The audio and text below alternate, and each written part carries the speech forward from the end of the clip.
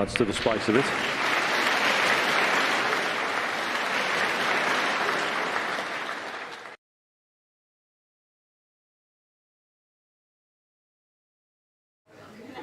Well, it's a very good afternoon and welcome to Masse in Pukekohe for the New Zealand Open, the 10-ball format of Q Sports. Looking forward to this one. This is simply a tournament that has been much anticipated for so long. Record numbers, record entries. And today, first up, is section play between the great Dutchman, the Dutch master, Toisha, taking on Fernando Cortez. Joining me in commentary is the man they call the Professor, Jimmy Henry. Jimmy, afternoon. How you going, Mark? Thanks for the intro. It's great to be back. Yep, we've got our two players now coming to the table. This is the lag. So this is determined really who will break first.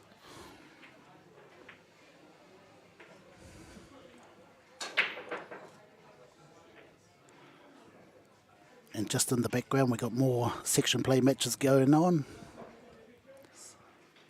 Yeah, amazing, just the number of entries for this 10-ball championship. And a lot of people might not be familiar with the format, Jimmy, so they might be a little bit more familiar with 9-ball, not dissimilar. Rather than a diamond shape, they'll go with the traditional triangle shape.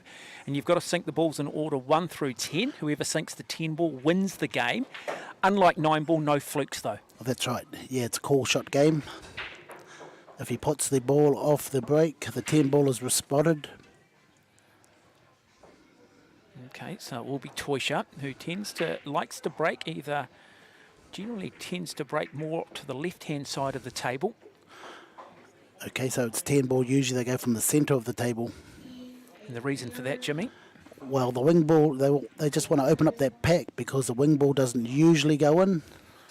We're in the diamond formation. So it's a bit of luck here. See how he hasn't got a ball off. Got the 8-ball down. It's a nice break. Yeah, but Toisha's a player where he can really just come here and now map this table. Immediately just looking at the spread there, Jimmy, what ball potentially might offer him the most difficulty, because they're not just thinking about the ball immediately in front of them, they're 3-4 shots ahead. Yes, that's right. So Marco hasn't really got a ball here that's tied up. Just the difficult one will be the orange ball when he gets to that, the 5-ball. Okay, that's the ball closest to him at the moment. And so it is just the first of 3 frames, not a lot of room for error. You Definitely open the door not at this level and your opponent will walk through it. So Toisha will look to play through here. Okay, he's going to draw back towards that 5-ball, I'd say. Straight across the table. That's not too bad. Yeah, a little bit of weight on that. And I just wonder, because of these wonderful new Predator Apex tables, boy, they're just beautiful looking tables. Masse Club here in Pukekohe have just restocked, and these tables are accessible to the public, to the members, but I'd imagine they're probably going to just take a little bit of time to get a feel for how the cloth is running. Definitely, yeah. The cloth is real slick when it's brand new. The balls are all polished. Everything is brand new. And hard to control. Yeah, and it's all about now controlling the cue ball, controlling the white ball. And Marco again, he looks just a little, almost a Chinese snooker here, having to play over the top of the 9-ball. Just try and pot this, come back down past the 10 again. Oh, nice shot. Pot. Yeah. And it will be in section play early, won't it, that they will be just trying to get those players that are expected to progress to get a feel for these tables. Yes, definitely. That's what section play is for. Just so you can get your arm in or your eye in. Get the stroke in. Yep, so now coming back.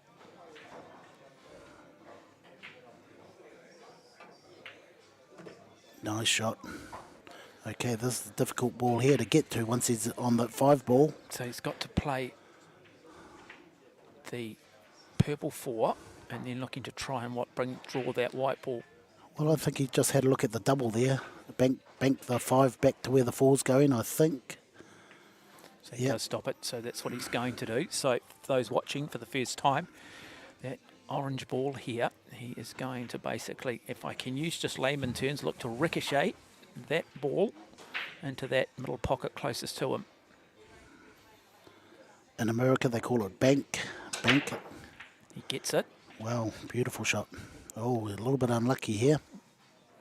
And now he might just have to play for safety here, Toisha, but does he have a safety shot available to him? Or does he back himself? He has to back himself here, Mark. He has to have a go at it. Could be do or die. That is the fine line that these players at this level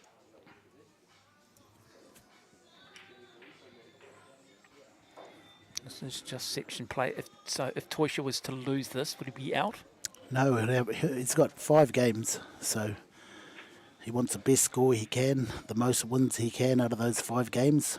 So he does have a life, Toisha. And of course, as we progress through to quarterfinals, semi-finals, the number of frames will begin to increase, which will give you just a little bit more of a comfort zone if you do find yourself down. Now let's just have a look here. Lovely little drop shot.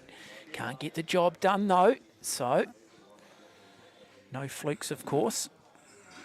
A real opportunity now for Fernando Cortez to come to the table. Don't know a lot about him, but clearly to enter this tournament.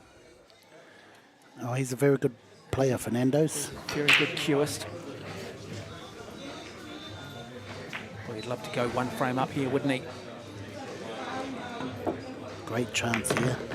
Oh, he's made a mistake already, has he? Oh, wow. Boy, he's put himself in real trouble. You just don't expect that. You can't do that to Marco Toisha. Mind you.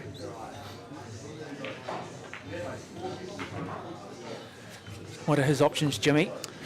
Just go across the table and try and nudge it in. Call this a kick shot off the rail and kick it in.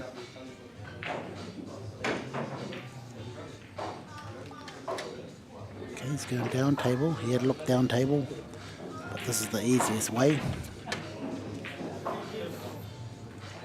So we just try and work out a triangle here. Rebound off the rail and too wide. Yeah. That's what the new cloth does, makes the ball go wider. These are all the little subtleties with this game which makes it extraordinary. Tables will run slightly differently.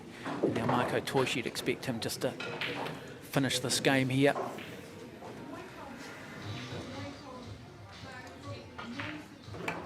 And now that 10 to take this first frame in the race to 3. Number 23 in the world across all of the Q Sport disciplines. Former US 10-ball champion back in 2019, so we know his pedigree, not an easy tournament to win. And speaking to Marco about it, it wasn't so much winning the tournament which was remarkable for him, it was the players that he beat along the way. Definitely, mate. He beat some good players along the way. I was actually there for that win he got, 10-ball American Open. It's great to watch. He beats Shane Van Boning or Colio in the final. 2 of the best names in the sport at the moment. Yeah, Van Boning, sort of almost the sort of Tiger Woods or Michael Jordan of the sport over the last 10 years. Every sport has them. And now, chance here for Cortez. Does not want a dry break. Needs to try and put something down. Yeah, he had a great chance there, Fernando. Good solid break. Sinks the cue ball, and so automatically advantage goes the way of the Dutch master, the gunslinger from Eindhoven, Marco Toisha. Jimmy, you're called the professor. Yep, always take him back to school for them. Yeah, one of the most astute minds in the sport alongside of me.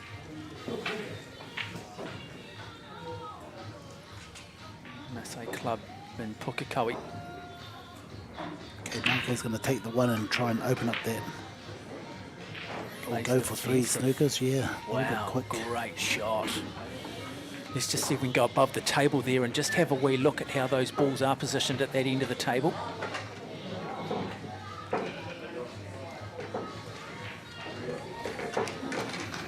So just looking at that there, Jimmy, we might just stay here and have a look at this. I think you can just see the end of that 1. Yeah, there you go. So avoids the snooker, and he's sitting that cue ball nicely there, just almost kissing that cushion, which is going to make this shot difficult for Toisha. But the thing is, there's critical mass on the table, which allows Toisha to play defensively if he chooses. Does he back himself here, Jimmy? Yeah, he'll try and put that. But the better thing would be to look for that safety. Yeah, he's gone for the safety. Okay, the only reason why he's doing that is because the 3's tied up the red ball. Down there by the 8, bottom pocket. So he's looking for. If you get them 3 in a row, Mark, that's a win. 3 fouls in a row.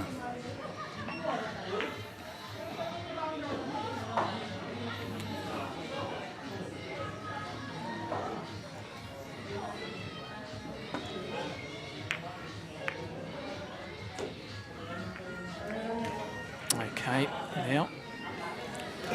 Okay, the plant could be on. So Toisha here to look to play the 1 onto the 3 ball, which was the ball that was providing Toisha difficulty on that previous shot. Again, just see if we can go above the table again and just have a wee look at this. He's got a good chance to get out here if he plays a good shot here. No, he's missed.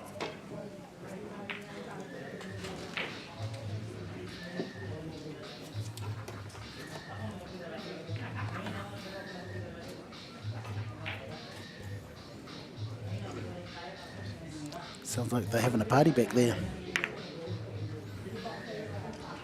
Well, a messy opening from Cortez, but still, Toisha got a little bit of work still to do here.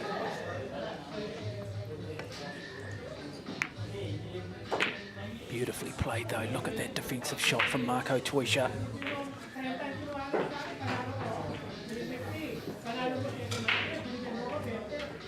Possibility of playing up the table here, Jimmy, up and down, or is that just? Yeah, it'd be a good chance to put that one going up and down the table, but he wouldn't be able to get a good shot at that 2.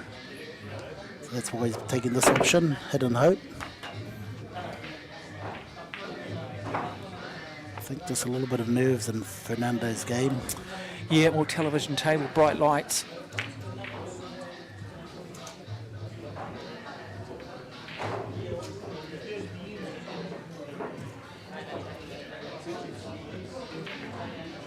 I think he'll try and sit in behind the red ball here. Oh no, it's on. Great shot. Come back, play that 2 ball back up the table, but really it's looking at what 3 and 4 offer him and what he can do with that cue ball. If that 3 can go past the 9, he's got a good chance of running the rack.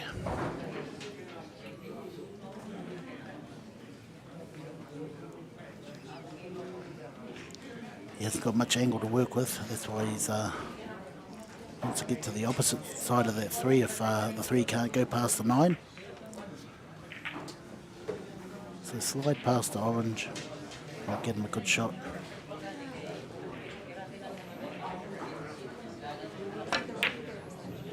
Yeah, it didn't. Yeah, that's very uncharacteristic for Toisha. And again, I just wonder whether this is again these players still making that adjustment.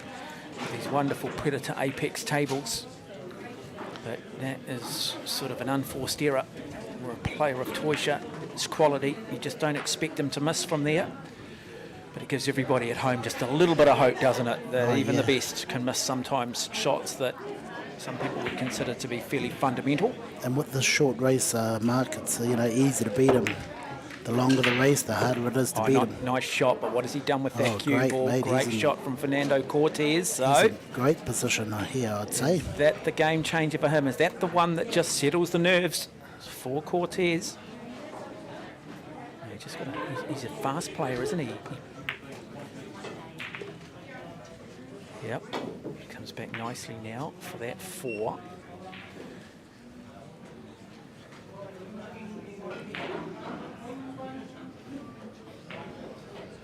Much that sort of upright position in his stance. See these tables, the pockets are a little bit too tighter too, Mark. Yeah, just look at the speed there on that cue ball as well, just giving you an idea. Chris Stewart and Marvin, table 12. Dino and Cynthia, table 9. Okay, he's nominated the pocket by the eight ball. He's nominated that pocket. Top corner. They call this the kick shot. In behind a kick. Yeah, Marco will love the challenge of this. This is the sort of stuff that you can practice, but you want to do it in the game formation. Look at this. Wow, that was close. Still, he's left distance between the two balls, which is, you know, hard to put from this distance.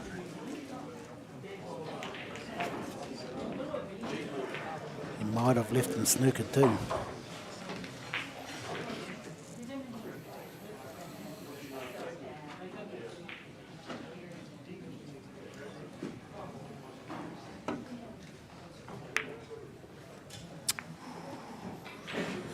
Okay though.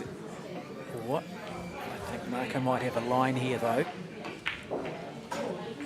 He's got the perfect line. Purple to the orange.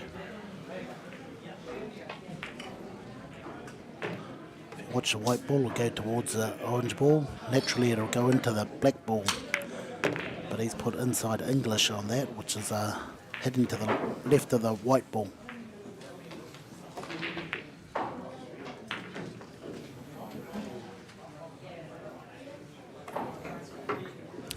Professional Marco Toisha, been professional now for a long time, played all the small tournaments around the world to establish himself.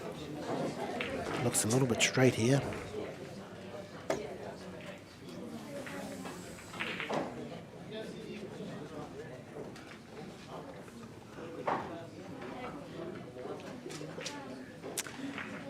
Yeah, talking time too, bringing in that shot clock. That will make it fascinating. Suddenly put a 30-second time limit on shots. He's gone 2 rails here, sitting behind the 6. Pretty good, perfect. Yeah, a lot of screw on that, wasn't it? You could just see that cue ball. Remarkable control. Wants a nice angle here, from the brown ball to the black ball.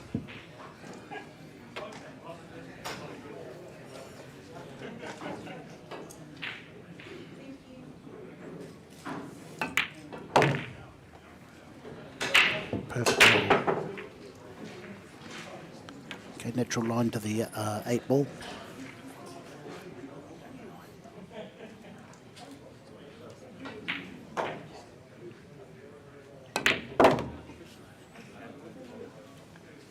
Wants a big bounce here.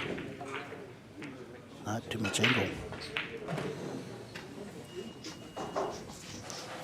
Yeah, and that's just what we talk about again. Just keep emphasising it. Just making the adjustment to the table with their weight. And so Toisha doesn't look too panicked. You might see him go around the world here. There you go. Watch out for the middle pocket, he's right.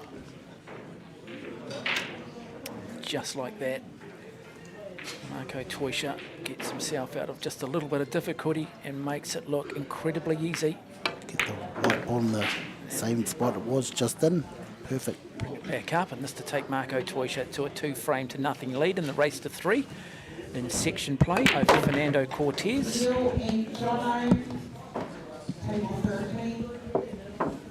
Just like that.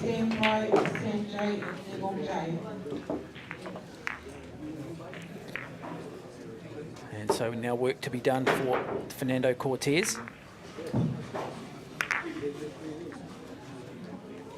Just needs to take his opportunities. As Jimmy the Professor said, maybe just a little bit nervous on the presentation table, on the television table.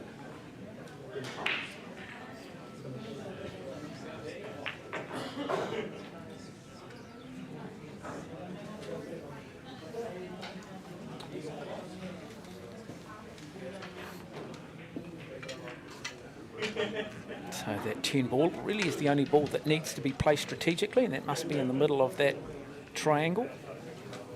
We heard Jimmy say earlier, unlike 9 ball, traditionally break more down the centre now. Marco will really want to look to try and put something down off the break. Just have a look here. Watch how that ball just sits near the middle of the table. And it's sort of planned, unless he gets a kick. 9 ball, no, dry break by the looks of it. Well, The spread of the table, 3-4, some distance between the two, the 9 stuck there, so not easy for Cortez in terms of mapping this out. We need to.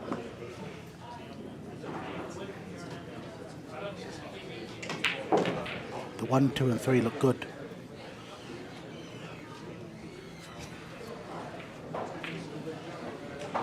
Should be able to put those through without doing much. So 2 ball is the blue ball, right hand side, middle pocket. Great shot there. A bit too hard. He might just get it, no. It's lucky. Yeah. I think he can squeeze past that 10 ball.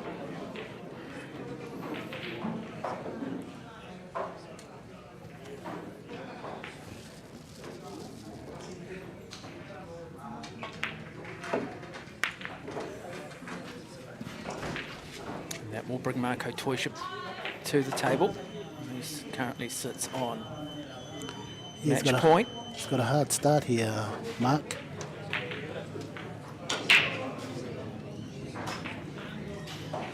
Looking at the middle pocket. Or safety. Safety.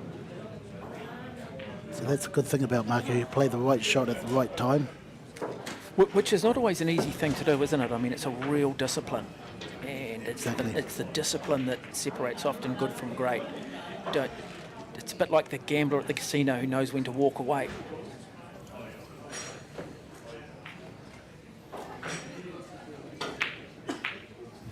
And what do we know about Las Vegas, Jimmy?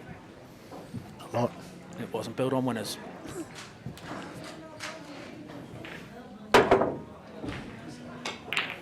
Well, just very wayward at the moment. Cortez just really hasn't settled. He's a better player than perhaps what he's demonstrating at the moment.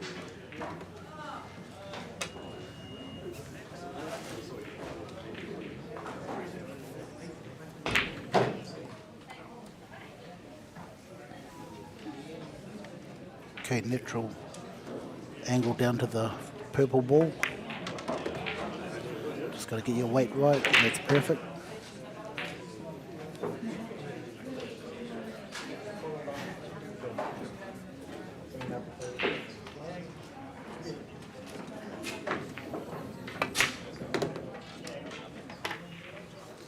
A little bit too hard.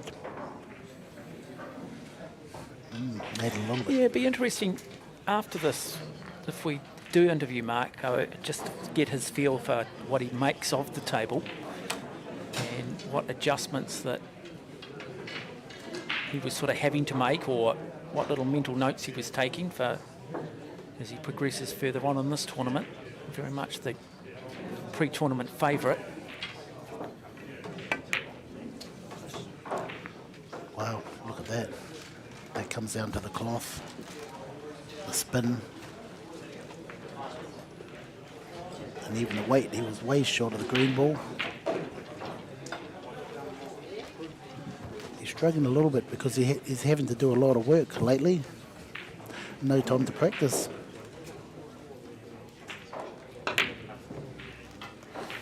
But just when opportunity presents itself for Fernando Cortez, he throws it straight back to Marco Toisha.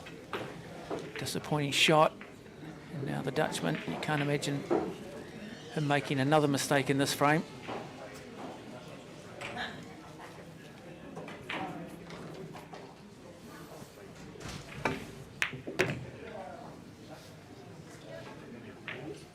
The thing with Marco, he's got a lot of experience playing on new cloth and new tables. So that's the advantage he'll have over everyone. New conditions.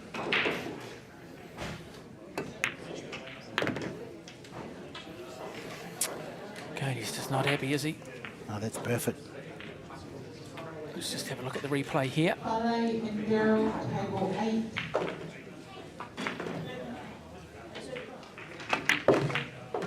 Oh, a little bit hard, I'd say. No, he's all right. Just. I think he wanted to be straight on the 8 ball.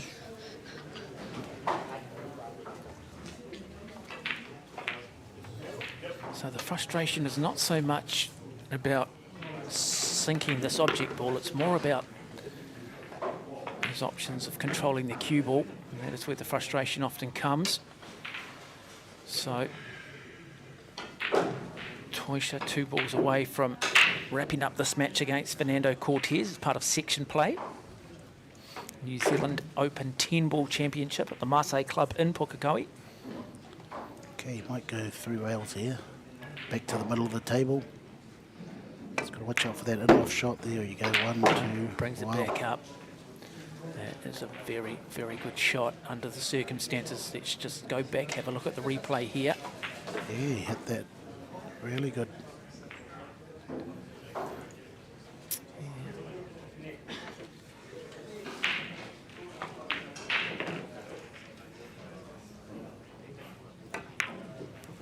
Just beautiful weight on it, and there it is, just like that, wraps up this match against Fernando Cortez.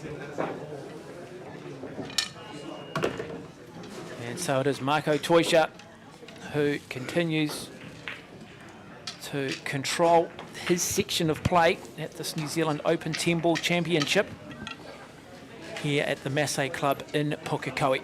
Still some of the best cueists in the country to come here on the television table, the likes of Sullivan Clark, possibly the likes of the legend himself, Wayne Carey. But it is all Marco Toisha, demonstrating why he is very much the pre-tournament favourite. Also place your scores on Q Sport and your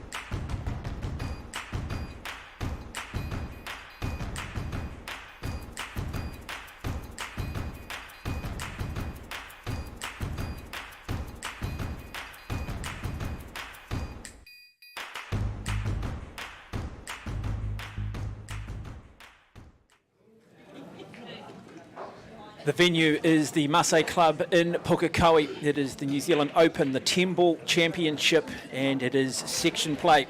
Then we determine who the top 32 players are in this knockout format. Looking forward to this one, an intriguing encounter between the rising star and Sullivan Clark up against Harvey Hu. Alongside me in commentary, bringing you all of the expert analysis, is the man they call the Professor, Jimmy Henry. Yeah, thanks for that, Mark. Welcome, everyone. And away we go. Yeah, so now the lag, just chance here to see who will break first. So I'll just play this gently down to one end of the table, and it's closest to the rail at the opposite end of the table. Very good. And it will be Harvey Hu, I'd say. Harvey Hu, who will get the opportunity to break first in this format. First of 3 frames. Play 5 players in each section. And play a round robin within the section. And then The top 2. Move through to that knockout stage of 32, which we will bring you throughout the afternoon here. Well, Sullivan Clark, he's had a very good run in Europe recently, very good run overseas. Comes in really alongside of Toisha as the pre-favourite tournament. But I guess in the first of 3 frames, there was always opportunity. Oh, definitely, Mark. It's easier to beat these top guns in a shorter race than a longer race. Well, nice break. Yeah, and we've mentioned in the previous game with Toisha that one of the challenges for all of these players are these new tables.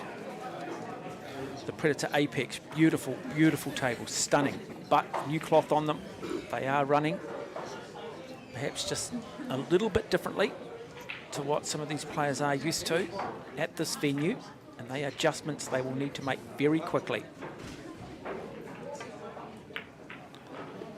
Definitely one of the best tables I've put together. Me and Marco and the rest of the team. All solid steel frame.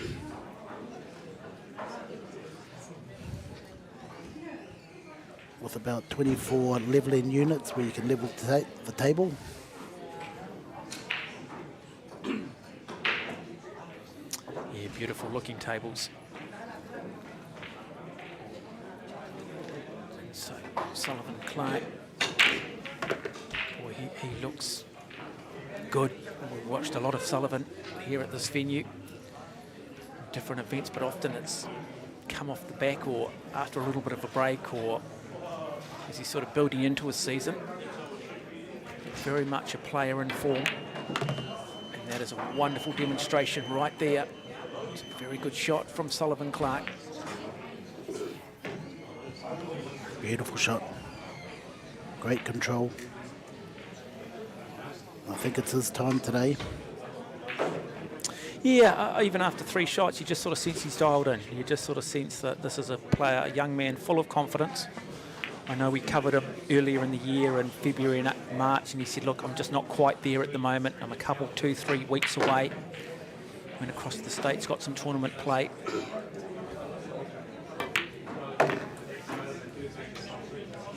Let's just have a look at the weight here. Hard. Yeah, that's what we just talk about, the weight and judging the table. But he's a player who will enjoy the challenge here. They want to back their skills. This is what they practice for, these shots. Not about sinking and pocketing it. It's more about control of that cue ball. Nice 2-rail shot here to the middle of the table. He's got himself a bit of trouble here, has he? No, he's all right. No. Perfect. One good pot to win the match, or the frame. Yeah, not an easy shot, this one, though. All the time he's been putting in, he should make this quite easily. Look at that. Oh, I'm pleased he did, Jimmy, because I'd have to accuse you of the commentator's curse otherwise, Jimmy. A little draw back to the middle of the table. Yeah, he's got good form, hasn't he? So, look at that, nice high elbow. Really smooth cue when he comes through with that follow through, not a lot of cue movement. And all beautifully balanced. Look at that technique, perfect. A man who likes to run a lot. He believes in doing supplementary work, staying mentally sharp, does a lot of aerobic conditioning out of Sacred Heart College. Hours and hours of practice.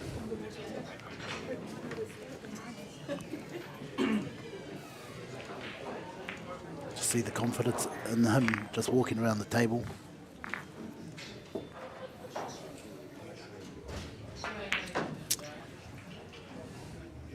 Yeah, you sort of feel that when Harvey, who does get to the table, he's going to just have to take every opportunity.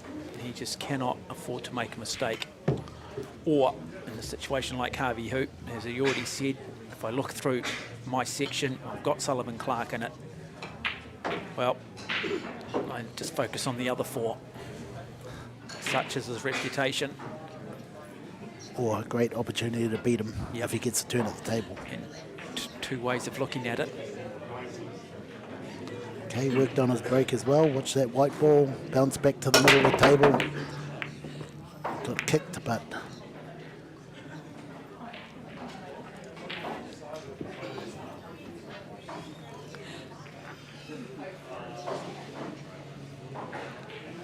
okay, he's also worked on his safety game quite a bit. Yeah, and we talk about it, isn't it? They're having that ability to play safety rather than gambling, rather than taking the risk, rather than looking for the box office shot.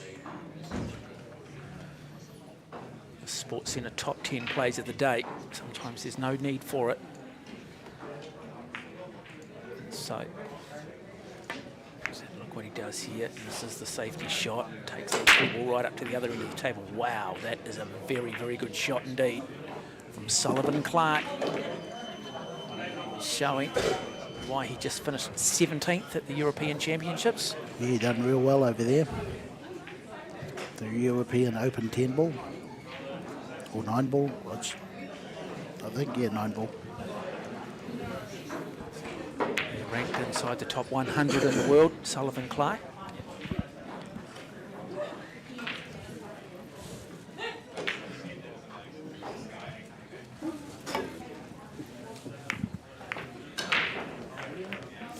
Nice hit by Harvey. Harvey's been around for a while. He's moved to Wellington. He was up here a few years ago playing every day. But a job opportunity came up, so he's down in Wellington. This is his first tournament back for 3 years. And was a very good player when he was playing here last time.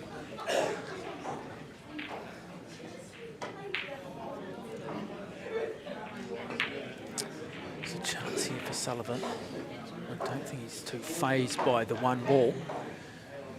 He's just surveying the table. And again, looking to play safety. Another beautiful shot. Wow, that is good from Sullivan Clark. Not just offensively, which we saw in the first frame, but now the defensive side of his game, the safety. And Harvey Hu in a world of trouble. What does he do here, Jimmy? Hit and hope? Well, he can go past that 4 in behind the orange ball and come off 2 rails, try and kick it. Otherwise, the other option is airborne, jump shot. Yeah, a lot of distance though, isn't there, between not much the distance. cue ball and the object ball. Yeah. Well, straight across the table, I think he's looking at.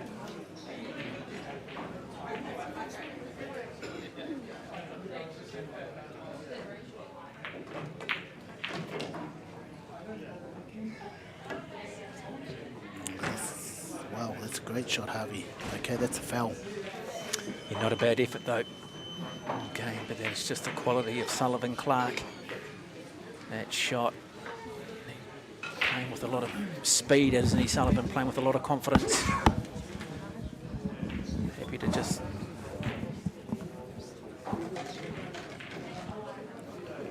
Very, very academic in his approach. A very smart young man. He's a thinker. Perfectionist. Definitely. Very much that sort of snooker type style too, very low on the cue with his chin and his head. Doesn't have that open stance, which you sort of see maybe a bit more of a traditional with the Americans in 9 ball.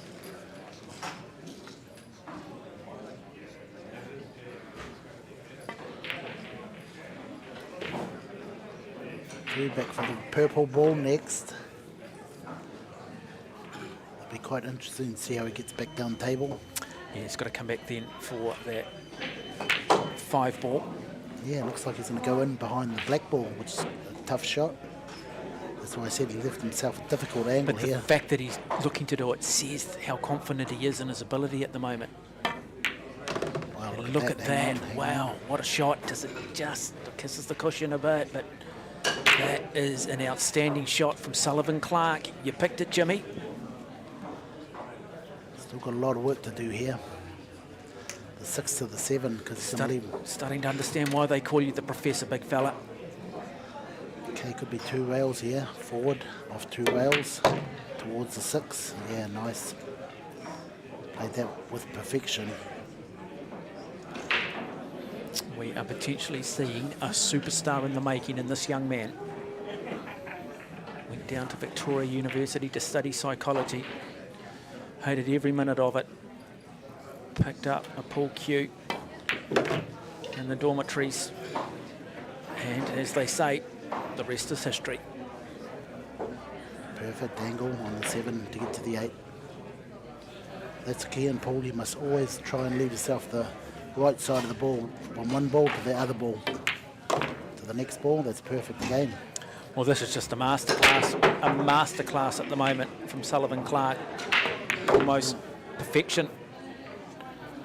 In fact, this game he has been flawless. Okay, draw to the middle of the table. Flawless.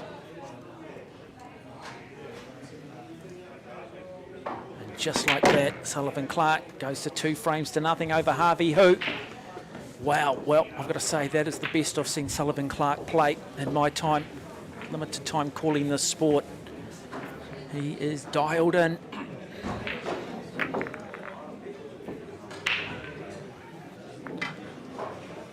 Well, all Harvey Hu can do is sit back and admire, Jimmy. Well, yeah, he's only had, his 3 shots have been 2 out of a snooker. So got those Predator Arcos 2 balls. Playing on the Predator Arcadia cloth. On the Predator Apex table. With the Predator cues as well. I think the common theme is, if you want quality, you buy Predator. Harvey Hu needs a little bit of a break here. Doesn't get it though. But let's just have a look at the spread here. Oh, that's 8 ball, just, yeah, now just a bit of difficulty now for Sullivan. if you can pot this 1 ball. Just have a look at the break. So if he can pot this 1 ball, he's going to be in another good position to run the rack. So what was he looking to run the 1 ball? Far right pocket, is it? Yes. Top right pocket? That's right. Top right corner, good chance of him potting this. What does that cue ball do though? Just comes across the table out to the middle for the 2 ball. Just make sure the pot. Oh, misses it, misses it. Just a little bit light on the angle. And I think he's got away with it. And the 110 plant is a win. Well, that's the first real poor shot we've seen from Sullivan, and that's probably been a bit harsh. Poor might be a bit too heavy a word. Yeah, he had a difficult cut that shot, last shot he played. Very difficult. Low percentage. Hope you are enjoying coverage. Section play. 2022 New Zealand 10-ball Open Championship. The venue is the Masse Club in Pukekohe. Watch out for the in-off. Again, just not getting used to the run of the cloth at all for Harvey Hu.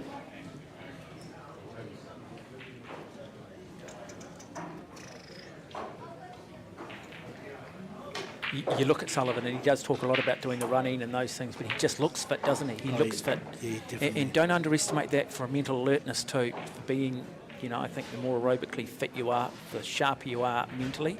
Definitely. When you're playing the number of games, frames these players are playing and a day in a tournament, you need to be alert. The other good thing too, he eats well.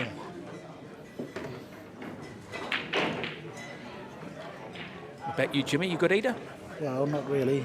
Put a bit of two-stroke in the Ferrari, mate? Oh, yeah, it has to be two-stroke. Not premium yet. Now, you just sort of sense he's going to get into his work here. He's just got to try and squeeze this 3-ball, though. Past that green 7. A left-handed player as well. He can play both hands. Past that 6, I should say. Okay, this is the key shot here. How's he going to get from the orange ball after he's spotted this purple ball to the green ball? He's looking to try and find an angle. Doesn't want to go that way, I don't think.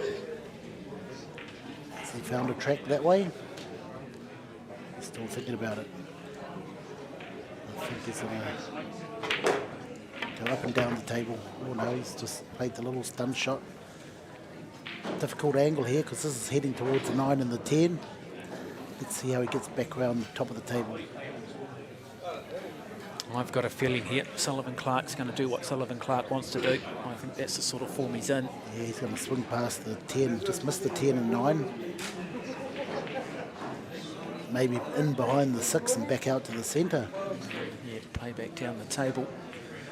So let's have a look at this rising star. Has he got a nickname? I mean, you're the professor. Well, Marco Toisha, I very much call him the gunslinger from Eindhoven. Yeah, I call this guy Robocop. But I think pool table player's already got that name, or Colio.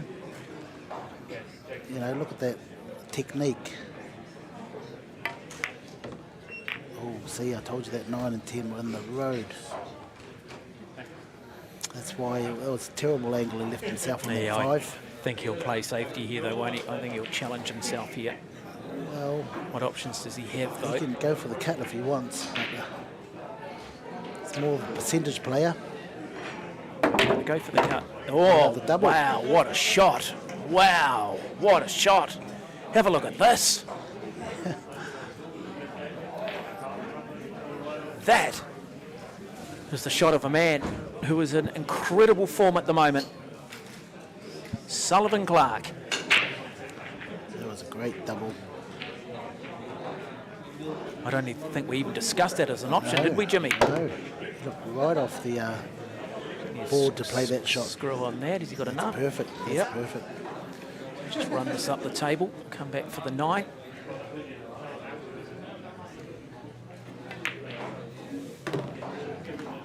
Right in the middle of the pocket. Yeah. And look at that. Just like that, Sullivan Clark 1 ball away from wrapping up the section play match against Harvey Hu. And just has been almost the perfect 3 frames for the young man from Auckland who is looking to try and win this New Zealand 8-ball title, a 10-ball title. And I think it's a good thing that his opponents didn't end up watching this, because I think he would have psychologically damaged every single one of them with that display. Great display there. He had all the shots. Harvey Hu didn't get much of a chance. He was actually playing out of snookers. So, you know, top form. Well, don't go away, folks, because there is plenty of action still to come from the Masse Club in Pukekohe. The 2022 New Zealand Open 10-ball championship. Very shortly, we're down to the final 32.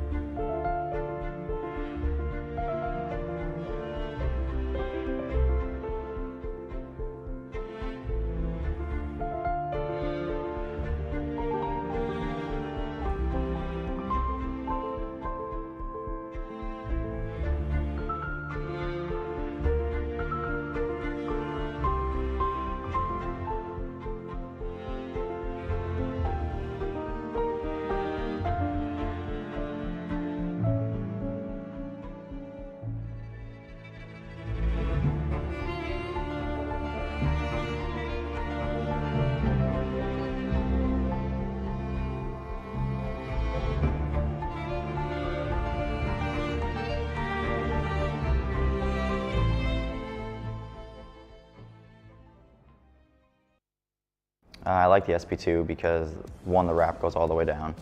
The design is elegant. It's not too much, it's not too little. You know, color scheme looks really nice. And then the 12.9 Revo just fits on there perfect. So to actually go through the process and see how every shaft is made and how they can tweak it this way or tweak it that way, so the process is incredible, and just being able to understand it and have trust that it's made the right way, and you know it's formed this way every single time when you need it. It's like having a little coach on your shoulder while you're playing.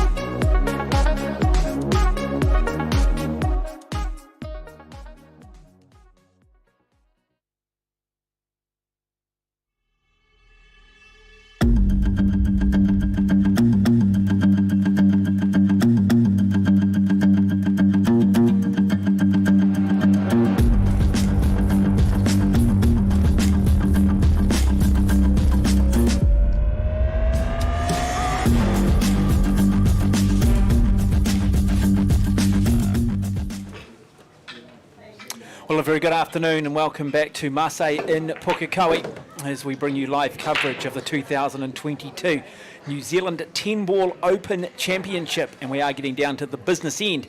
It is now down to the final 32. Joining me in commentary is the man they call the Professor, Jimmy Henry. Jimmy, looking forward to this. Oh yeah, definitely. This is going to be a good game. The old against the new. And it is going to be the gunslinger from Eindhoven, Marco Toisha, coming up against the New Zealander, Tony Whaaarau. Yeah, well, Tony's got all the shots. You know, he's got a lot of experience with over 20 years experience against Marco, and everyone knows Marco. He's one of the ones to beat today, and yeah, it should be a good matchup. Well, instead of tossing a coin to see who breaks first, we'll get both of our players to come to the table for the lag.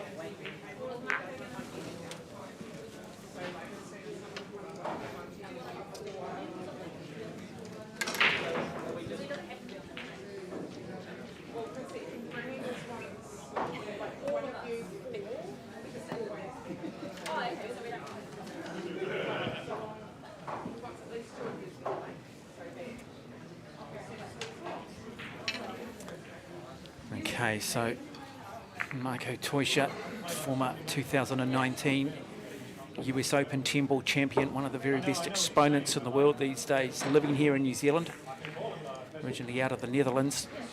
And talking with Marco, he said, look, I've been inundated with work that I'm doing at the moment. Maybe haven't had the practice that I'd like, but when it comes to a player of this pedigree, he, practice or no practice, he's a class act. Of course, yeah, he'll have the experience on his side. Been in this situation many times. So people have just tuned in who haven't seen the previous games. Just take us quickly through the 10-ball format. Okay, so just 1 to 10, the same as 9-ball, but this is a call shot game. So you've got to sink the balls in order 1 through 10. Yes, and you've got to call the pocket. And whoever sinks the 10 wins the game. Wins the game. And so if you're going for the 1 and you put the 1 onto the 10 and the 10 goes down, you win the frame. That's a win. No flukes. 9-ball you are allowed flukes. And so it is.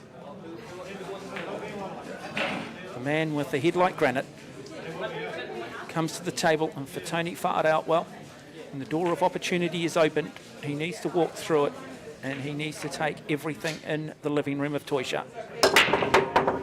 Good, powerful break from Marco, and immediately we see, I think it was it the orange 5 that may have gone down? I think it was the orange 5. Yes, you're right there, Mark. Orange 5. And again, you talk about it, but that ability of Toisha to bring that cue ball back into the middle of the table. This is all about controlling the cue ball. So he'd automatically have mapped this table now. He would have just drawn the dots. Okay, yeah, he's got a 2-rail shot here. Will just come across behind the 8-ball. Usually they use 2 rails. So that's 1 rail, 2 rails. Yep, come in behind the 8-ball there. That's pretty good. There we go. So. And he's perfect here. He's got a good angle to get back to that 3-ball. Just got to be careful of the green ball. He doesn't bump into that. Yeah, we saw him in section play. There was the odd shot there that you expect Marco to make, that unforced error, which was not really like Toisha, which again just suggests that perhaps he hasn't been maybe putting quite the time in training that we expect from him. And it just shows, like anything, reputation's only going to get you so far, and that's a demonstration of what we're talking about. When he's in form, well, that's a shot that he'd make every day of the week, but he's put himself in a good position anyway. Yeah, not too bad a turnout. Got lucky there. Snookered Tony Whaaarau, who hails from Pukekohe. He's been around this game for the last 20 or 30 years, so he's got a lot of experience on his side as well. Ex-snooker player, so that helps in this game. Yeah, intimidating game snooker, much bigger, 11 by 8. These tables much shorter. These new Predator Apex tables absolutely beautiful with the Predator Arcadia cloth. Oh, lovely, lovely. Unlucky. Ooh, unlucky, but did everything correct, but just didn't quite get the roll. So Toisha come back. Can he run through the rack here, Jimmy? They're all in the open, nothing really hard. Yeah, I'm picking him to run this rack. Still warming up, you know, to his what he knows well. Tell you what, don't go away, folks, because the form player might be the New Zealander, Sullivan Clark, who looked phenomenally good in his section play. Yes, Sullivan, he is probably the favourite from the time he's been putting in lately, and also the experience overseas would help him out as well. Just fresh back from overseas, European Open. Yeah, Marco's got the benefit too. He's played on this television table a little bit more, and we've talked about it. These new tables, the way the cloth, subtle differences, but really important in terms of controlling that cue ball and how much weight you put. Marco will have made the adjustment. Oh yeah, he'll be used to these conditions. He's been in this situation many a times. Nice shot from Toisha. So come back, 6 green, 7 brown.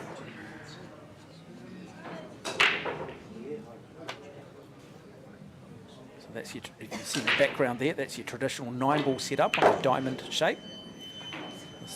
The 10th ball brings it back to a triangular shape in terms of the setup.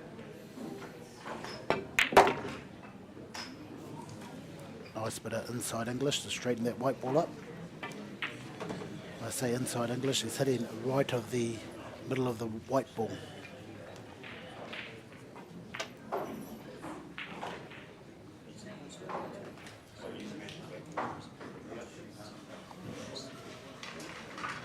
Doesn't need to do much here. It's nice, top shot, sufficient enough. Some players like to be classy, you know, flashy, TV shots. Well, we talked about that though, isn't it? There's a discipline in knowing when to be flashy. There's a discipline in knowing when to play safety.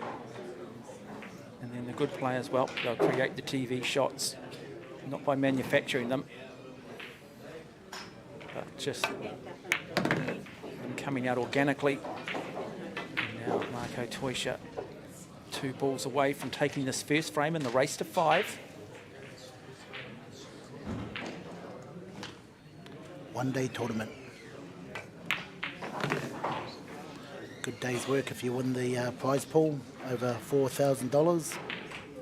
It's not bad, is it?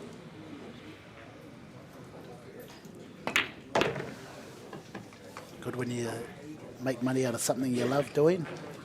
Absolutely, but like anything, isn't it? It's a lot of hard work, and as I say, you've got to learn how to lose before you learn how to win. You've got to deal with adversity. And let's not underestimate just how global this sport is, how much depth there is in this sport.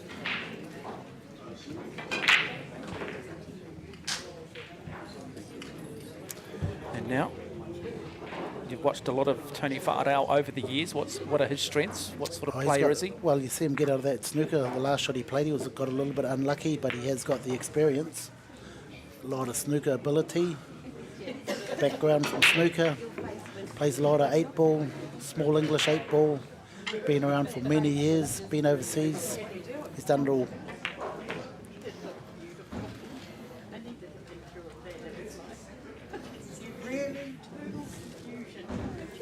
So 16 players will drop out after this round of 32, and we'll be down to the final 16. What they call the business end. Stakes increase, the quality of player increases, and the margin of error decreases. So, big break here for Tony. Really needs to put something down off the break. It's going to be a dry break. Let's have a look at the spread across the table for Marco. He'll be fairly happy with that, won't he, Jimmy? Yeah, he's very happy with that. Just the hard part of this frame is to get to the 2-ball. Once he gets that 2-ball, it could be all over. All the balls in good position. Nothing tied up. Yeah, very good safety player too, isn't he, Marco Toisha? Yeah. So he can be lethal in terms of just throwing it straight back on his opponent if he needs to. He plays all the right shots, percentage player. He won't take no risk. That in itself is the discipline.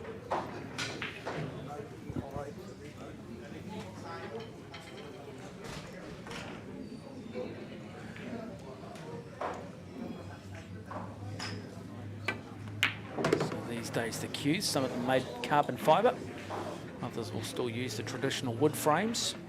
Some will go with more of a snooker type cue tip, others the more traditional wider, fatter 9-ball tip. That was a great shot. Got through that little gap.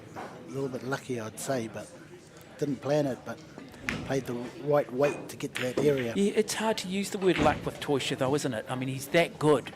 You can say lucky, but he has luck too often for it to be more, you know, for it to just be coincidence. Oh, definitely, yeah, most of it's skill. Knows what he's doing. Definitely 90% skill. Jimmy Henry alongside of me, the man they call the Professor. Back to school for you. Yeah, wonderful, wonderful analyst. Reads the game brilliantly.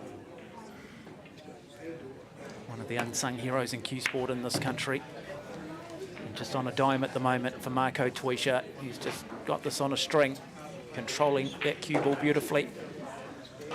What ball's going to trouble him the most here, Jimmy? No, nothing really there that's going to bother him no. beyond the shot that he's about to take. Well, from the brown ball to the black ball, 7 to the 8, is going to be his toughest task. But he'll draw back to the rail here somewhere and have a straight shot on that orange ball in the corner. He doesn't want to be cutting it. Oh, he's gone back too far. Yeah, a little bit too much weight on that.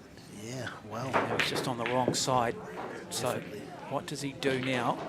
I still say he'd cut it into the bottom corner by the 9 ball. And then, Bottom right-hand corner there. and what does he do then with that cue ball to come back for the 6? The 7 ball will hold that.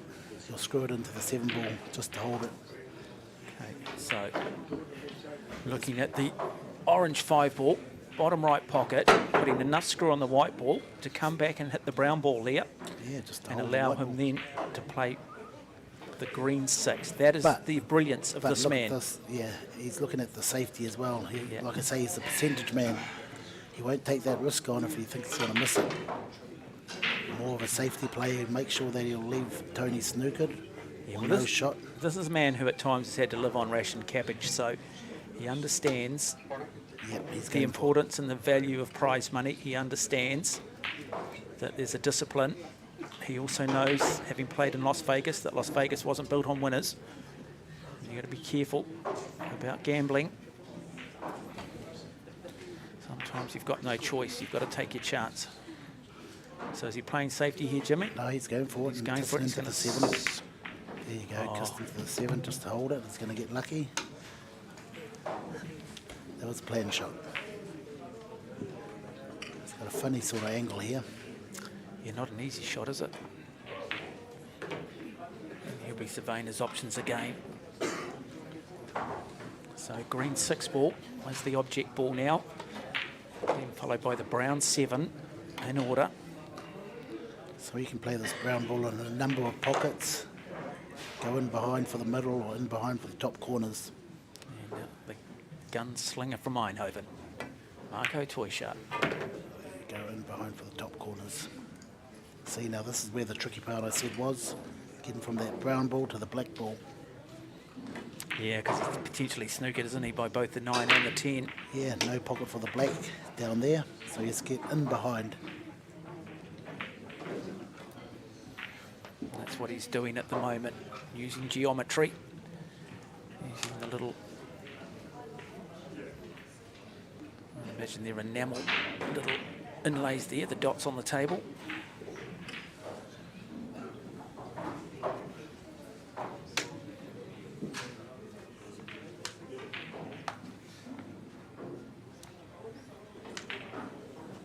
Of course, the Predator Arcadia cloth.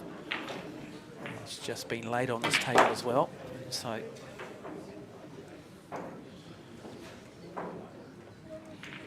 let's have a look here.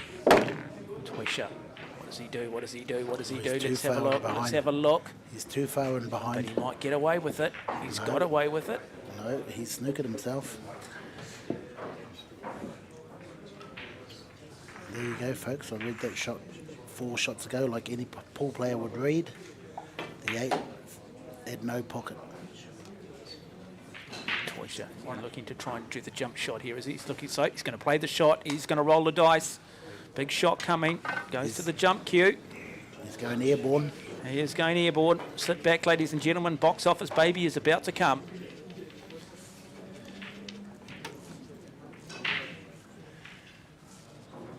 He's going top of the table, or the bottom right corner if you look at it on TV. Oh, big shot this one. Oh, definitely a big shot. He has to land on top, over the 9, and just land on top of the 8 ball. Oh, I think he loves the challenge here, Marco Toisha. I think this is what he practices for. This is why he loves the game. One of the best exponents in the world of the jump shot. He does it. Does he get enough on it? Does he get enough on it? Oh, it just comes up short. And now opens the door for Tony Farrell. Just have another look here, Jimmy. Yeah, like I said, he had to land on top of it, and he did. Yeah, it wasn't much in it, was it? We talk about small percentages. Now you'd expect Tony from a snooker background shouldn't have too much difficulty with this shot. Oh, nice pot for Tony. Does it? Beautiful. Comes back 9-10 to wrap the frame up, bring it to 1 each. And the race to 5. Short races, anything can happen. Like I said, Marco, it's easier to beat Marco in a short race than a long race. Well, anytime anything's shortened up, T20 cricket, Yeah. you know, talking about tennis, 2 sets versus best of 3 sets versus best of 5. Beautiful. It becomes a little bit more of a game of chance when you've got 2 quality players. And so this to take it to 1 frame each. Tony Farrell. Well, Marco Toisha just got himself into a little bit of difficulty. And there it is. Nice 10 ball. Well, really, for Tony now, he needs to just win this frame, get ahead. Just Yeah. put a little bit of doubt into the mind of Marco Toisha. And sometimes when you come up against somebody who's that good, who's not used to losing, you've got to put them in an adverse situation. You've got to say, hey, hang on a minute, I haven't been in this situation before, how I deal with it. Exactly, Mark. Yeah, put the pressure on, And they just call put the it. pressure on and let them internally implode. However, with Toisha, you don't become number 23 in the world because you internally implode when the pressure goes on. So it's great in theory, but does it play out in practice? Okay, watch the break. White ball in the middle of the table. Look at that. Even they got kicked by the another ball. It's beautiful. So what did we lose then, Jimmy? Okay, so I Got think the we've- green 7. Yeah, the 6 ball. 6 ball's gone. Yeah, my apologies, green 6, brown 7, of course. Okay, you can bank this across the table or give him a good shot on the 2. White ball running towards the 2.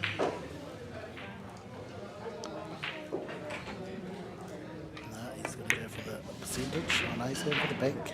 Nice. Oh, nicely done, Marco Toisha. Quality shot under pressure. It's not just pulling the shot off, it's that control of the cue ball in the process as well. He's got a great angle here. Watch how he holds that white ball, comes back an inch or 2. So, if we're losing rugby terminologies, he's about to play the first phase, but he's looking at 2nd, 3rd, 4th and 5th phase. That's how far ahead he is in his own mind, but he also knows this will determine the outcome of those following shots. Nice from Toisha, comfortably done. Great shot.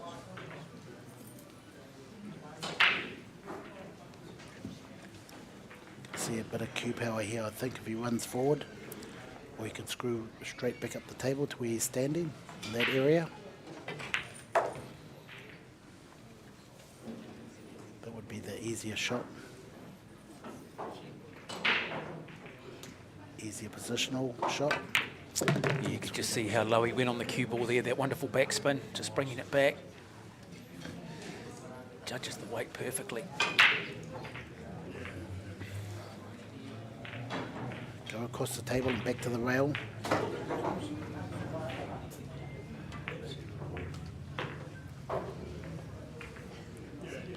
He's going to draw it back. Got a nice angle to draw back to the rail where his chalk is. Yep. Right where his chalk is. Yeah, lovely weight.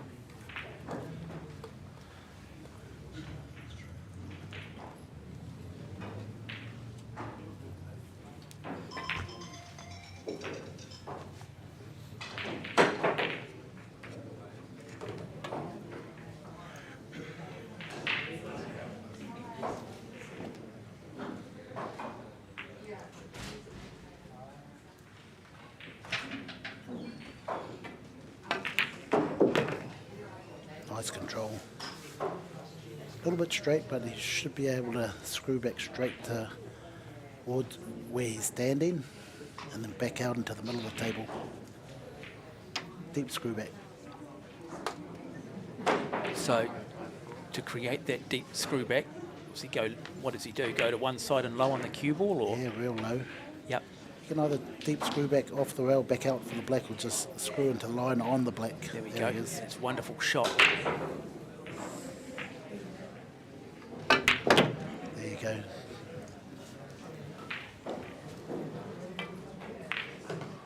So Toisha here looking to try and go to 2 frames to 1 in the race to 5. A little bit disappointed with the previous frame. He knows he really probably should have got the job done.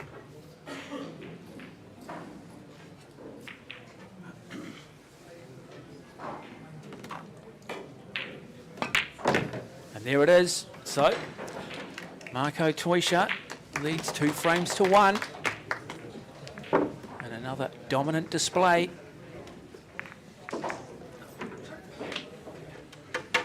Great control with the white ball there. Every shot was pretty much perfect. The key is to leave yourself an angle from one ball to the other.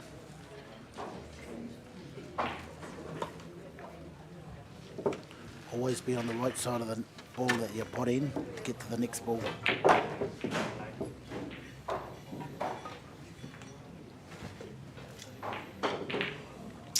Yeah, just a reminder too that they're using the Predator Arcos 2 balls on the new Predator Apex table with the Predator Arcadia cloth.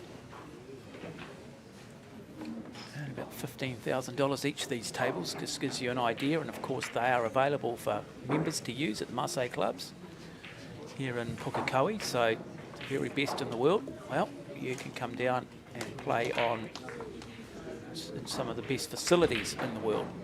That is what is unique about the Masse Club. Clubs, of course, in Pukekohe, Glen Eden, Hamilton, Stratford. Good break. Still got himself a bit of trouble here, hasn't he? That Yeah, he has. snookered himself, possibly. So he's got the option of the push out rule. So he can play a shot and throw it back onto Marco, or Marco can play a shot. Just to get you to explain that push-out rule. Yeah, so if Tony can play this ball or do anything he likes, and then Marco has the option of either making Tony play again or Marco playing it himself. So you want to sort of leave him a fairly easy shot so he can hit it. You know, a lot would probably depend on too on where you see the other balls on the table beyond that shot and going, well, look, I'm happy for Marco to come to the table. I think there are some challenging shots to come. Nice little snooker here. That's a really good shot. piece of play from Tony Fardale. Really good play. Yeah, that's where the snooker background comes in. Shots like that. That is quality defensive play. Really good safety shot. Okay, Marco doesn't think he can get out here. Get out of it so he can play a deliberate foul. Knowing that you ain't going to get out of it, the deliberate foul will make it harder for Tony to run the rack. But Marco can get out of this. Straight across the table. Parallel shift. So what he's doing here, folks, is getting the halfway between the white and the yellow, and then does a parallel shift to the white ball. That is the reason, people, you should stay in school, study geometry, study mathematics. Oh, gets away with it. Nice shot too. It's a good shot from Toisha. Really good shot under the circumstances. Because this is not easy for Tony Whaarau. Certainly not beyond him, but not an easy shot.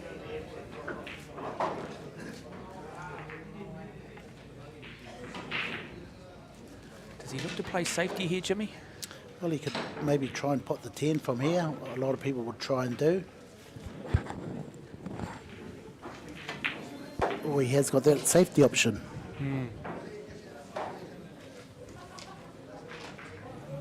Does he take the risk here? No, he's going for the pot here, I'd say. Look at that. Oh, close, but no cigar. And he welcomes Marco back to the table. Marco's just going to nick this one sitting behind the red. Snooker Tony. He's looking if the pot's on. Pot could be on, folks. Easily on. Look at that. Beautiful weight. Makes it look easy, doesn't he? Makes it look easy. But just remember, while you're out dancing and partying on a Friday night, this man was living in the back of a car somewhere in the United States, playing every little pool hall around the country, trying to master the sport, trying to become the hardened professional that he is, so that we all can sit here on television and admire the ease in which he plays. Okay, he's going to put this 2-ball and set himself up for a bank shot, or double, they call in New Zealand. So that's basically an in-off, isn't it, really? It's just using, let's use the layman's term, a bit of a ricochet. Have a look here. No, can't quite see it. Also deal with a little bit of a Chinese snooker there, having to play over the top of the 10-ball. Oh, he's going to bank the 2 to get better position on the 3, folks. Look at that. And that is quality from Toisha, the gunslinger from Eindhoven.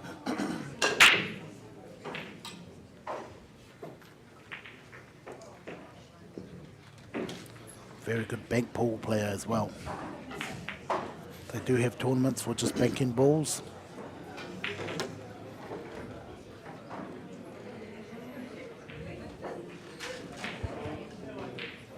Natural angle to the 5. If it goes past the 6. If it doesn't, he'll get to the other side of the 5. So just look to try and run this cue ball through a little bit. No, screws that back. Comes this side of that 7 brown.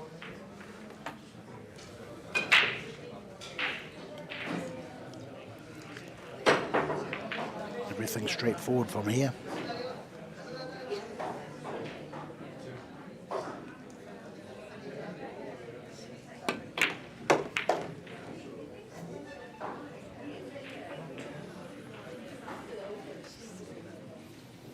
Draw back to the middle of the table where the white ball is now. He can get the white ball to end up there again from this shot.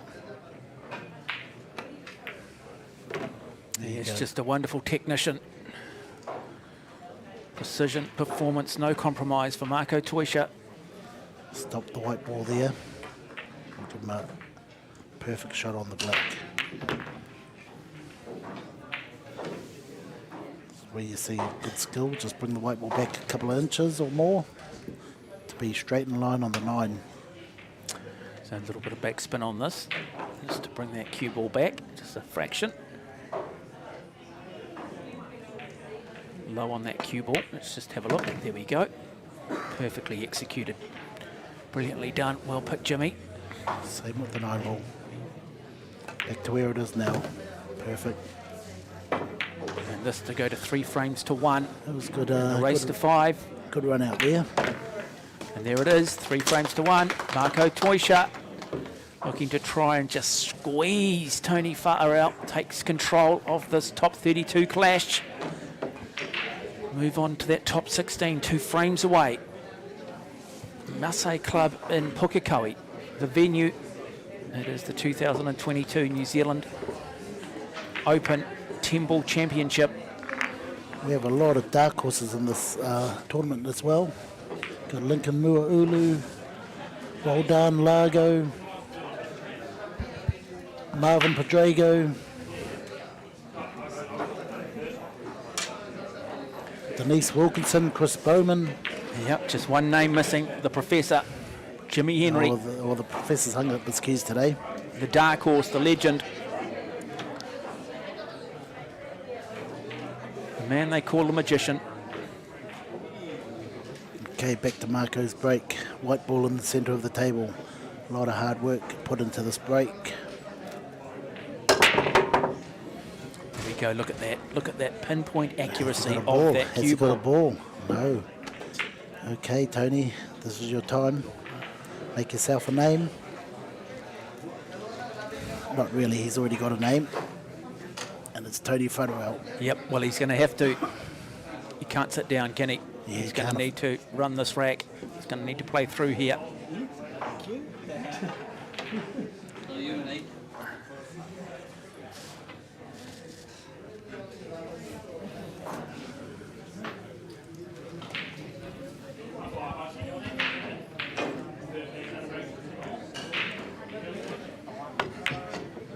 Oh, he misses it. He misses it. Hang on, he got away with it. Hang on, hang on. Nice shot. A little bit of luck helps.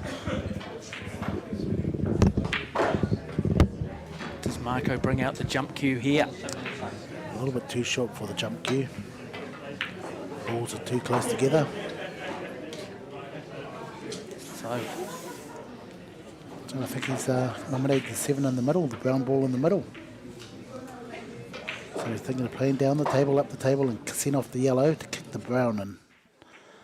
well, that would be one hell of a shot. Yeah, low percentage there. Sit back, folks. He does have that 2-frame buffer, so he's got a little bit of room to take a few risks. Nothing ventured, nothing gained. Toisha. Oh, that was almost close. did it too, didn't he? Wow. Just the ability to even have the mind to think that shot, to even be able to see that shot in itself is incredible. And a little luck his way. Yeah, so he throws it back on Tony Whanawau, who accidentally snookered Toisha, and now Toisha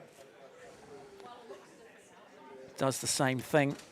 So what can Tony do? He's nominated the middle pocket. Yep. We got you, Tony. So he's just got to take his time here.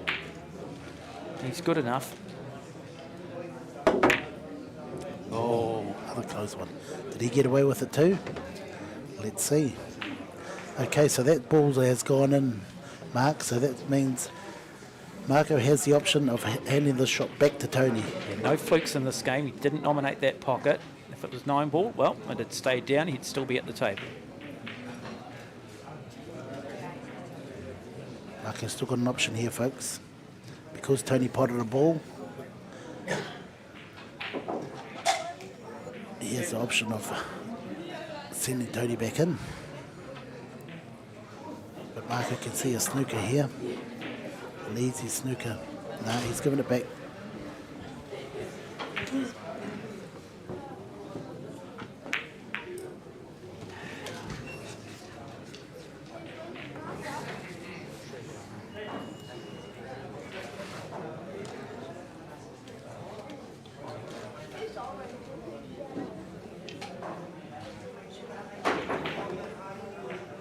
Can Tony make something happen here?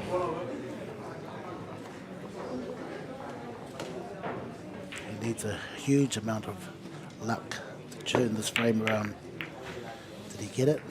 Oh, that's beautiful. That's a beautiful shot. Yeah, that is just quality too. Showing all of his experience, showing his snooker ability.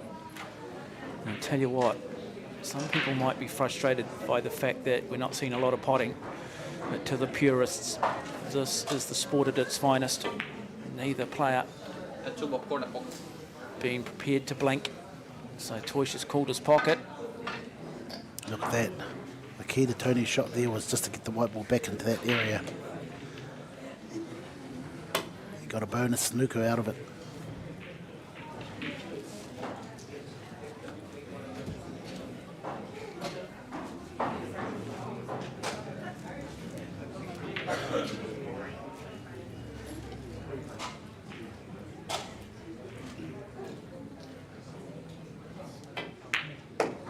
Airborne again, folks. Oh, what a shot from Toisha. Wow, that is box office. Well, That is on the highlights reel. dead straight on the 3 too. Bonus. That kiss the 7, straight on the 3. Brilliant shot. And that is why he walks into a room, people go quiet, people go, please, not me.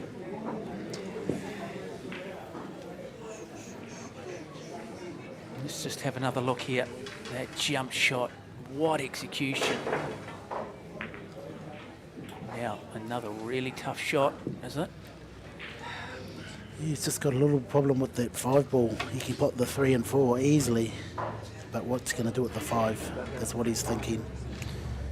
Does he have any ability to move it with that cue ball now? He could do, but it'll leave him a hard shot on the 4, so... And I think he heard you. Be quiet, Mark. Nah, he's just playing the percentages, pot the ball, and look at this. Great angle to go into the 5 now. A little bit of luck is going to come out of this. He's definitely going to nudge the 5 to the 7. Probably better to nudge the 7, get in behind the 5. He's working his options out.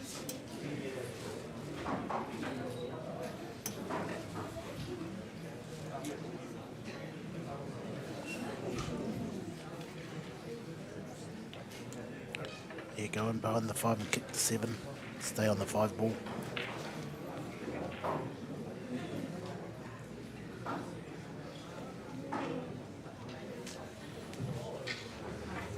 Okay, we're going to get started on the plate. Intriguing battle.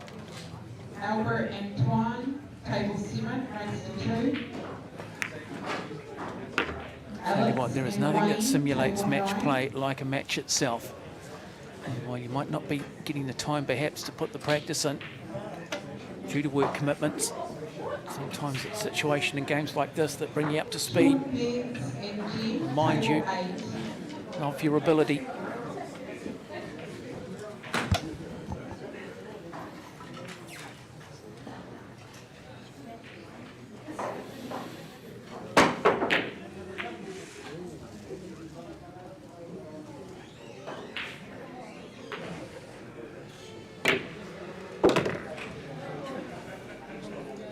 Perfect. Beautiful line on the 6 ball. Just need to stop the white ball there. Nothing too hard.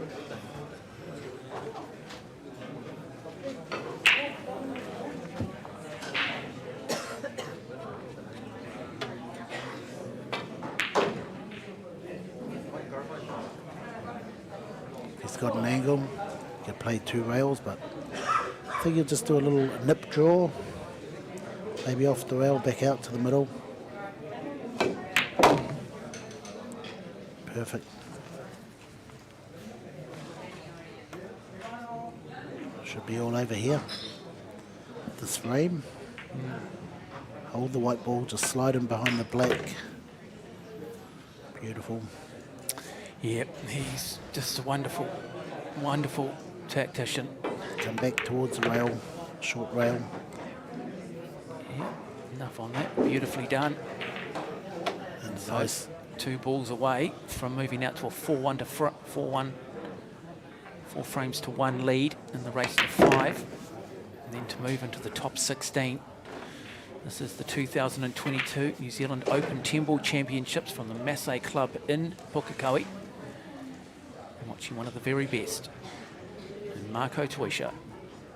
And just like that, wraps up that frame, and suddenly work to be done now for Tony Whakatau, who did have his chances, did have his opportunities, but there were some just wonderful moments of brilliance from Toisha and that got him back in, and that jump shot particularly.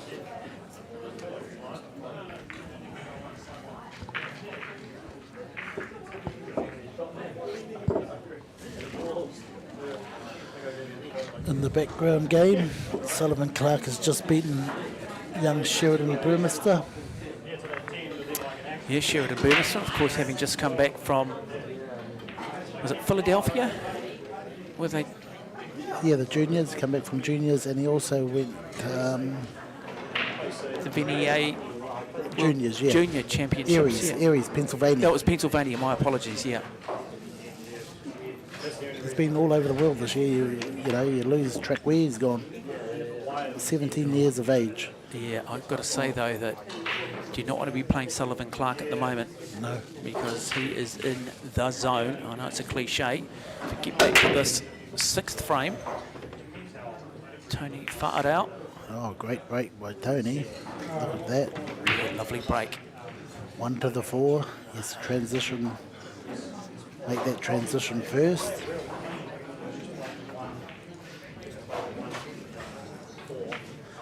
The thing with this shot here, Mark, is the 5's in the way to come back and then towards the purple ball. See if he screws it with a little bit of spin. There is another way. And that's playing plenty of running spin. And I think he's going to try that. Let's just run around the back of the 5. Oh, he's disappointed in himself. He knows he's better than that. He knows he's better than that. Maybe just a little bit focused on the next shot. Just his follow through there, just pulled up a little bit. Yeah. Just see if we can have a replay of that shot. Yeah, just wanted to run around the back of it. I can't bring you that, but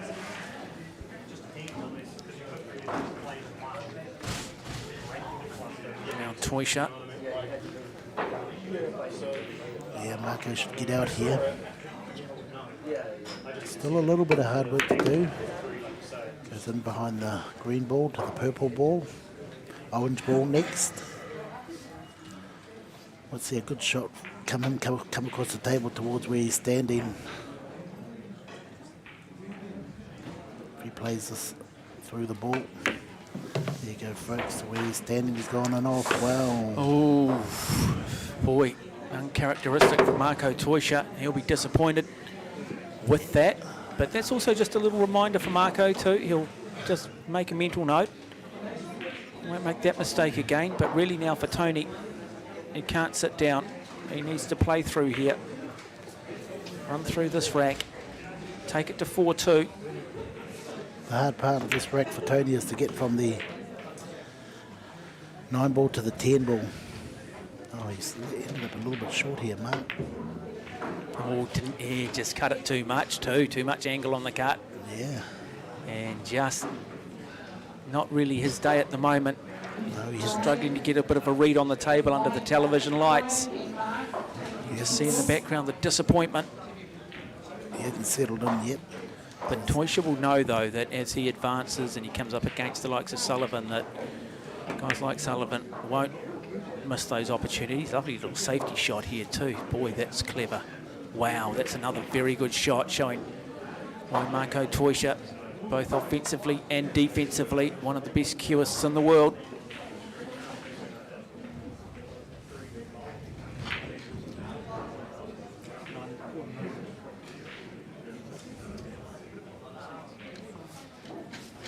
He hasn't given up yet, Tony. Still chip away at the piece of wood. Well, I think that's 8's in the way to sort of hit that 6 ball. Oh. Good effort. Yeah, close. Can't have been much from missing it. Watch this 7 ball. Okay, so let's have a look here. So he's got to play the green 6. Got to get himself back up the table for the brown 7. So he has the option, though, of being able to place that cue ball, which will give him control over where he sends it. He's going to send it straight between that 8 and 10 towards the brown ball. There we go, Jimmy calls it. That's why they call him the professor, because I tell you what, he'll even take the best back to school. Okay, he's going to play 2 rails here. Run through. Go forward or backwards in this situation. Usually it's easier to run forward, but I think he's going backwards. Come back off the back 2 rails. There you go, straight out to the middle. So the 9 to the 10 is always going to be the hardest shot on the table. And this 8 ball ain't easy either.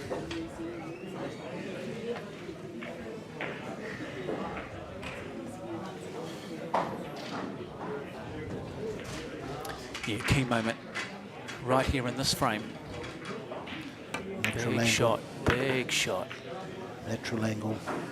Too much weight, too much weight. That's perfect. He has a look. That's actually quite good because he can get in behind the 10 on the other side. It's always going to be the hard shot, 9 to the 10.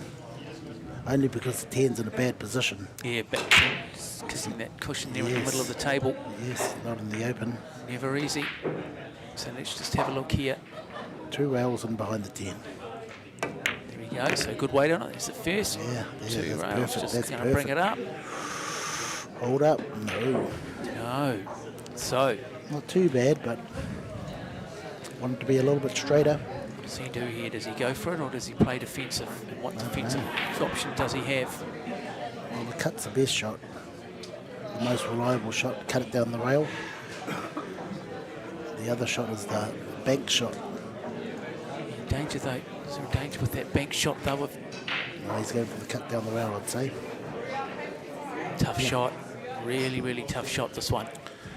And so you play this with a bit of bottom right on the white ball, so he takes the white ball back to the end rail to where he's standing. So just as a backup. Yes, So that in if case he Tony can't has to miss. come to the Yes. table, it's going to be a difficult shot. Exactly. Brilliant. Brilliant thinking. And he does put it down though, and there he goes. 5 frames to 1, and it's Marco Toisha who moves into the top 16. The gunslinger from Eindhoven does it comfortably in the finish over Tony Whaarau, the local from Pukekohe. Live 10 ball from the Masse club in Pukekohe, the 2022 New Zealand 10 ball Open Championship.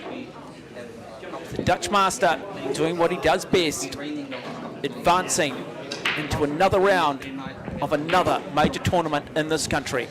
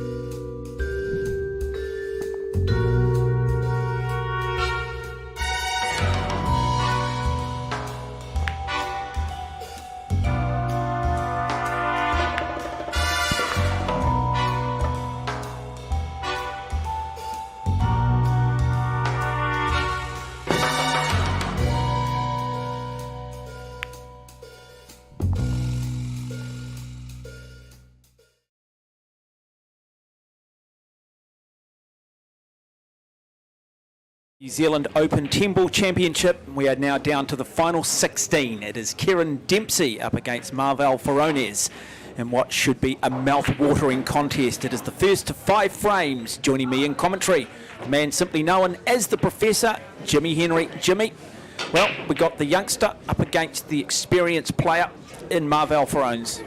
Yeah, this is going to be a great match. One of our young up-and-coming players, Kieran Dempsey, who has all the shots. So he's going to be hard to beat. He'll be the favourite here. Already had a lot of experience overseas. So and he's also going to the next World Champs. Yeah, so Kieran Dempsey across there in the black, and Ferronese, originally out of the Philippines in the white. This is just known as the lag to see who does break first. Pretty good, but it will be Marvell who will get the break. And so Kieran Dempsey needing to sit down. He showed a lot of promise, hasn't he, Kieran? And then, you know, hasn't maybe been able to commit to the game as much as he's wanted, sort of put career a little bit ahead of it. Yes, that's right. But that's right, Mark. You've talked a lot about his potential. Oh, yeah, I thought he'd be the next New Zealand Marco, but Sullivan's taken that role at the moment. Kieran, yeah, he'll get back into it later when he's finished all his studies and, you know, his work commitments. Always work before pool. Yep. No money in pool. Well, there's not a lot of money in a lot of sport these days, is there? Unless you're the Warriors, and then you don't even need to perform and you get paid. Should we talk about that, Jimmy? Probably not. Probably not appropriate. No. Anyway, let's get underway. So, Ferronese with the break. Good solid break, but dry break. Nope. Cue ball goes down, so a little bit unlucky, but we'll bring Kieran Dempsey to the table. Interesting that the majority of the spread is in this top half of the table.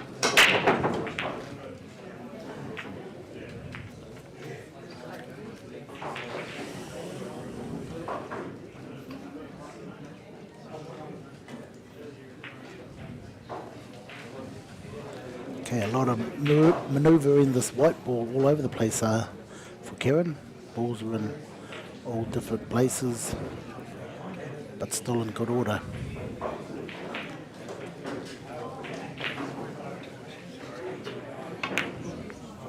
He all came very close to also just putting that 9 ball down as well. Another player just getting used to the tables, the speed of the table, the cloth. Would you describe this as a fast table? Oh, definitely fast, yeah. Yep. Faster than what we're usually used to. Yep, and then of course suddenly you've got a few television cameras on them and no other tables around them, and they know they're on the championship table, and that can have an impact as well.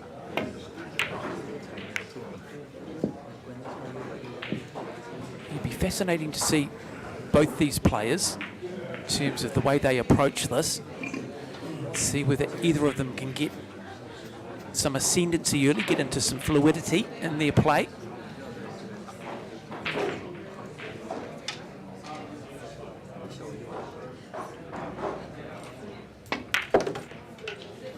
He's got good form, hasn't he, Kieran Dempsey? He's another really good technical component to his game. Yeah, because of work commitments, he didn't go to the Junior World Champs this year, which he would have definitely gone to or got picked to.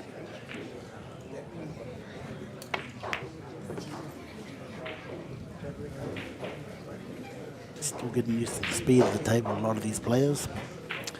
So yeah, got that 4, and they're going to get back across to that 5. They got the 3 ball here.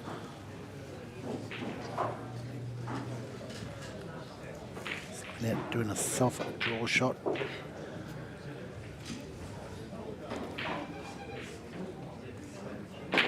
Delicate touch here.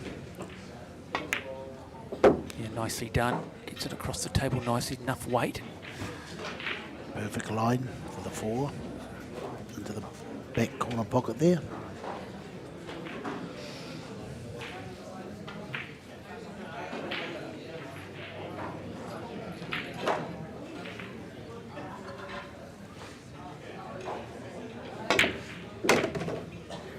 good from young Kieran Dempsey. Oh, what's this white ball doing? That was close. We've seen him in previous play where he's often come to the table and looked good for a run of, say, 3 or 4 balls, and then it's been almost a sort of an unforced, uncharacteristic error that's ended up costing him. You can see, as I say, you can see the talent in this young man. He's just sometimes lacked just a little bit of consistency. Right there, Mark. He plays brilliant in stages, like a world beater, and the next minute he's... Yeah, just opens the door, doesn't he? Just can't afford to do it now at this level because Ferronese will jump on it. Stop the white ball there. And that's the example we talk about right there. That is just what we've seen from Kieran Dempsey. Just doesn't seem to quite have that ability, and that's just that lack of being able to commit full time. Just seems to just hold him back at key moments and big tournaments. But not an easy shot now for Ferronese. Oh, cuts that nicely. It's a very good shot. See any difficulty here, Jimmy? Not at all. Just run this forward. 8 ball in the opposite corner. Just depends if he's got an angle here. He'll have to do something else if he has. Yeah, he's going to go forward and behind the 8 ball. Oh, misses it too. Hands it back to Kieran. So both players at the moment just a little bit nervy. Yeah, I think he was in 2 minds there whether to go forward or just sit around the pocket. You just can't be, can you? You've No. got to just have a clear head. You've got to be confident. Can't hesitate. Exactly. So now, Kieran Dempsey looking to try and wrap this first frame up. Still settling into his game and rhythm. Yeah, just doesn't quite control that cue ball, maybe to the degree that he would like. But he should make this. Does. So, Nice shot. yeah, really should just needs to kiss this now. Yeah, he's got options here. Just stop it there, or if he's got too much of an angle, run forward.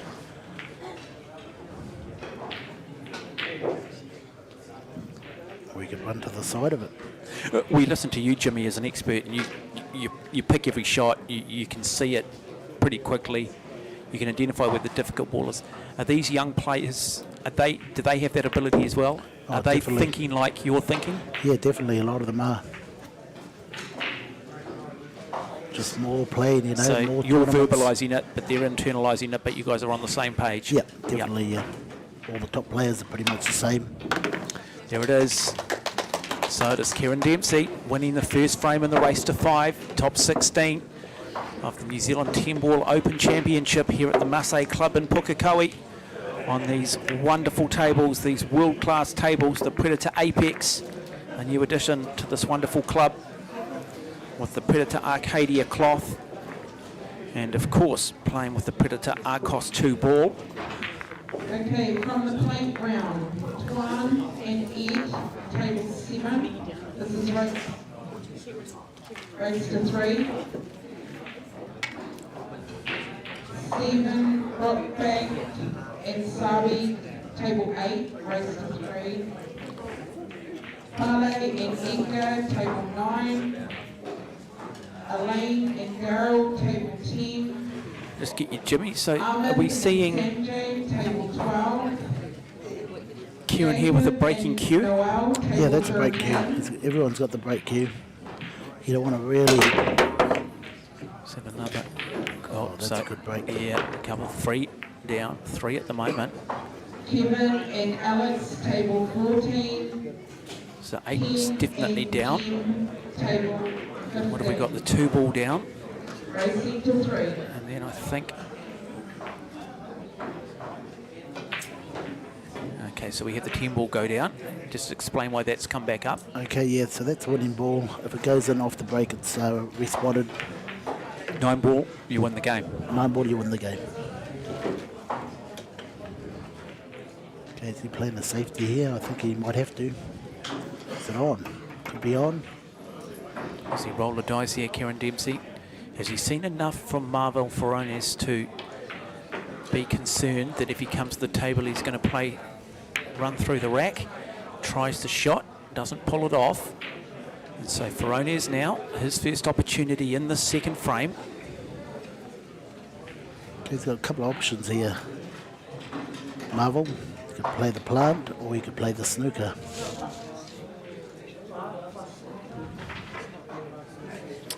He's got to get his confidence. He's got to get some rhythm here.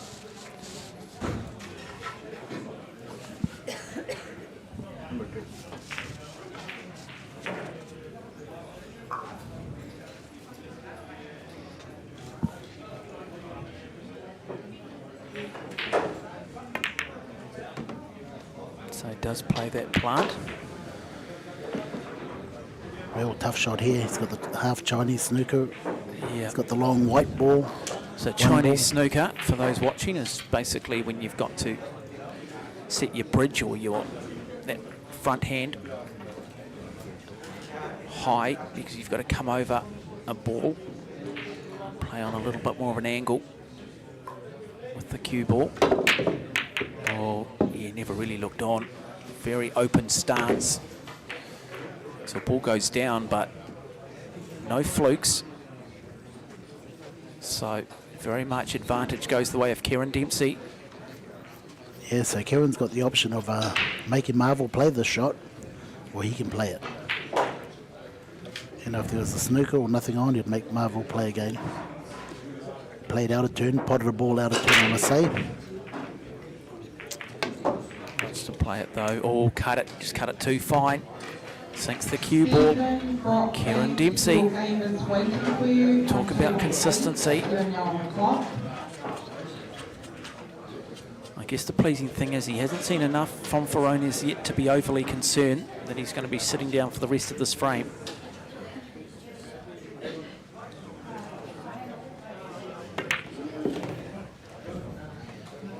He's on the wrong side of this, is he? Yes, he doesn't like it. He's scratching his head. You have to punch this ball quite hard to get to the other side of the 5. Possible. There you go. Yeah, played that well. Played that well. Snookered himself, has he? Well, he has, yeah. He didn't Can have to he have it. He doesn't have the ability to cut there. We're not quite sure, but I think that face expression might say it all. Does he have a narrow little gap, though? No. Look at that shot. He can hit it behind the 9, come off the rail. Just got to watch out for the in-off. He's going to be quite aggressive here and miscues. And really should be. So I think the TV lights have got to them, both of them at the moment. They haven't settled down. No, I think it's your dulcet tones too, Jimmy. I mean, you know, it's your voice. You know, you're a poet. They're loving it, Jimmy. But it's intimidating. Yeah, nice shot. Bringing that back up the table. Has he got enough on that? Yeah, that's great. Beautiful shot. So just the end of the 9 and the 10 to go to a 2-frame-to-nothing lead in the race to 5. Should use 2 rails here. You would expect Kieran Dempsey to get through this match, but then we start to get into the big established names. Potentially could draw the likes of Toisha, could draw the likes of Clark, Sullivan Clark. Drago's still there. The dark horse Bowman.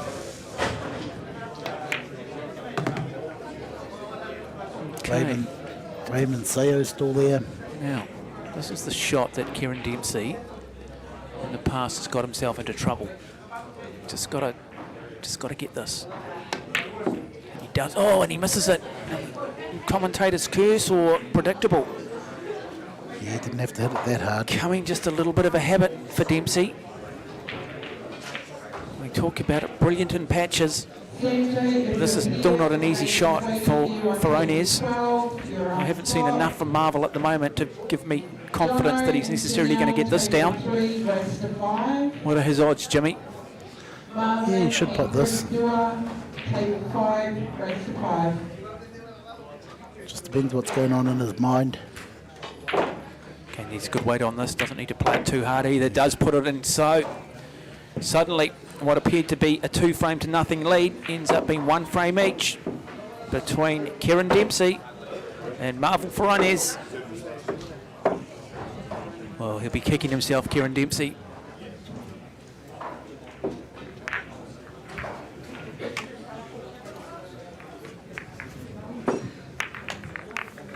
Jimmy really should have won that frame. Definitely, yeah, he didn't have to hit that 10 ball. He could have just rolled it in. More of a chance of potting it. It went in and then sort of went out. Run around the back pocket and come out. Yeah, we talked about with Dempsey, just key moments. Starting to become a little bit of a habit. A habit that he's desperately looking to try and break in this tournament. Everyone knows he's good enough. When he's on, he's on.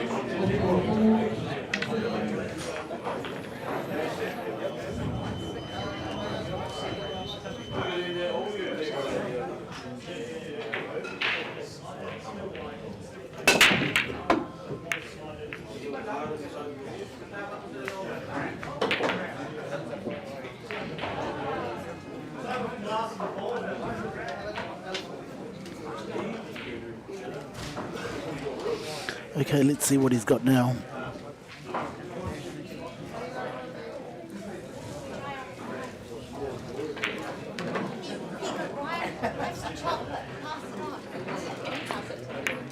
So 1 down. Comes back up. Maybe just a little bit too straight on that cue ball. It's a nice one. Should be able to put this 2. Go across the table and put the 3 in the same pocket.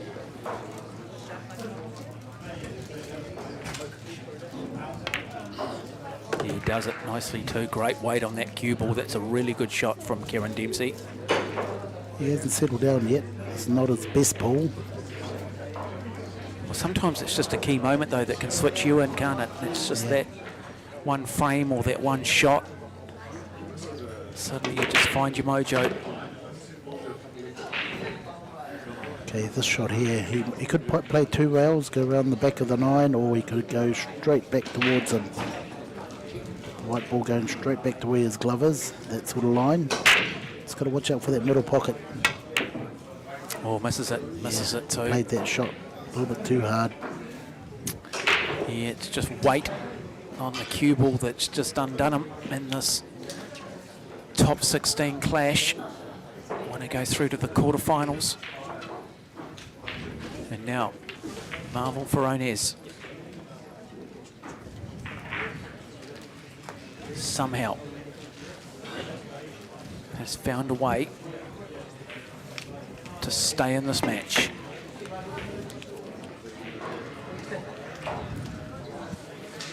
Let's have a look. Does he get a bit of luck? He does get a little bit of luck. Yes, he got a bit of luck there. So a difficult shot now for Dempsey. The purple 4 ball is the object ball. He's going for a two rail kick shot. And Brendan, table 16, race to 3. Satil and Emma, table 12. Oh, look at this, folks. Look at this. Wow. Did he get away with it? I think he did. VR, table 11, race to 3. Is there a corridor there? Can he play that 4 ball? Intriguing game. Shows how quickly it can also come undone.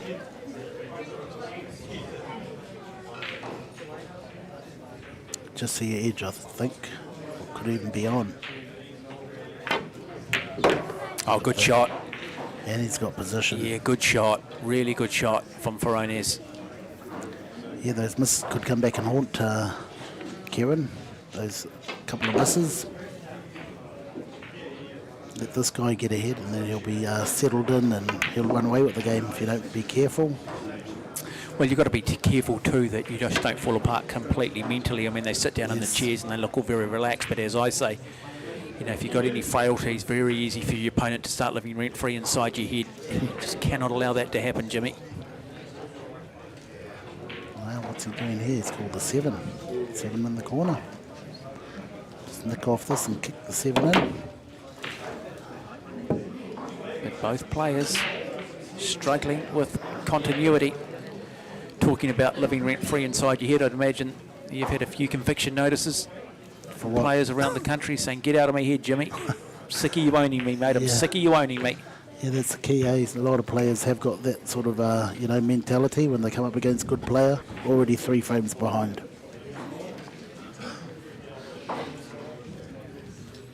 Really, Kieran Dempsey just cannot afford to sit down now on this frame. What are his options? Does he play safety? Does not. Does he play the plant perhaps? What's he going to do, Jimmy? Just going to kick it and hopefully the white ball stays there. Yeah. Try and make some distance, but he's left him on. Still a hard clearance. 6-7 to the 8 is very hard.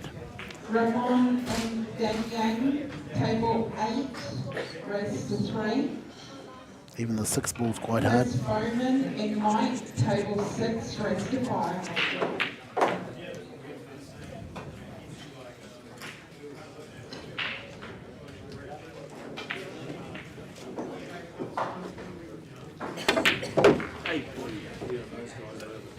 Puts the cue ball down. Well, I've got to say it's not the greatest exhibition of 10 ball we've seen. But that's what pressure does, and that's what a television table does. Exactly, yeah. Quite hard out there. Not sure though that Sullivan Clark or Marco Toisha will be overly concerned if they have to meet either of these opponents at the moment. Not sure that either have given enough to suggest that they're capable of beating the 2 pre-tournament favourites, but it can change. Okay, Kieran's left him that same shot before. Screw back to the 8. Did he pot it this time? Yes, he did. Did he get position? No, he didn't. Oh, boy, it's just nothing going his way at the moment, is it? No, he's struggling there for a minute. He knows what he needs to do. He's just struggling with the execution.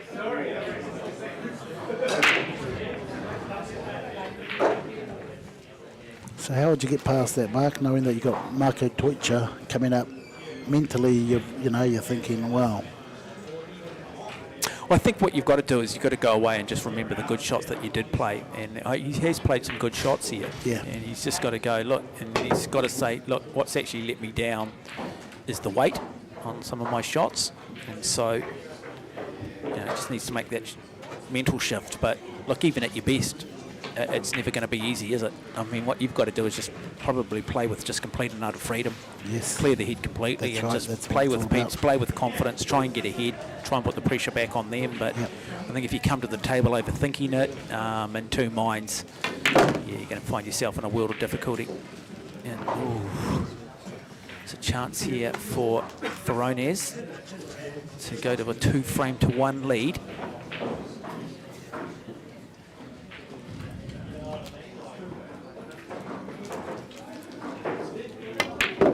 That's 1.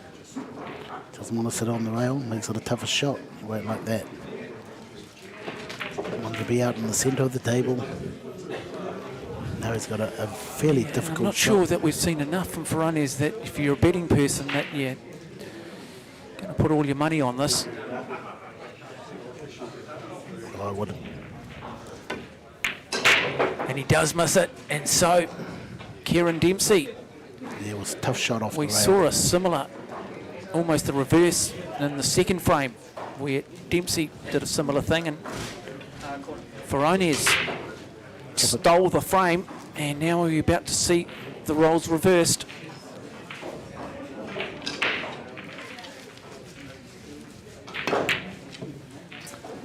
Yeah, again, neither player at the moment, both got the yips. And now you would expect Ferronese to be able to finish this frame now. It should be fairly fundamental.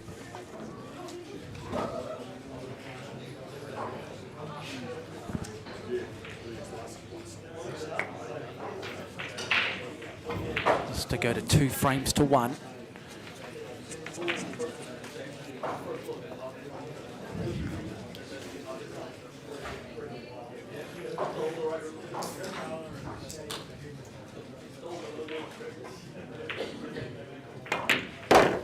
And there it is. So, Marvel Ferronese goes to a 2-frame-to-1 lead in the race to 5 in this top 16 clash.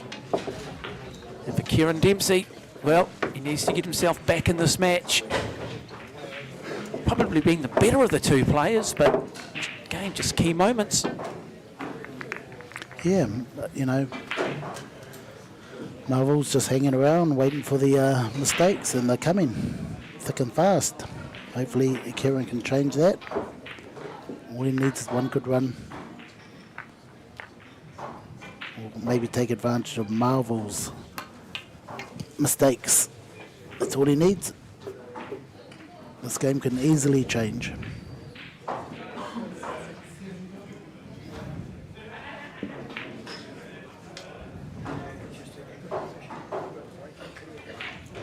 Another player that's worked on his break. Yeah, he won't want a dry break here, I don't think. I think he just... There you go, Kieran. So we saw the 9-ball go. Using the BK3.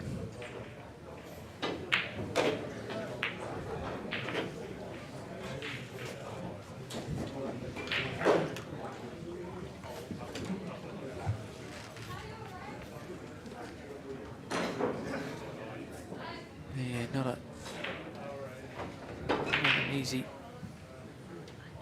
grouping there.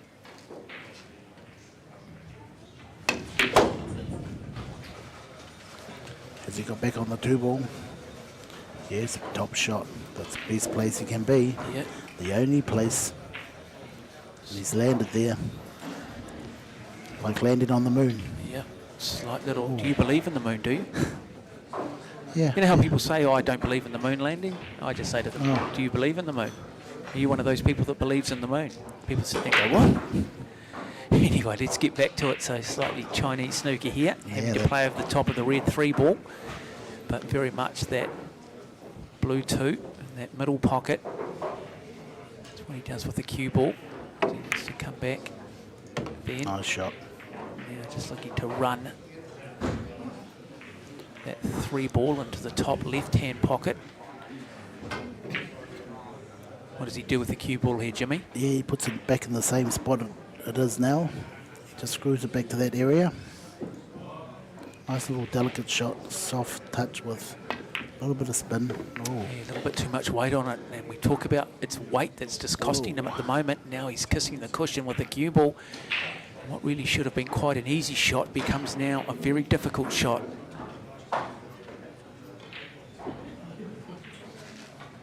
Got the whole Wolverine look going on, hasn't he? yeah, he has, yeah. Maybe that could be his nickname, Kieran the Wolverine Dempsey. That's how it starts, Jimmy.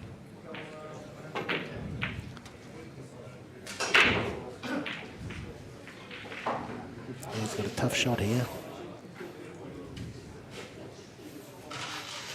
The harder you hit, the more likely you are to miss it. So a nice soft shot is sufficient enough to pop that ball. It should have been like the 10, you know, when he missed that earlier 10 that cost him frame. Yeah, and he should have banked that. He should have realised, look, let's play with a little bit less weight. He's got himself out of jail to a degree, though. He's still got that 6 and that 7 there. 7? Yeah, he's going to plant it. He's going to play the plant. Yeah, see the thing here, that this green ball could roll over to the top rail there and leave him no shot. So playing with a lot of underspin here. No, he played that well. Yeah, played it beautifully. Well, this is the class of Dempsey, isn't it? We Yeah, just talked about just wow. that lack of consistency. You said that you felt he was the future of the sport, and he's clearly decided to put studies and career ahead of it at the moment. That's fair enough. But yeah, you can see why you gave him that billing. And maybe the difference at the moment between him and Sullivan is that Sullivan's got the time and is committed 100% to the sport, but he's certainly got some ability, Kieran Dempsey.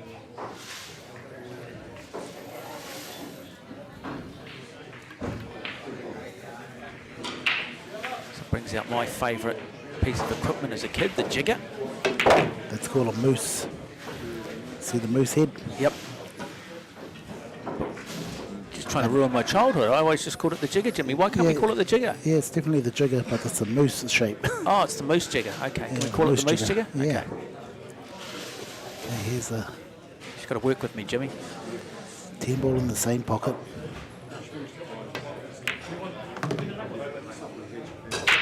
Very nice. Yep. He's got to make this shot. He should make this shot. Cracks here. You've got to question his psyche, and he does miss it. He's just, at the moment, you sort of sense that it's just mental, isn't it? Yeah, very mental. Sports psychologist. That's why they exist, because it's an all sport. Still picking him to come back and win this. Just feeling the pressure. I think Marvel's going to put this down. There we go. And so, Marvel Ferronese leading 3 frames to 1. Dempsey playing the better of the two, but not getting the job done. That'll be frustrating, Kieran Dempsey. Certainly not being disrespectful to Kieran. We've just got so much respect for him that we probably just see here feeling for him and maybe just a little bit frustrated ourselves. Yeah, well, you do get those days, you know, where you aren't potting the ball and easy shots become hard. Every miss you take, you know, you're carrying that baggage. So Well, I've spoken to a few guys around town that you've hustled over the years, and they said, look, this guy just beat me because I just wasn't playing well that night. A lot of people have made a lot of excuses around you, Jimmy. Yeah, yeah. Hope you are enjoying coverage here from the Pukekohe Club, Masse. 4 clubs around the country. Glen Eden, Hamilton, Stratford, and here at Pukekohe. Playing on these wonderful world-class tables facilities. This is the New Zealand Open 10 Ball Championship, top 16. Kieran Dempsey up against Marvel Ferronese. Ferronese originally from the Philippines, these days residing in New Zealand. Kieran Dempsey, well, I think he's a Hamilton local, isn't he? Yeah, he hails from Hamilton boy? he hails from Hamilton. Hamilton High School boys.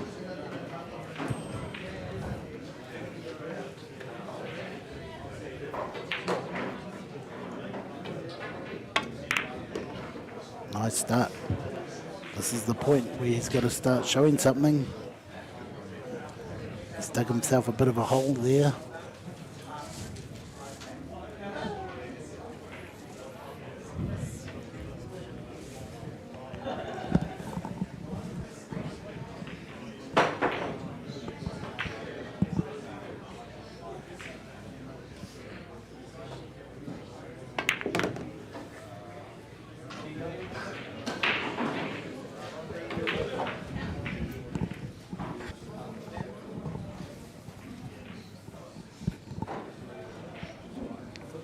This is going to be the frame. Well, key frame here for Dempsey. I think he finds himself down 4 frames to 1. Just needs to find that consistency. He's good enough. Okay, here's the turning point here. How is he going to get to that 5? Is he going to play the plant? Doesn't go past the 9, hasn't got very many pockets to go in, and it's got a bad angle there, so he has to play the plant. Okay, I'll just get you to people take through the plant here. So he's going to play what, the 5 onto the 8 if he pots this. 5 onto the 8. Has he got enough weight on that cue ball to play that Yeah, plant? he's played it nice.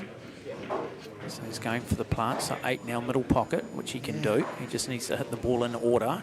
Yep. But he can hit that ball then onto another and sink it, and it stays down. So big shot here. Is he good enough? He is. Now. Here's the 5 going. Here's the 5 going. Ooh. More pressure for Kieran. Well, I just wonder here whether he needs to somehow be defensive. I don't think it's on. It'd be better to be defensive, hide behind the 10 than... Yeah, play the defensive shot. Can he see it? It'll be a great shot if he can pull it off. Now I think he's wondering whether maybe the defensive shot is the better option. Yeah, just sitting behind the 7, sit over there by the 7.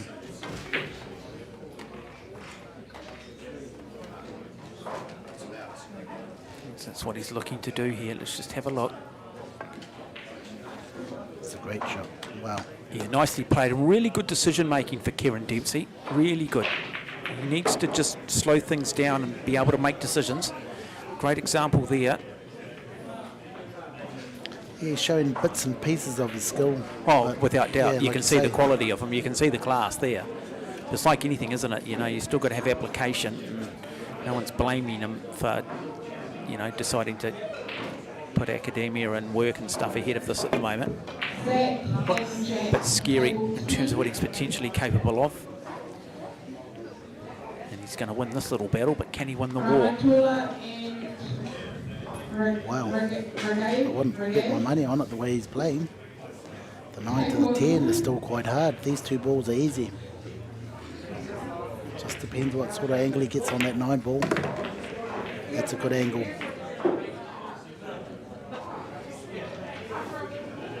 Screw back to the middle of the table. But he's been in this position twice.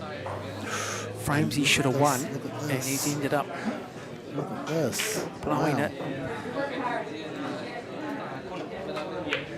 Wow. It's on the wrong side of everything.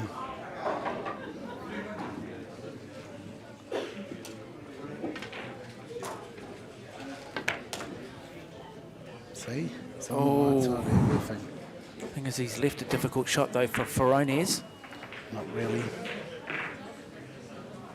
Well, based on again what we've seen from Marvell, he hasn't always been Mr. Consistency either. So Well, he's just won his games through Kieran's mistakes. I think, well, that's what I'm saying. So we can sit there and go, he should get this, but again, a bit like Kieran, I haven't seen enough to be 100% confident. That's a lovely shot, though. That is a really, really good shot. So I'm pleased, Marvell, that you proved me wrong, my good man. That is an outstanding shot. Really moving to 4 frames to 1. It's going to be hard for Dempsey to come back here. Yep, one more mistake like he's been doing over the last 3 frames, or sell him out. And there it is. So Marvell Ferronese, 1 frame away from moving into the quarterfinals of the New Zealand 10-ball Open Championship. Is it a case of Marvell having won this, or is it more a case of Kieran Dempsey losing it?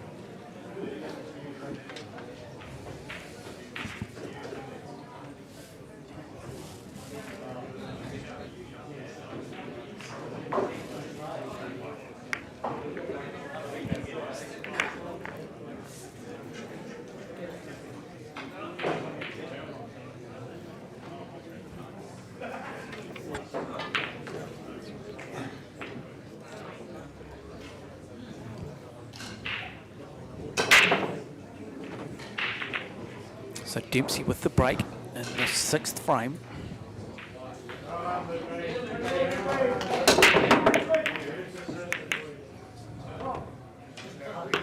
So 4 and 9 have gone down.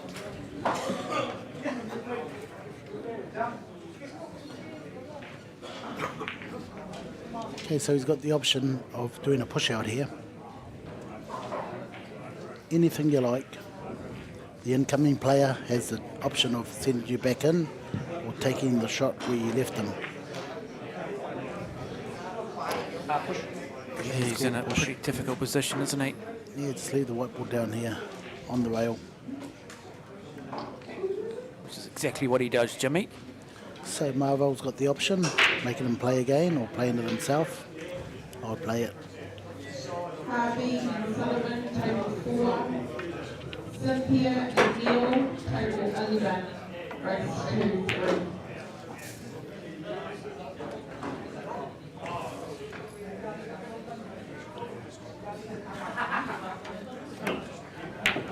Mark and Gulam, table 7, race 3. Oh, sinks the cue ball. Okay, so Kieran will probably snooker him again, hide behind the 10 ball, push the 1 to the opposite side of the 10. But then he's also got the option of running out, which is his best option. Attack now. Nothing to lose now, Kieran. So have a go at everything. Now that's 1. Yeah, this is where he's just got to now play with freedom. He just Yeah. can't afford to overthink anything. Just come to the table, play with confidence, play quickly. And behind the 6 round to the middle. Yep. Nicely picked there, Jimmy. He's ended up 50-50.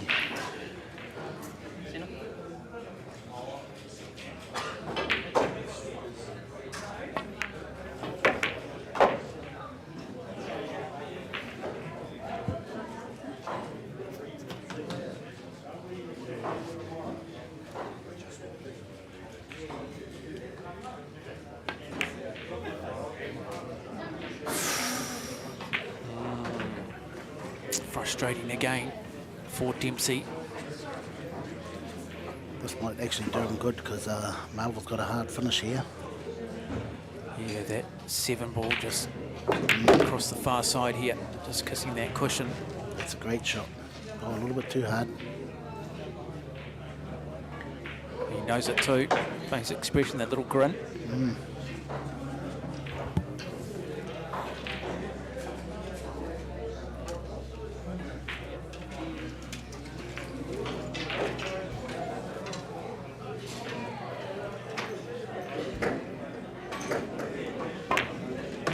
Oh, lovely little cut shot, but where does that white sit? Does it help him off the cushion? Not too bad. Yeah, not bad at all.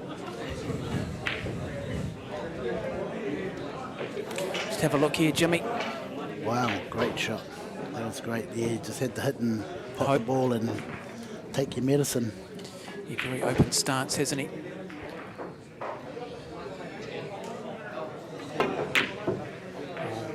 Difficult shot. Yeah, but look where he's, when your luck's in, your luck's in. Look where he's left it. Tough shot for Kieran. He'll have to go for it. Nothing to lose now. No safety there. Can he not just roll that forward and just touch that 7 ball? And No, I think he's heard you. No, I think he goes for it. does he go for it? Oh no, he's done your one. Just touched it. Good call. He's hoping for Marvel to make a mistake now. Does he look to bank this shot? Yeah, he'll have to. He's got nothing to lose. He's tapped the side of the pocket. Yeah, sit back, ladies and gentlemen. One of the great things in sport when they do pull these shots off. It's not easy though. Watch out for the on-off. Did he call that pocket? Did he call that pocket? He No, did. he didn't. No, he didn't. No, he didn't. So that is considered to be a fluke, which brings Kieran back to the table. This is tricky for Kieran. He's going to nudge into that 10. The key, just make the pot. Just take your medicine again. Wherever that 10 goes, it goes. You're trying to move it with a cue ball here, won't he? Yep. Nice See? shot. Wow, not really. Now it's left him a double or a fine cut. Low percentage shot here, folks. Doesn't know where to go. He could play safe. He's going for the double. He's going for the double. Well, it's all or nothing now for Kieran Dempsey to stay in this match. I can just see this 10 sitting over He the pocket. needs to pull off this shot. Send the white ball to the opposite end. And does he pull it off? He does. Cue ball stays up. Brilliant from Dempsey. Is that the turning point? Is that the momentum shift? Brilliant. You talked about Jimmy just having to now come out and play with a little bit more freedom, and I think we saw that then. Yeah, he's Sped things up a little bit. seen in the Just whole looked a little frame. bit more relaxed too. Yeah. Like I say, he's got nothing to lose now, so.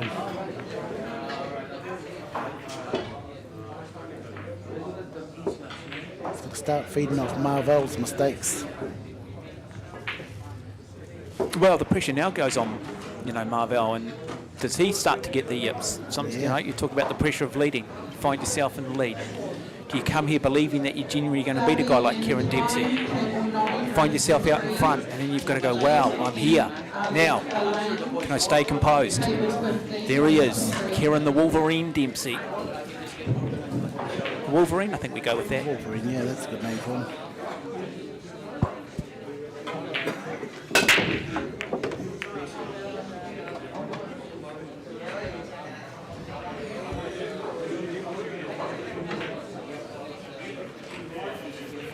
So he could be an early finish here. 2 9 ball, 2 10 ball. Have a go now instead of running the whole rack.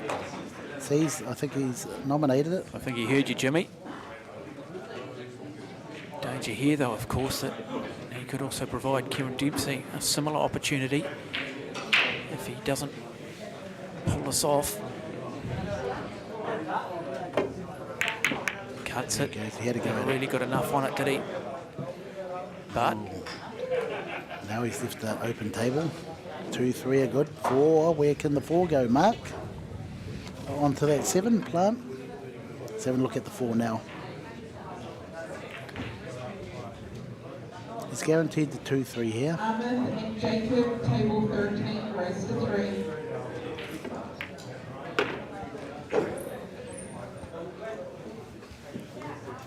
so just got to, just play with that freedom, Dempsey. You can get back to the far side of the 4 to go into the corner pocket, that side. Perfect.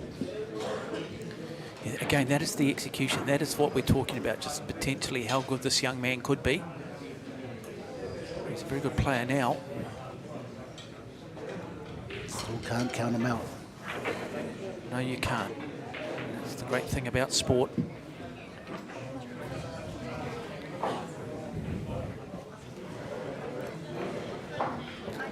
Great players find a way. Oh, that made it a little bit tougher. Okay, so what he'll do here, Mark, is pop the 5 and probably put the 6 onto the 8 onto the 7. So to have a look at that thing now. Pot the 6 and pot the 7 at the same time after this shot. Key is make the shot. Yeah, and that's it. Don't be thinking too far ahead now. Yes. This is the key shot. And he does make the shot. Now, this is difficult though. Not an easy shot. This is going to require... He's going for the cut in the right-hand corner, I think, and then try and disturb Okay, it. so he's not going to... And then use the cue ball to break the other 2 up. Well, I'd use the 6 ball to just go straight in there now. Pot the 7. Come on, think about it, What's he Kieran. doing? He's trying to nudge that. Yeah, see, he's called 7. So he's going to nudge the 6 ball and put the white ball onto the 8. He's happy to stand back though. Can't quite see it at the moment. Well, he just wants to put the 6 onto the 8, put the 7. 6 onto the 8. So he's There he called goes. it. Yeah, now he's thinking about it. Oh no, he's going to nick it and kick the 8. See, I knew he'd go behind it. And Bad decision there. just hasn't gone his way. And they're all over the pocket. So Marble should be you here. thought the 6 should have been the plant onto the 8, Yes, onto the 7, that and would he be- decided yeah. to play the cue ball. Onto the 8, onto the 7. Yeah. And he's left it on for him now. But he does here because really he should get the job done. Yeah, definitely. Still a little bit tricky on that 9. Depends where he gets to that 9. He should be straight on that 9. So what does he do here to come back for the 8? Just draw it back.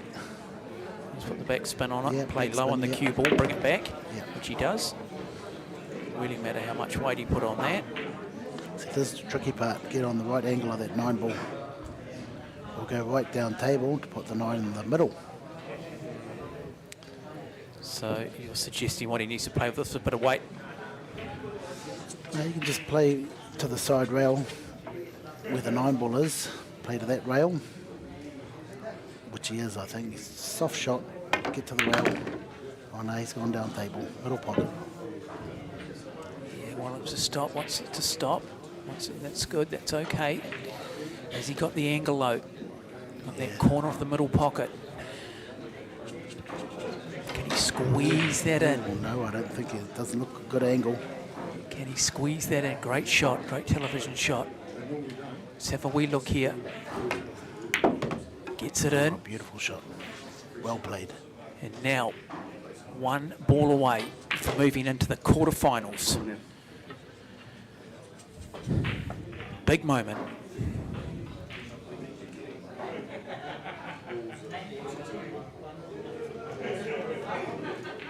This is going in, folks. This is going in. And there it is. Ferronese moves into the quarterfinals, gets up over Kieran Dempsey, 5 frames to 2. And an intriguing encounter. The man originally from the Philippines now waits to find out who he meets in the quarterfinals. here at the 2022 New Zealand Open 10 Ball Championships at the Masse Club in Pukekohe.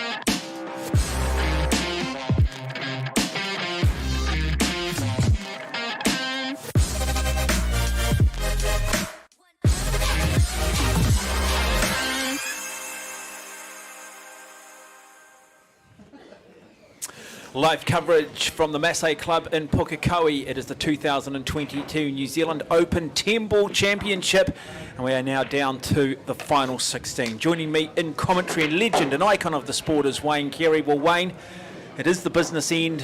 Mistakes, well, they will cost players at this level an awful lot. Absolutely agree. I have to say that both these players are sensational. The people are going to watch now.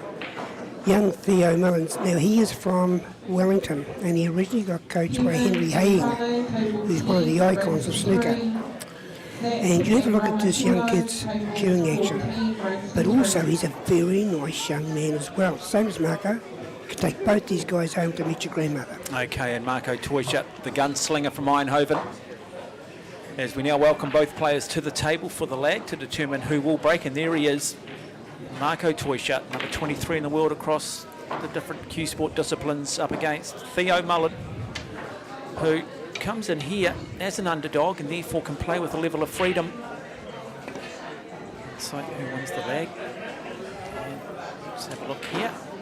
So it might go the way of Theo, so automatically Toisha recognised that. And so this 10-ball format, very similar to that of 9-ball. So you've got to sink the balls 1 through 10 in order. No flukes, however. You have to nominate your pocket and you have to nominate your ball. As long as the balls are played in order, so whoever sinks to 10 wins the frame. You can, however, pot another ball off the object ball that you are playing. So you can play the 1 onto the 5, the 5 goes down, the 5 stays down. So it's a very, very cool format. And these beautiful tables here at Masse in Pukekohe. This is the Predator Apex table with the Predator Arcadia cloth and the Predator Arcos 2 balls. So let's get into it. Top 16 clash. And it will be a dry break for Theo Mullins.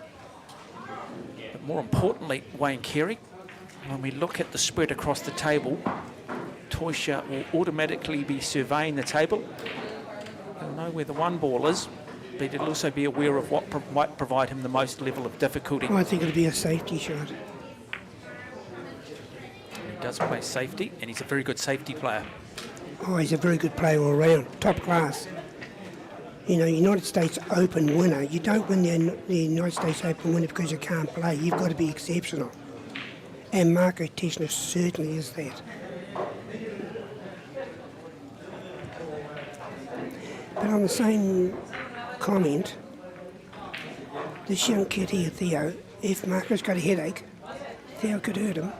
Yeah, well, Marco, we've spoken to Marco. We know how good he is, but he is pretty tied up with the Masse Club. He's got a lot of work on at the moment. He said he hasn't had a lot of practice time at the table. You know, it's sort of a Chinese snooker here.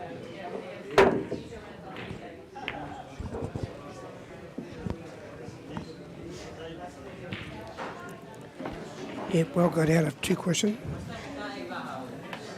What would be your call here, Mark? Yeah, look, it's just really having a look at what shot's going to provide him the most difficulty. So it's the yellow 1 ball, and he's going to have to... Would you cut the 1 over the cushion to come back and pot the green ball? Sounds pretty good to me. But again, what would be the reward? Would he get position on the next ball, on the 1? Well, I guess that's Wayne Carey. You're the expert sitting here. You're to take it, call it, but Toisha... He won't be looking at the shot he's about to play. He'll be thinking 2nd, 3rd, 4th phase, if I can use a rugby terminology here.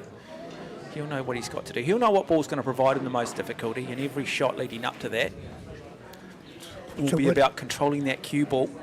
So let's just have a look at what he does do here.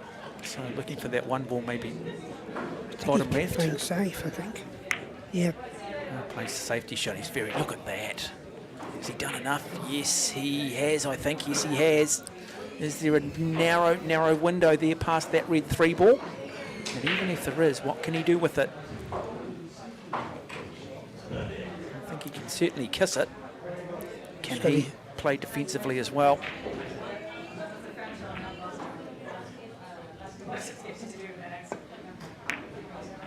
And he does look to play defensively and bring that cue ball right up the far end of the table. So a real strategic couple of opening shots for both players. So how does he get on from the yellow ball to the blue ball here? Can he clip the blue ball when potting the 1? Oh no, he's going to double it. And the reason why he's taking that shot, Mark, is because he's going to be able to stay down there. See, if you cut it in, then the white goes all the way back up the table and he's in hopeful land. Well, let's have a look here at one of the good shots if he pulls this off. See how he's held it for the blue? Quite get enough on it.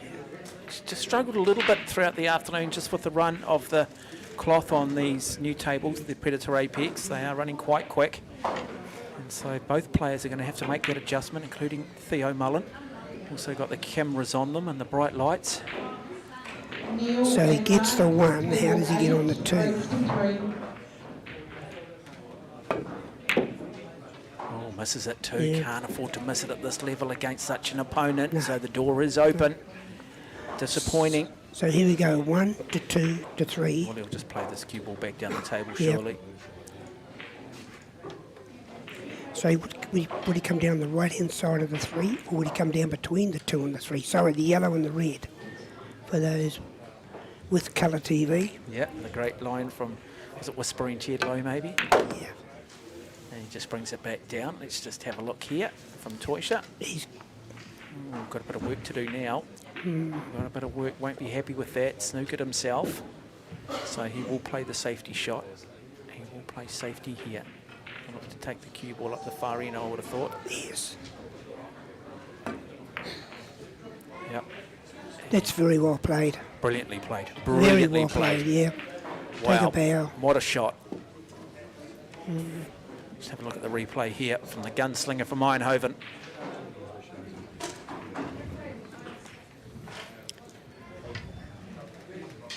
So do you have 2 questions, or would he bend the white? Let's just have a look at the spread on the table here. Just the 1 question, okay? So he's got a difficult shot. Do you think he'll try and is this direct, or would he come off the back question, like side question, back question to the 2? Oh, I think he might try and go direct. I think he'll try to bring that cue ball back further down the table in case, give himself a chance of possibly snookering Toisha. No, he's going to bend it, or he's going to jump it, sorry. Yeah. So brings out the jumping cue here. And nice shot, but let's have a look. Okay, no flukes. Now let's have a look at what Markai's got. Toisha, I wonder whether he looks to maybe bank this. No, I think he plays the cannon, puts the 10. Skims the blue, puts the 10, got to Plays call the it. plant, yeah. If he likes it. He's got options, hasn't he? The only problem is if the 10 doesn't go and stuck there for the other player to maybe work it. He's looking at it now. What's he going to call?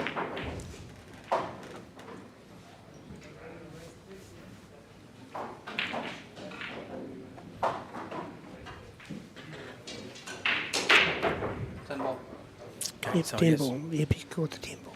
So he's going to play. Oh, didn't quite execute it though, but has left Theo Mullen a lot of work to do here. So while he didn't execute it, he hasn't really given Mullen a lot to work with. No, he hasn't. So Mullen, I think, might be snookered as well. Difficult shot. Boy, game of cat and mouse. This is strategic. This is 10 ball at its finest. The purists love to just, well, I guess people at home just love to see balls being potted. The purists, well, they love to see the defensive side of the game.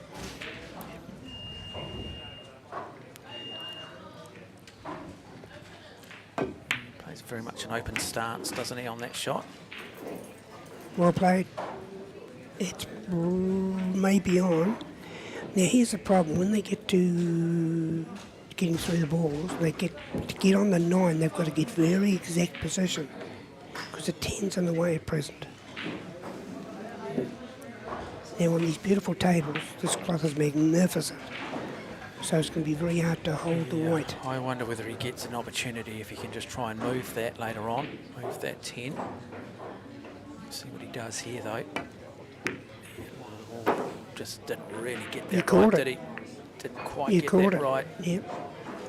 But was looking to just try and move that 10 ball, 9 ball off that, but fundamental mistake of not actually getting the object ball down first.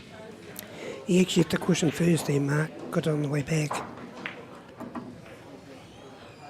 So far, this young man really hasn't had an easy starter.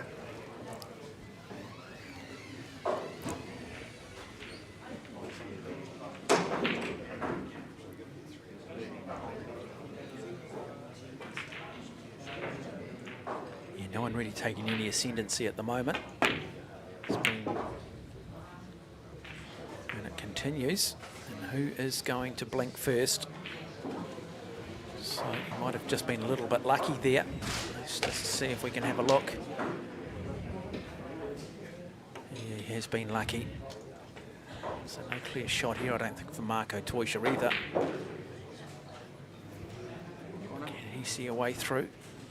Does he have a channel there? Can he look to cut that 2 ball into that top pocket or bottom pocket?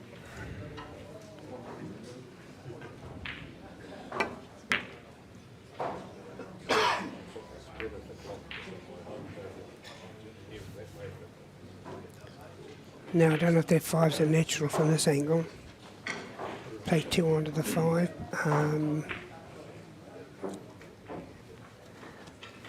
He still really hasn't had a gimme, has he, at any stage? No gimme. So he's looked to cut that over there for safety.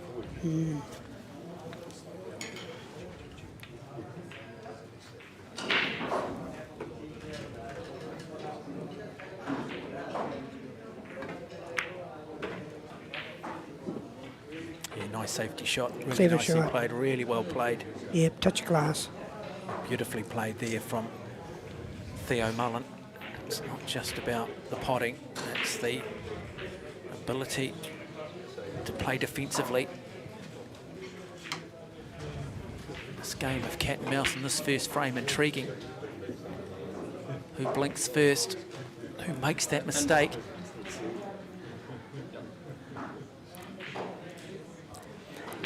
If you can cut the 2 back towards the cushion, it may go in off the 9 ball. This is one hell of a shot that he's about to try and pull off, ladies and gentlemen. Settle back and enjoy all of this one if he does. So let's see what Toisha does. Oh, close. I love the intent. I love the ability to be able to run that option through his head. Chance now for the plant.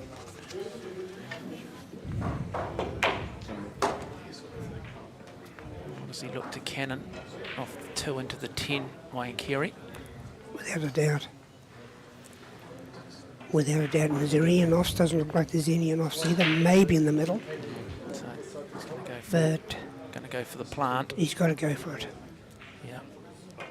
This will be a good shot if he can pull this off. This might just be that momentum swing. Oh, that's good. Yeah, a lot of weight though on the cue ball, but well played. he does it brilliantly and he wins that frame. And really, that's been his real first chance.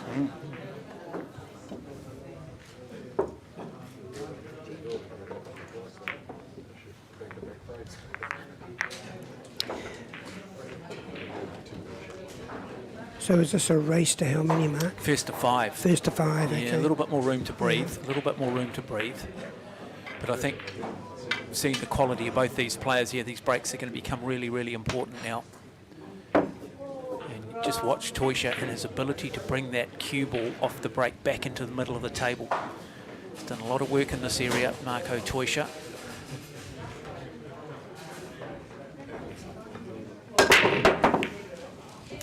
No.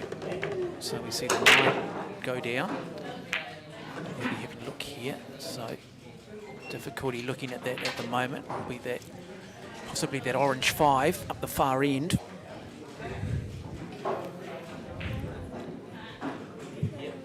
Just sitting there on that cushion. Does he play safe or does he try and putt the 1 or does he try and putt the 5? No, I think he goes for it. Yeah. Yeah, he's a defensive player. Like what I like about Marco is that he has a guy who is not afraid to be defensive if he wants to. In fact, you picked it, Wayne. He's going to go down the far end of the table and play defensively. There you go, the commentator's curse. That's why you're an icon of the game, and I'm simply a disciple. What do they call you? You're the prophet, Wayne.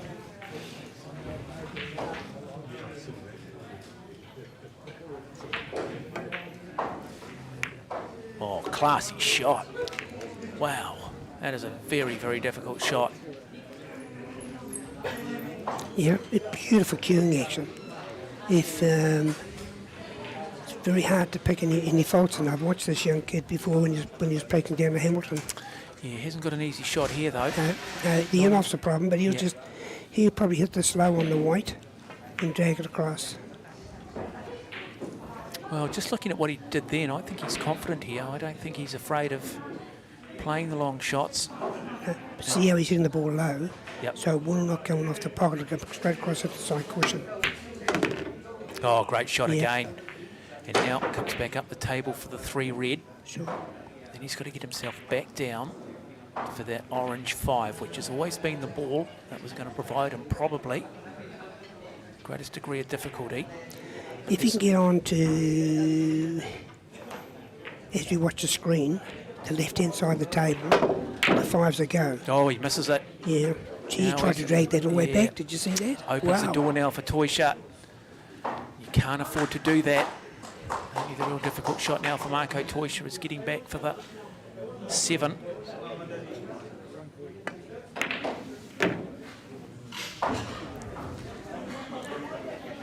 Yes, it comes down to 6. He goes out here. If you're a bookmaker, you'd be lucky to give him 10 to 1 on, 1 to 10 on.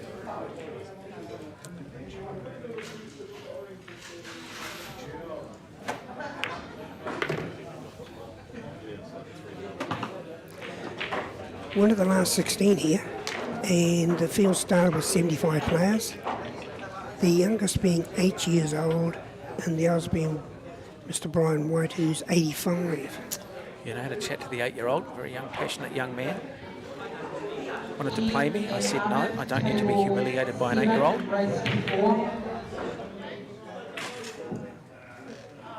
So, Marco Toisha now. Yeah, lovely, brilliant. Look at that control of the cue ball. That is just perfection personified right there. Yep. Wow, what a shot. Give or take a stop shot, and he's on the black. He's on the 8.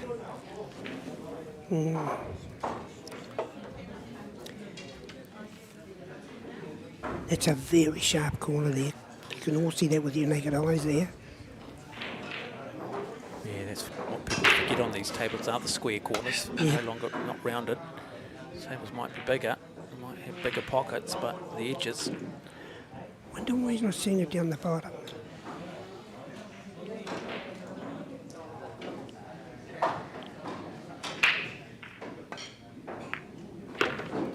Yep. Well played. Has himself now on the right side of that 8 ball.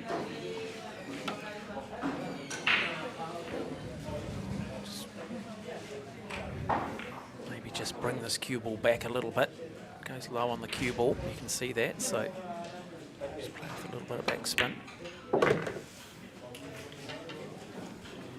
And really from there, this is to bring it to 1 frame each between Marco Toisha and Theo Mullen in this race to 5. And there it is. So 1 frame each.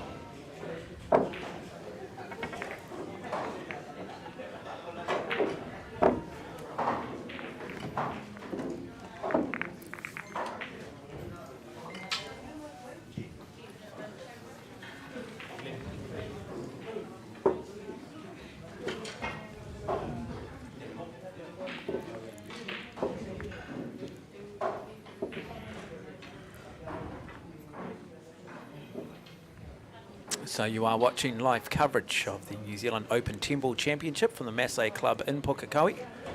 There's a top 16 clash between Theo Mullen, the man on screen, up against the gunslinger from Eindhoven, Marco Toisha.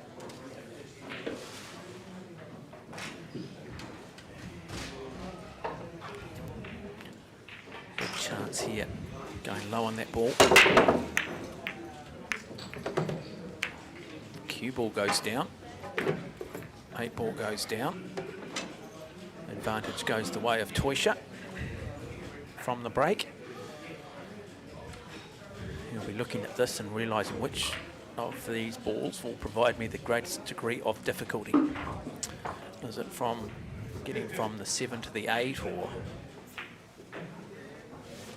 getting from the 8 to the 9?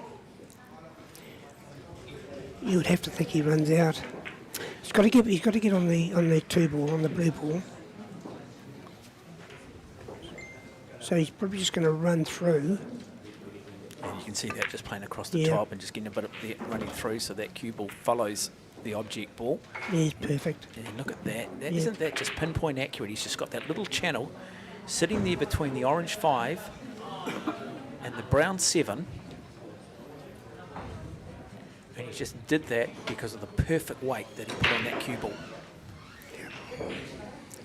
He's got to hold this for the 3. He pots the 2. And he's going to go. Is he going to drag it, or is he going to? He's going to draw back, I think. Yeah, going low on that Yeah, cue ball, isn't he? yeah. But Oh, misses it. yeah. And we've seen a little bit of that from Marco. He said, look, I just haven't maybe had the practice at the table. And, you know, when he's at his best, that is just basic fundamentals for him.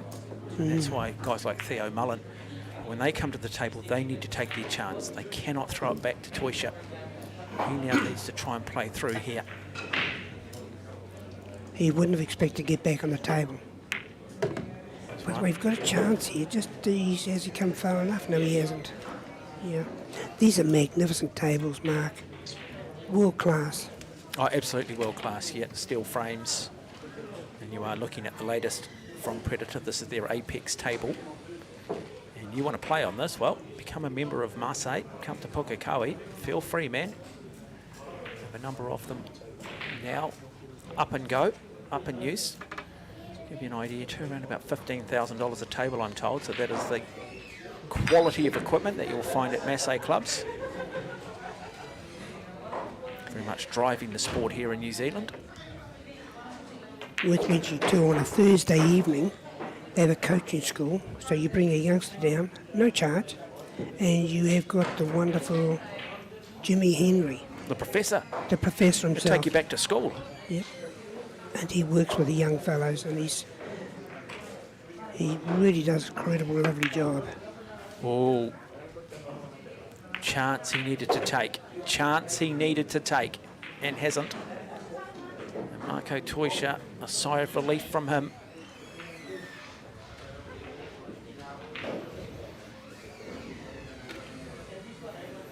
Now, he's got to take control of this cue ball. He's got to bring it back and control this game.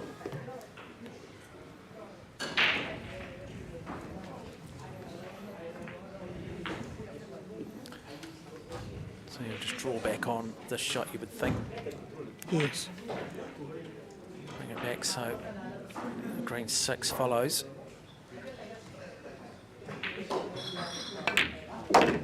Screws that back. Beautifully done. Beautifully done.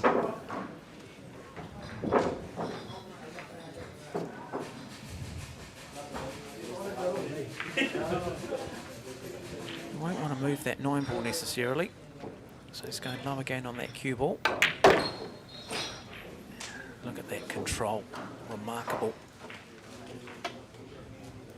I think you want to be a bit more to, as we look at the screen, more to the right to bring it back for the 9 ball. He's still going to work it though because of his glass. But he needs to make this shot though. It's been Yeah. just shots like this that are actually just very uncharacteristic, but that's a great example, isn't it, of the control and the class. Sure. And now just 2 balls away from extending that lead to 2 frames to 1 in the race to 5. Look at the weight. He's got a really good read on this table. The cloth is freshly laid and is running quick.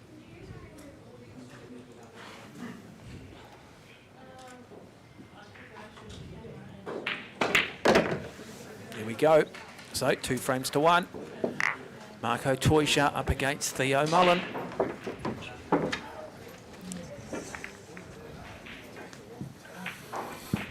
You've been around a lot, Wayne. Have you seen more youngsters taking up the sport?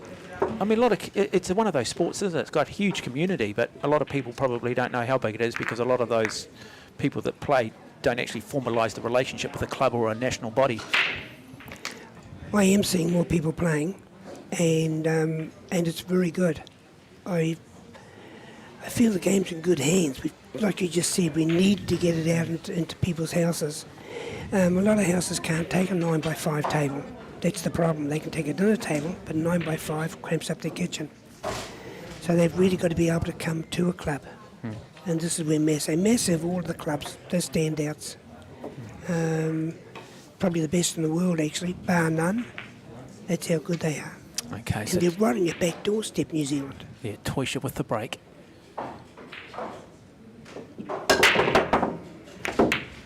What do we see? No, dry break from Marco. No, the 8. Oh, 8 went down, did it? Okay, Yep. my apologies. So the 8 ball has gone down. So 1, and he's got to get himself back down the table. Yeah, let's enjoy the mastery here. Let's just watch and see how he does all this. Table's open. There's no really hard ball for a person like this anyway. But he's still got to manufacture angles to get onto each ball.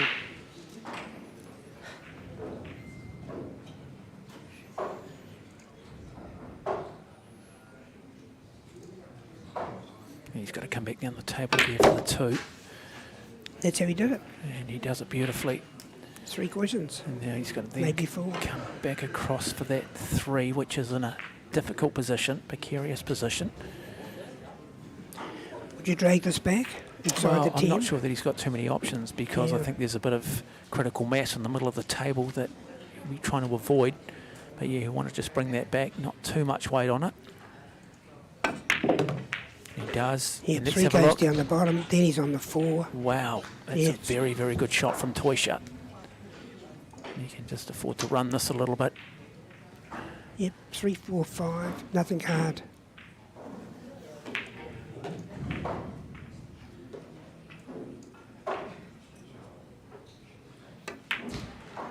Yeah, as easy as that for Marco Toisha. Just can't afford to make a mistake here. He should run through this rack though. Just bring that back off the cushion. A little bit too much weight on that perhaps. It's made it a bit more ugly, huh? Yeah, it has. Since though with him, he's quite happy. I think he likes to work himself out of difficulty. I think that's a challenge for him in his career at the moment. Okay. You know, I think that he enjoys the challenge of. Cuts that in. Yeah, lovely. Beautiful, beautiful weight. Look at that. And just bring that white ball almost back to where it is. So.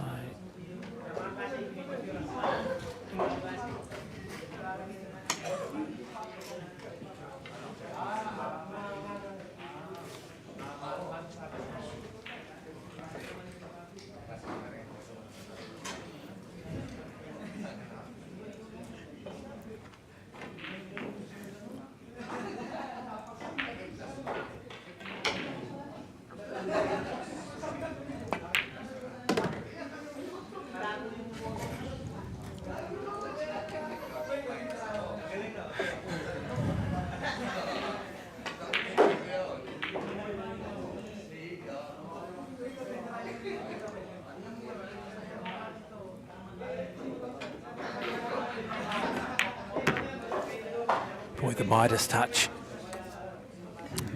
2 balls away from going out to a 3-frame-to-1 lead over Theo Mullen. Should get the job done now. This is one of those sports, Mark, where when you're watching someone else play, you wonder why or how easy the game looks. Well, I was saying earlier we had coverage of Sullivan Clark, and I've got to say Sullivan Clark just looked one bad shot across the 3 winning frames. Just looked absolutely superb, and I think he's going to be a player that's going to be very, very difficult to beat in this tournament. I think he's looked flawless. Just not making the fundamental mistakes or the errors that perhaps we've seen even from the great Marco Toisha. So it's certainly game on. And it's a long day, isn't it? They do play a lot of matches in these one-day tournaments, and there's still a long way to go yet. And as we progress through the different rounds, the number of frames that you must win also increases. So you're spending longer at the table. The nice thing is in that situation is that jeopardy's not as great. You find yourself down by 2 frames, you've got time. And so it is Toisha leading 3 frames to 1. And look at the way the table's lit up underneath. Presents itself beautifully. Masse Club in Pukekohe. Wayne Carey, an icon of the sport alongside of me, bringing you all the coverage.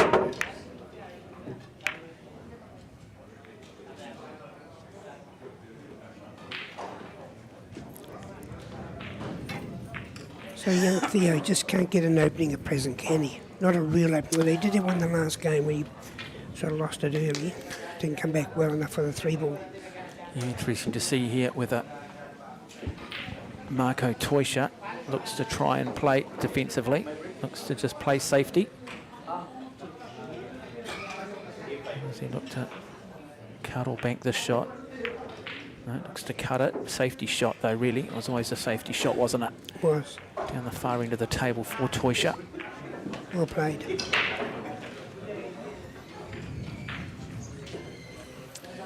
Yeah, this is that sort of poker moment in the frame, isn't it, where you see who blinks first, who cracks first under the pressure. Okay, so he's called that middle pocket. So you're going 2 cushions here. I think he is. Yeah, Oh, almost pulled it off too. he did. Almost pulled it off. Risky, but he's come out of that okay. He's come out of that okay. Chance here though for Toisha to throw the safety back on him.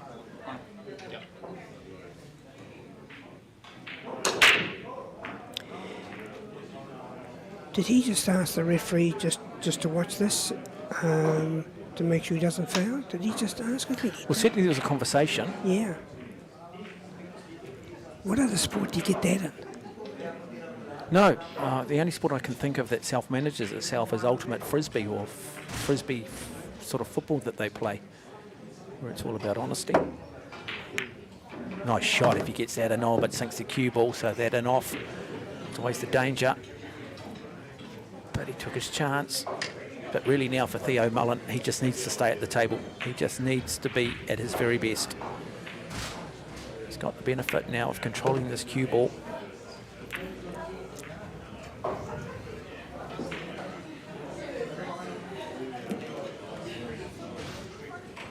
Now, Marco, in my opinion, would have finished fractionally better positioned for this next ball to be on the 3.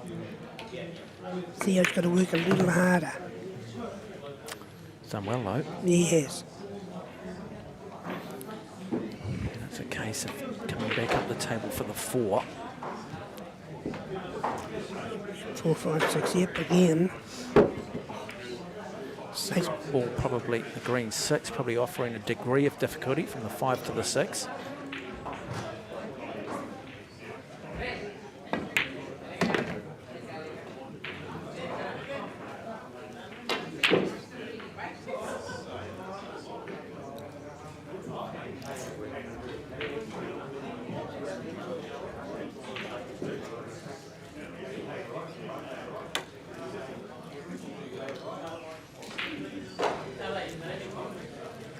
So he's going to drag this white back and put the 5 hopefully in the bottom right. No, he didn't. Yep, he did.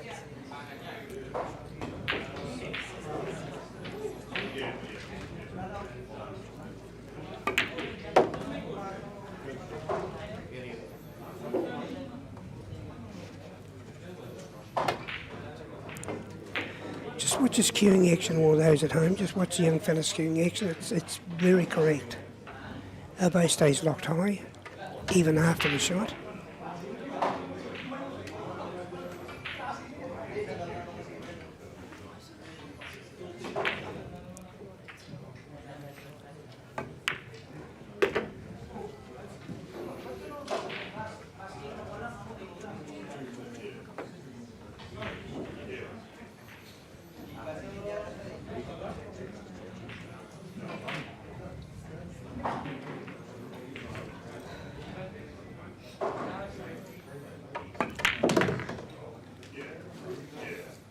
could be in a spot of bother. And that's the difference. Marco doesn't finish in that bother. Yeah.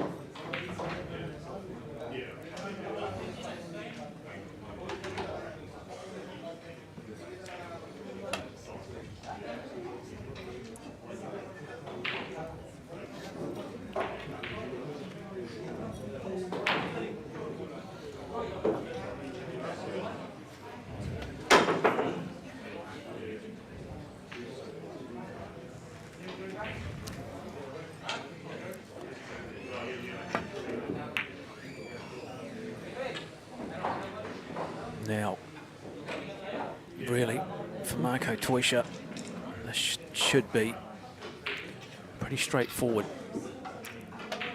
I don't think he's going to be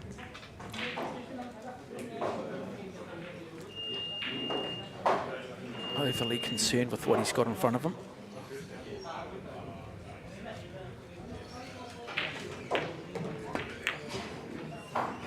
There's one. Beautifully played. Great players make it look easy, don't they, Wayne?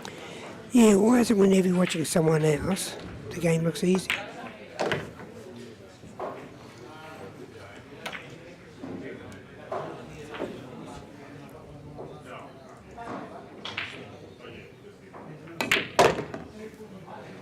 Yeah, well played. Yeah, really well played. So 4 frames to 1. It is match point for Marco Toisha to move through to the top 8.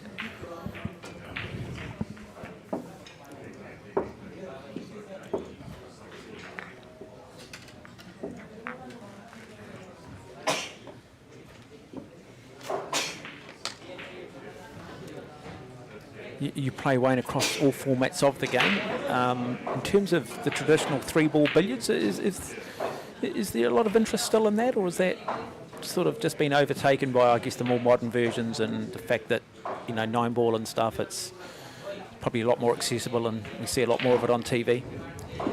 Billiards, unfortunately, is the dying sport. There's still people playing it, but more or less when they get a little older and they've got more patience. Yeah.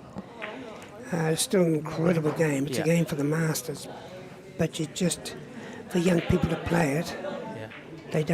they would sooner play snooker or this pool. Pool's taken right off. Yeah, it's interesting too, because I was recently at the World Games where they have cue sports. It's sort of the Olympics for non-Olympic sports every 4 years, and snooker was a part of it. And you can sort of see the Americans, I think they love the concept of sink a red, pot a black, or pot a coloured in the point system. But I think the fact that it's 11 by 8 foot tables just scary, just too big, just not accessible. Yeah, 12 by 6. 12 by 6, are they? Yeah, 12 by 6, yeah. And, he's playing away here, is he? Clever shot. Yeah, really clever shot. Yeah, very clever. Yeah, no, it's a shame, really. Snooker's a great game. They're all great games. But I don't think snooker players realise how hard this game is.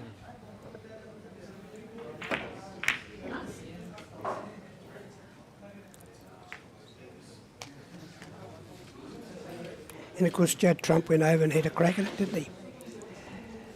And, he got knocked out quite early, actually.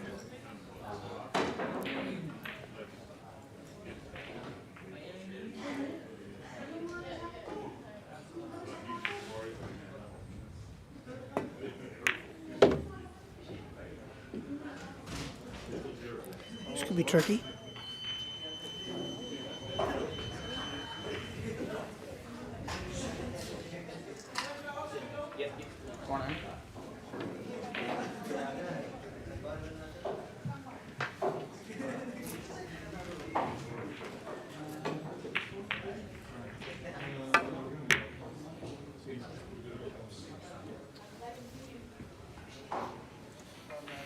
Yeah, again, it's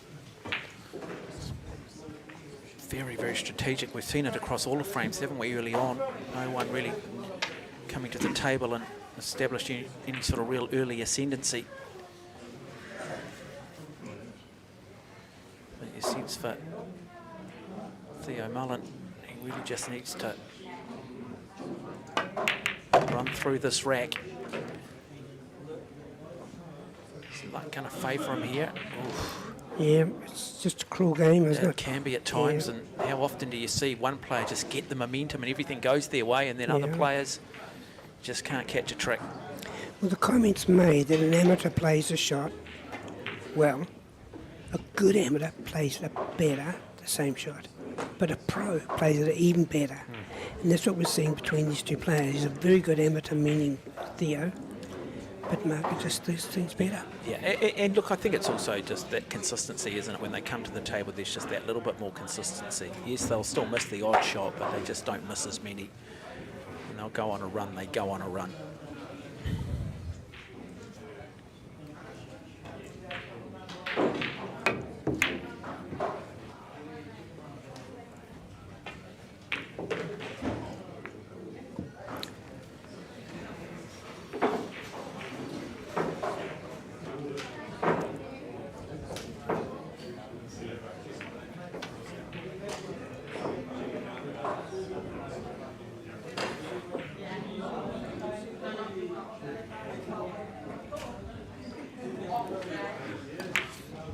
Three, four, five.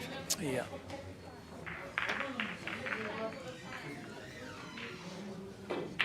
Could have used a loop bridge there too.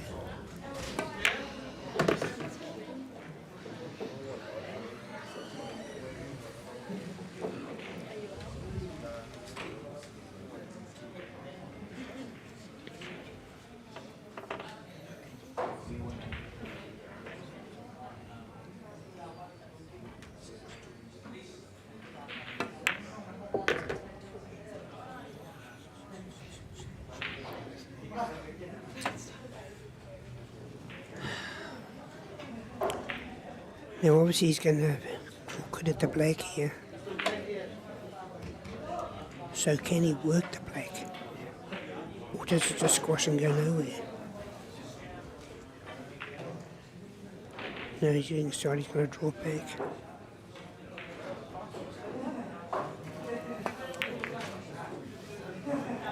Yeah, big shot, Yeah. big shot. Good shot. Big shot in the context of this match. Really now, expect Marco Toisha to run away with this one.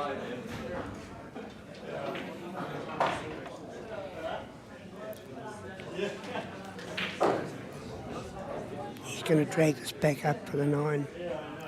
Screw it back. Yeah, look at that. Wow.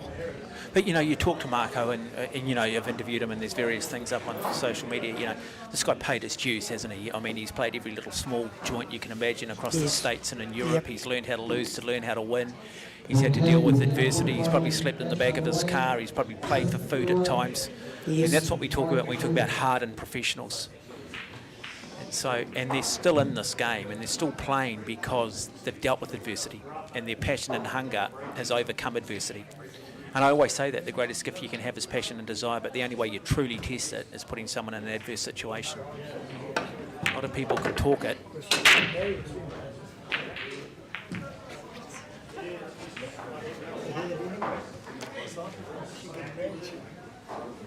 So, one shot away from moving into the quarterfinals. So Marco Toisha over Theo Mullen.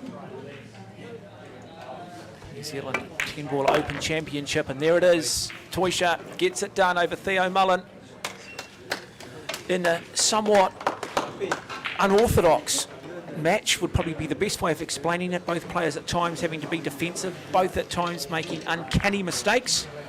But at the end of the day, it is the hardened professional who does get the job done. 5 frames to 1, Wayne. Brilliant. Lovely. Isn't it lovely to sit here and watch this? My only concern is I wish it was the best of 51. I could sit and watch here and watch the best of 51. But you're a bit different, Wayne. In what way? Well, I mean, you know, you're good looking, but you're incredibly passionate, Wayne. Anyway, It's just a lovely game. we will come back with more. We'll bring you quarterfinal action here from the Masse Club in Pukekohe. Thank you, New Mark. Zealand Thanks for the 10-ball invitation. Open Championship.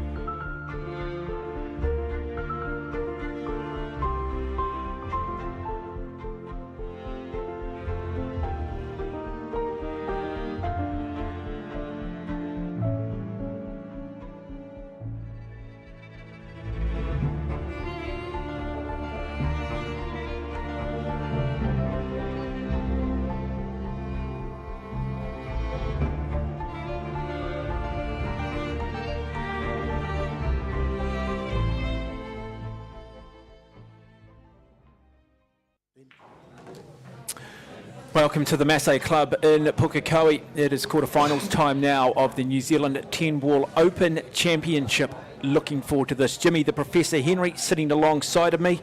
Two very good players as we get into the business end of the competition. Yes, definitely two of the best in New Zealand. McDowell, Pukekohe, a lot of experience, and the Sullivan Clark.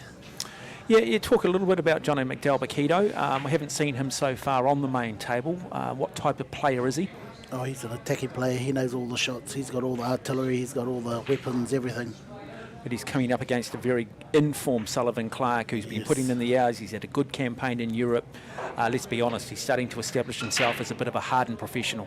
Oh, yes, definitely. He's one of the players to beat now every tournament you go to. Sullivan's one of the top two guys to beat. And there is Sullivan Clark, so they'll have the lag to see who will break first. And so McDowell, Pukekohe, trying to cause the upset, because when you look at the form through this tournament so far, if you're a bookmaker, your money is on Sullivan Clark. He's been that dominant.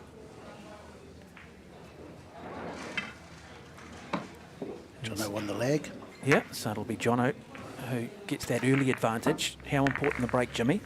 Oh, definitely. It's good to break first and get that roll going, get a bit of momentum, try and run the rack, put the pressure on the other player.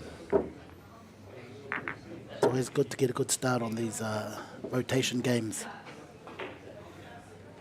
Yeah, particularly when you're coming up against a player who comes here with a big reputation, who comes with and you want to get ahead early, don't you? You want to just put a bit of doubt in their head, put them under a little bit of pressure, see how they deal with adversity. Yes. And that is the first of 5 frames. Yeah, it's short and quick. And it's a good opportunity for these lesser-like players to beat these top guns. And if you are just joining us, 10 ball format, got to sink the balls in order, 1 through 10. Whoever sinks the 10 ball wins. No flukes. You have to nominate your pockets. Got to call your shots. And, no, 1 ball down, 3 ball down, and I think also 7 ball down. So good first up break. He's got a pretty good start too. Yeah. So the lowest ball on the table is his next shot, and that will be the 2 ball. He's got options here. He can either play safe or go for the pot and nudge into that 6 probably. One of those balls.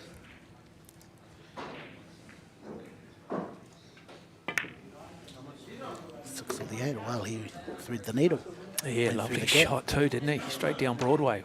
Great start. We talk about the importance of a good start. You'll need that. So, purple 4. You come across that orange 5. He just stunned the white ball out towards the 5. Oh, he's decided to draw, which is just as good. Perfect. Nice angle.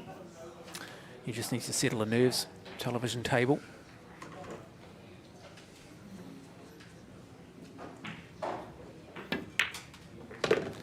You just looking at the way he sets himself, he's Beautiful. somewhat slightly unorthodox in his way he holds that cue. It's all that muscle, I think, mate. But he's got the run of the rack here. Everything is perfect. Yeah, should finish this now. Really good quick start too for Pukekohe.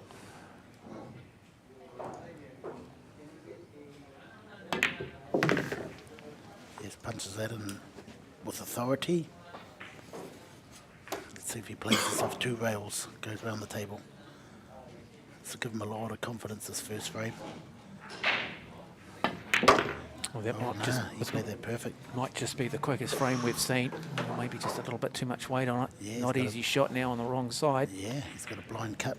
Yeah, but he's good enough, surely. He does run it, and there it is, just like that. He's all right. So 1 frame to nothing to McDowell, Pukekohe over Sullivan Clark. Probably the quickest frame we've seen so far throughout the televised table. Well, it could be the only first break and clear, I think. Not much Sullivan could really do then. Never really got an opportunity, did he? Really good break. That was the break that set it up. Good start. He'll have a lot of confidence in that. Well, I think you've got to come out here, don't you, and just play with clarity. You've got to play with confidence. We talked about young Dempsey earlier. got nothing to lose here. Coming up against a form player.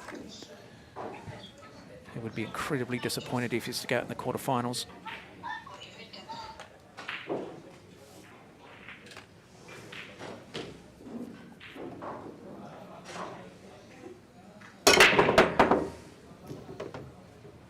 Nice break. Has he got a shot on the one? Yes, he has.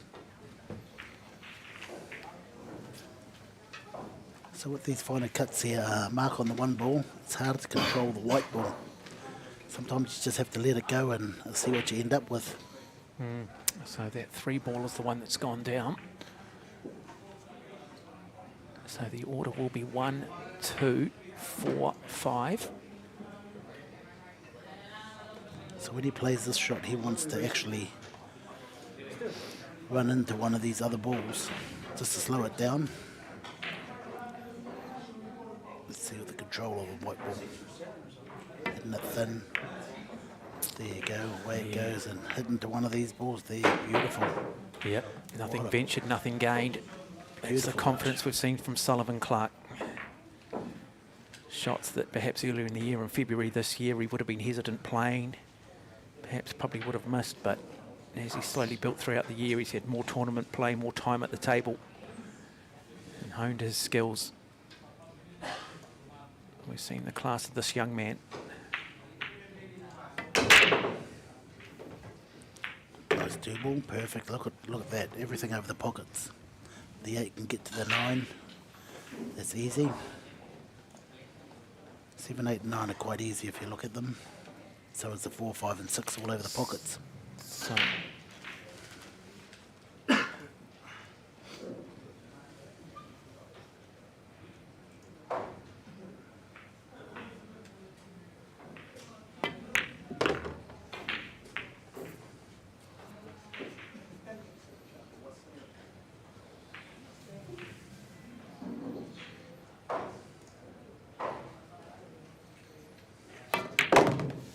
he's giving an exhibition at the moment.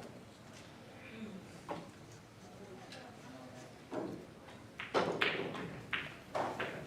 tricky part of this is when he pots the 8, what sort of angle on the 9 is he going to leave himself? These 2 balls are quite easy. So he wants to be fairly straight on this 8 ball.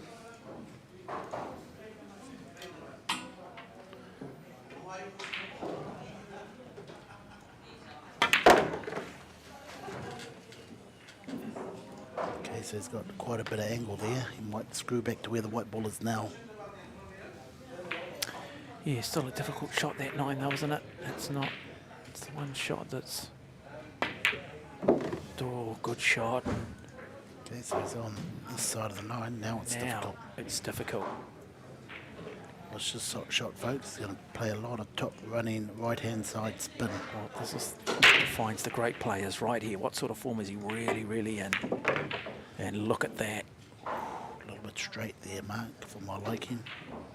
But a player in this sort of form should put this away, surely.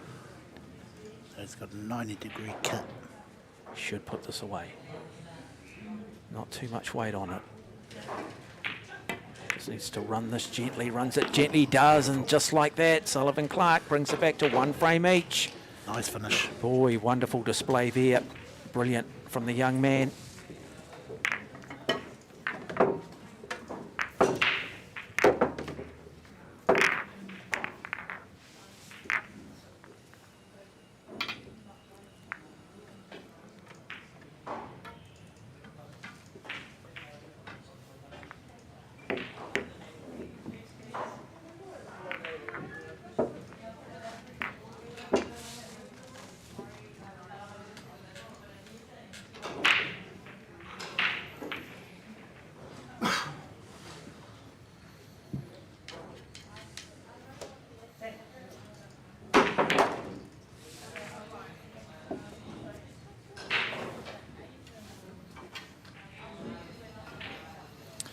I tell you what, if it continues to go at this pace, it can even go to 9 frames, it'll still be over fairly quickly. We've been waiting to get to this stage in this tournament, knowing the quality of players that would have come. Oh, white ball in the middle. Oh, and I think he goes, ooh, heart rate was up about 10 beats. It suddenly dropped back down to normal. And let's see what sort of angle Sullivan does have here. He hasn't got much of an angle here. No, He could probably put the one in. does he look to play safety maybe? Oh, definitely he'll go for the safety if he can't get to the 2-ball. But I can't see a safety shot here.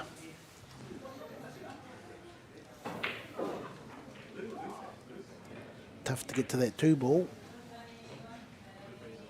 Because this white ball's going to run into the 9-ball.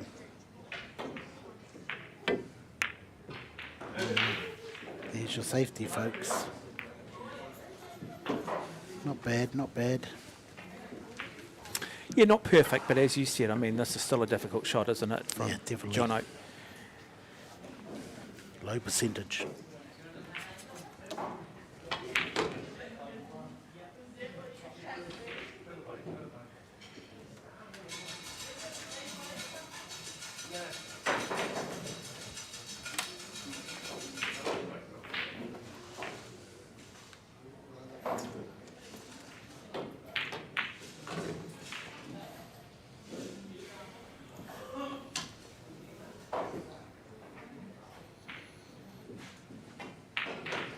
I think he's going to run this 1-ball onto the 9-ball and try and hold it there. Bring the 1-ball back down the table, and that's a pretty good shot. Yeah, very good shot. Oh, great shot. Wow, so this is the strategy. But this is what Sullivan Clark will be enjoying too. He knows that he's going to find himself in these situations in some pretty big tournaments overseas. And so, how does he deal with them?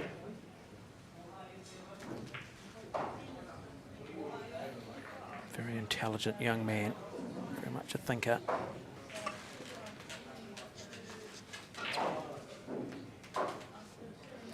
This is the last live stream of the night. It is. We will have a highlights package for you though. So you'll have to just keep tuned to the Q score scores on all the updates on the final, or the semis and the final.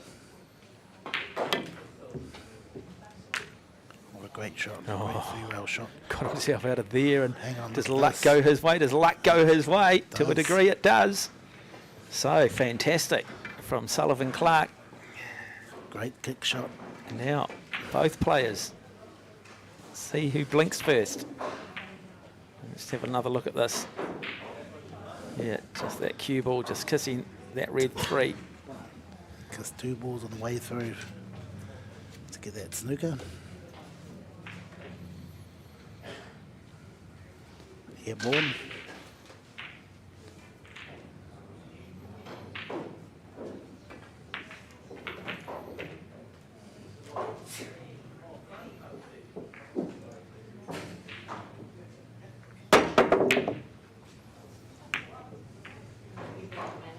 Do we get away with it? No, I don't think so. No, not this time. It's not on. It'll be kicking off the rail. Yep, I think he's kicking off the rail. Run into the 6-ball, 2 in the middle. So he's swerving around that ball.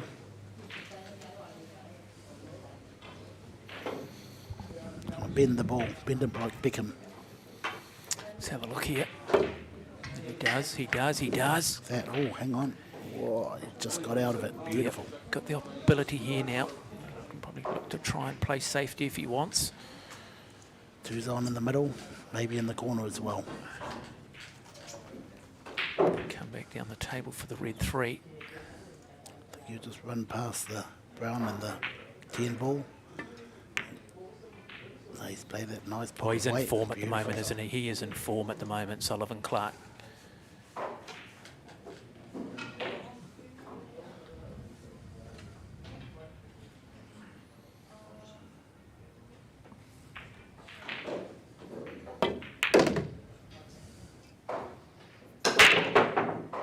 Nice shot.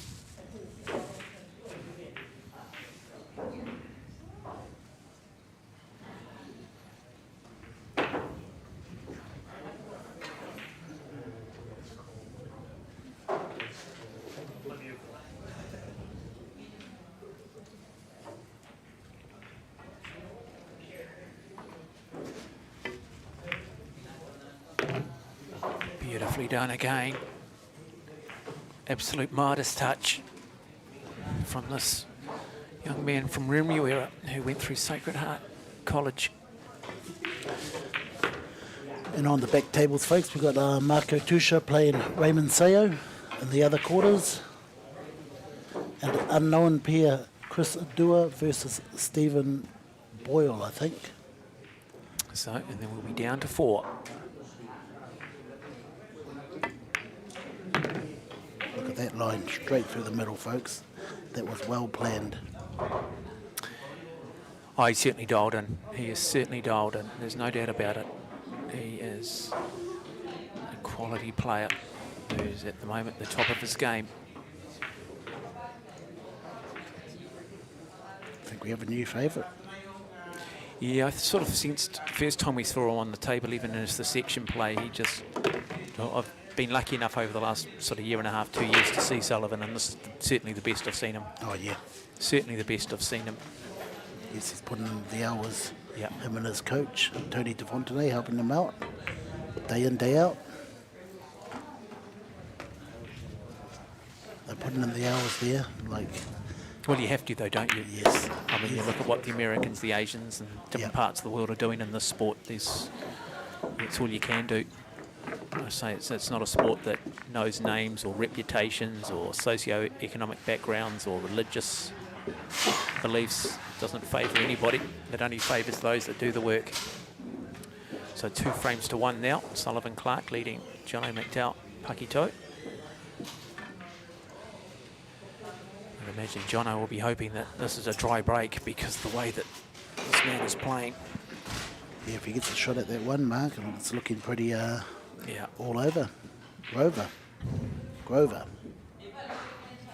Sounds like that TV commercial, doesn't it? You've been watching too much TV. Red Rover Over. from Grover. Dover. Anyway, we should keep going. So he stays at the table. Wow, that's a very unlucky shot. So we lost I'm this- picking him to go for What the did we jump lose? shot The here. 6 green, did we? Yeah, we lost 6 ball, but, you know, he's going to play the kick shot off the rail or jump it. Well, he needs to. Yeah, he needs to attack here. Well, he needs to also make sure that, you know, he's got the confidence to play the jump shot. You see Marco Toisha, one of the best exponents in the world at it.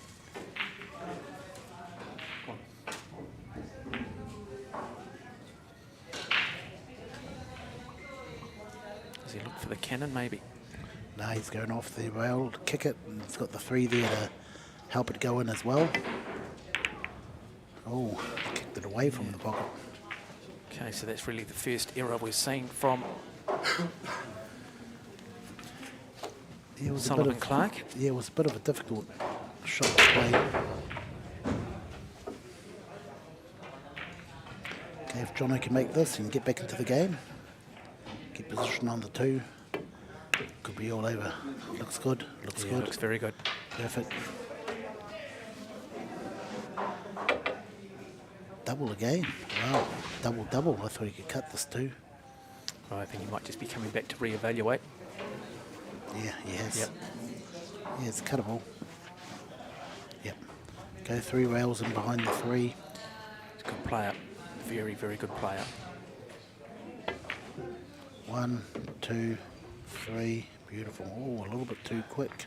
Oh no. Now, How unlucky is talking that? about luck. Does he look to...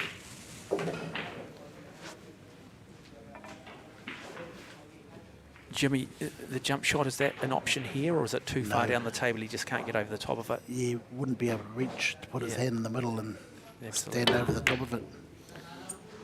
Yep. Has he played any sort of... What's he left him? Yeah, I That's think you'd be the key. I think you'd be disappointed with that.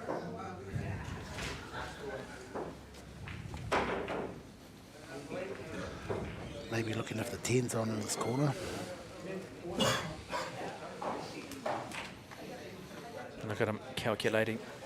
I don't think he's going to play the shot yet, but he's going to weigh it up. Does a lot of running. This young man likes to be aerobically fit, knows that that's important in terms of just life balance, but also his concentration and his mental well-being. You been through any runs with him? Definitely not. No? He wakes up too early for me. I just see him at the practice hall and watch him there for a few minutes or so before I head out to work. And where's his main practice hall? He's actually practicing on my table at the moment, which is got a sort of shop factory in Henderson with a nice table set up.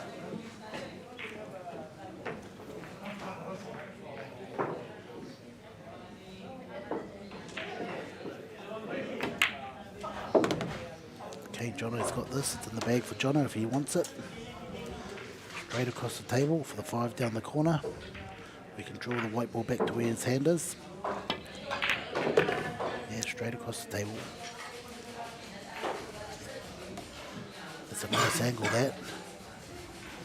One good pot here.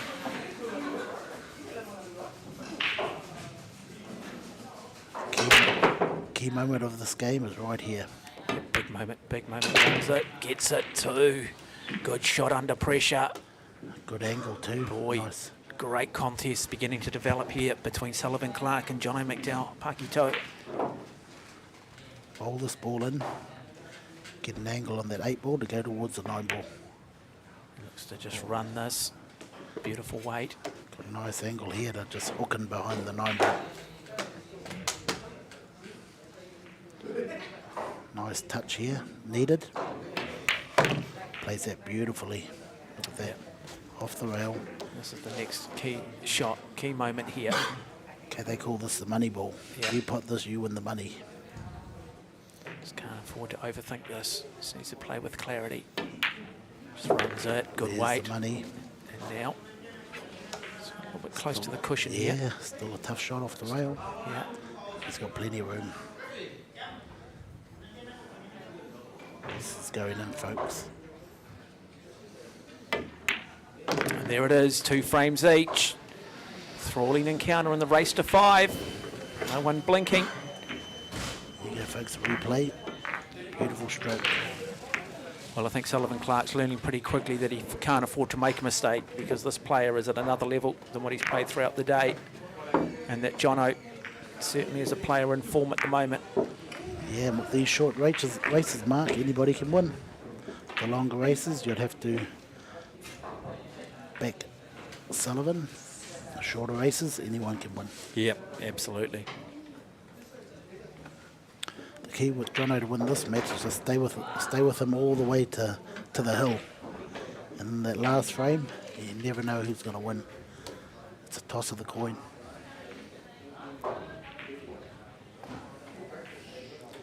From now on in, it comes down to who makes the most mistakes. So this is the 5th frame.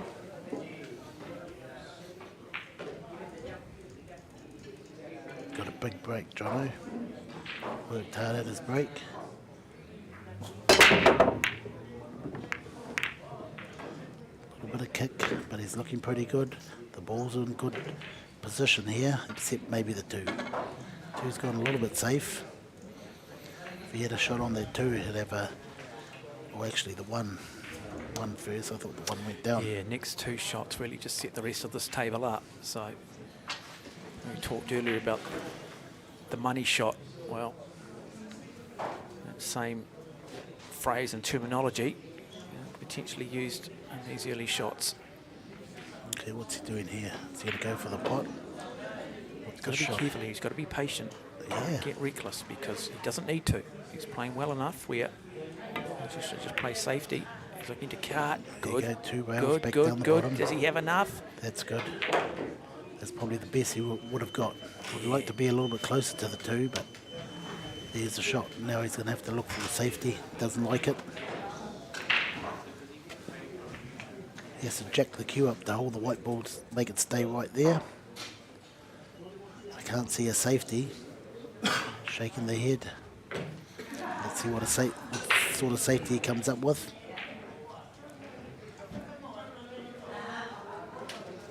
Just pot. Oh no, he's gone for the safety. Yeah, I couldn't see one. Now, 12th opportunity for Sullivan Clark. Yes, the door's open. Yes, back and forward. This is very much like 2 street fighters, 2 heavyweight champions. Neither willing to give an inch at the moment.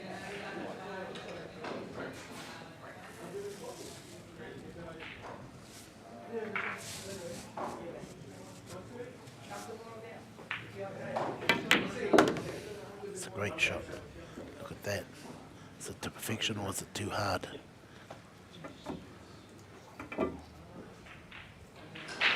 It's to perfection.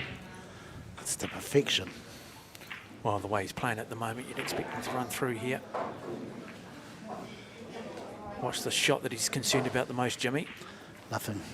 Just to that 5. Once he gets to that 5 in the middle, it's all there. This is the key shot here. Getting the right angle on the 5 to get to the 6. There you go. Beautiful angle. Oh, he might be a little bit straight. So all he can do is come back to where the white ball is now. If he's got angle, he can go in behind the 6 ball, sorry. Oh, he's drawing it back. He doesn't look phased though, does he? Oh, definitely not. Wonderful technique. Look Lovely at that, follow look at through that on the stroke. cue. No cue movement once he's come through the cue ball at the back end of his stroke, not dissimilar to what you see in golf. Yeah, good follow through. Look at that technique, nice and solid.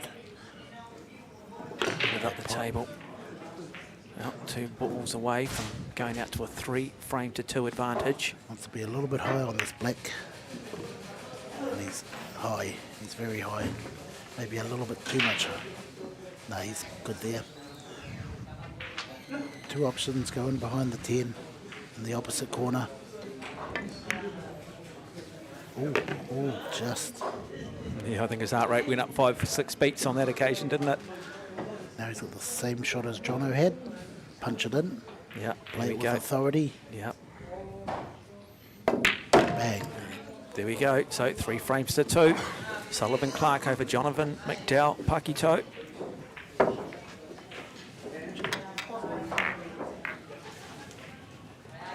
So Jonathan needs this one.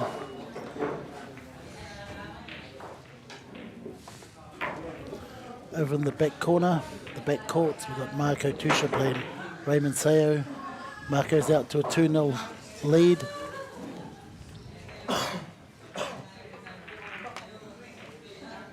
So just looking at the last 8, there he is. And Marvel playing Stephen Hoyle, I think.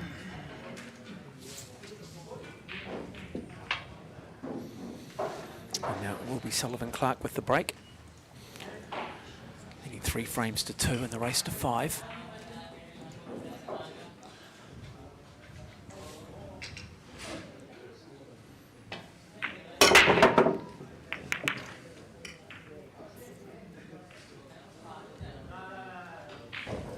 Might be okay with that. Dry break. Yeah.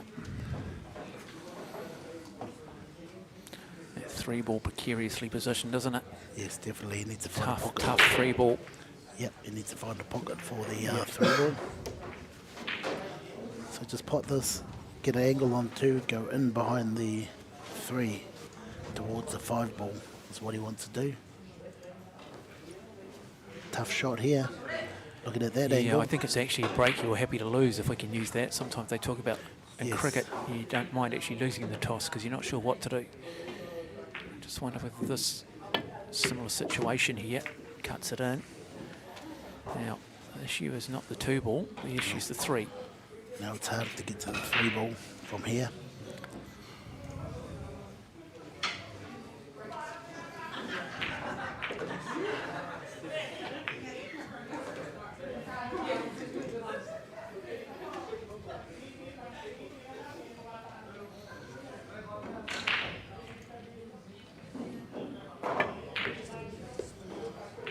Watch out for the 4 ball.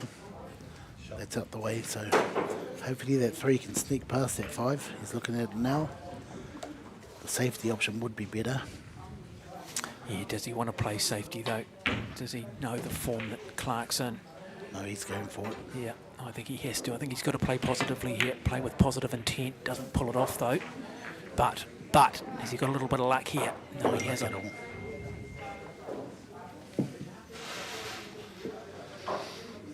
Okay, this is where you see if Sullivan's put the diamond. A big cut into the corner. If he doesn't like it, option 2, safety. And option 3 would be better, a snooker. But I think he'll go for this. Oh, is he? Yeah, I think he is. Look at that. Look at that. Didn't look like missing. No, he's just, boy, wow, he's playing well at the moment.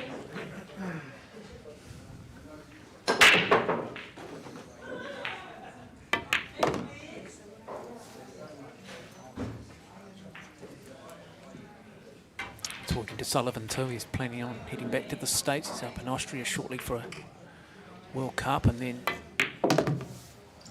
a teams championship and then off to the States. Going to spend a lot more time up there playing tournaments and continuing that development, continuing that sort of living out of a suitcase and playing the pool halls of the world.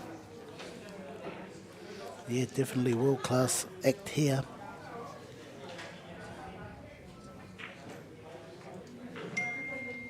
Straight down the table towards the 8 ball. Okay, so he's got an option of making the plant here, which is fairly easy, but I'm picking him to play 2 rails, go behind the 9 ball. Let's have a look at the plant now. Yeah, it looks like the plant is on because this 8 ball, it looks a little bit straight, so he can't do much with the white ball.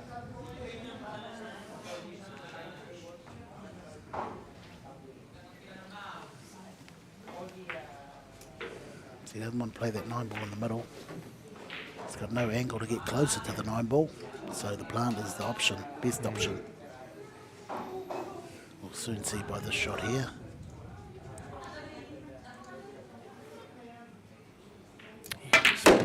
Nice screw back ace with 9 in the same pocket. Look at that. A little bit too hard. Wow, but that is still he a played it courageous good. shot. Wow. Courageous shot. Maybe let's just see here. Not really a particularly good angle. Does he have enough here? Well, he on the overrun 9? it a bit. He overrun it a bit. I don't think he's too phased by it though, is he? See, I would have went for the plant. Looked pretty easy, the plant. Anyway, he's going for the cut here, I think, or maybe the safety. Oh, just put the cue ball down. Suddenly now, That could cost him the match. it's cost him the match right there, I think. Could be. It could cost him the match, Wow. that shot. John O. McDowell, the Pukekohe playing the way he's playing. Yeah, well, he's feeling confident with that 8 ball to the 9 ball, so he screwed it back up the table and back down. That's a TV shot. Didn't pay off that time. Yep, and we talk about that ability to sometimes you've got to play the intellectual game, you've got to play the percentages. And now this to bring it to 3 frames each and how quickly things can turn around in sport. Yeah, What really should have been a 4 frame to 2 in match point for Sullivan Clark now is tied up at 3 frames each. And suddenly it is Sullivan Clark under just a little bit of pressure. Yeah, big mistake there. I would have just done the stop shot, taken the plant. But he's hitting the ball well, that's why he played the shot. Just a little bit too hard. 2 or 3 inches over and he was stuffed. Would have been better for him to stay high on the 9 ball. Anyway, that's left Jono in the game and another opportunity to get to the hill first. He'd be a big upset this though. Clark going out on the quarterfinals. Well, it's possible now, and like I say, short races, anybody can win. Marco Toisha against Raymond Seo in the other quarter. Marco 2-1 up.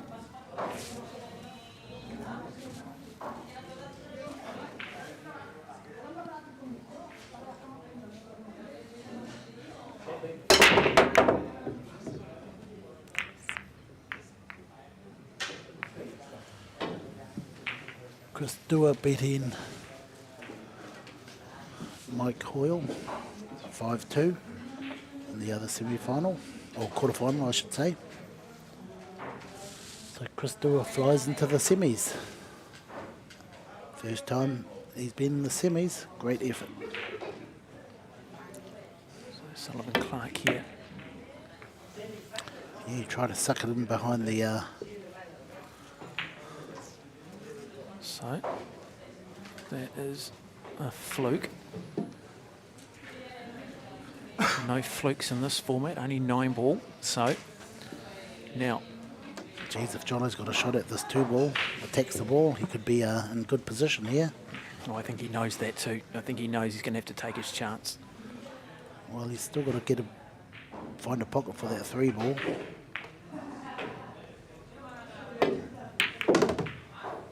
Yeah, no pocket for the 3-ball down there, I don't think. He's looking at that 8-ball. Yeah, does he look to maybe... Call the 8-ball, I'd say. We could play the safety. No, he's Yeah. going 8. So he's calling it. Gutsy and courageous. Big moment in this match. Let's get one in the match, this shot. Yeah. Oh, lovely, lovely little cannon. Oh, and that goes in too, and he's in good position. So, momentum shift. Brilliant. But, has some work to do Definitely. because he's got that 5-ball sitting there precariously down the other end of the table. He's got the 6 and the 10. I think he's going to smash this in and try and get down the table. No, he's playing it soft. Oh, yeah. Just gets it. But he's got no shot here, so he's going to have to look for good safety. Hide behind the 10. Bring the 5-ball up the middle of the table. Will be his best bet. Oh, he scored the middle. Why would you want to go there, Jono? I don't think that's a very high percentage shot. Oh, kicked it. That was close. Yeah. Both players at times have just maybe rolled the dice at the wrong time. Easy sitting here though. They're both wanting to win this. You sort of sense of Sullivan. He's going to surely need to play safety here, isn't he? Has he got too many options? Yeah, he has to play safe, good safety. Thin kit on this 5-ball, run the white ball round is an option. Double the 5 out and sitting behind the 9. He didn't quite execute that, but Don't might get away kiss. with it. No, he didn't. Might still get away with it. Not an easy shot, but one thing we've seen from Pukekohe, he's been good in this position. He's a confidence player. He'll back himself. Definitely come out and put the 5, kick the 6 open. He's got a bit of a Mark Wahlberg look to him, hasn't he? You reckon? Yeah, I do.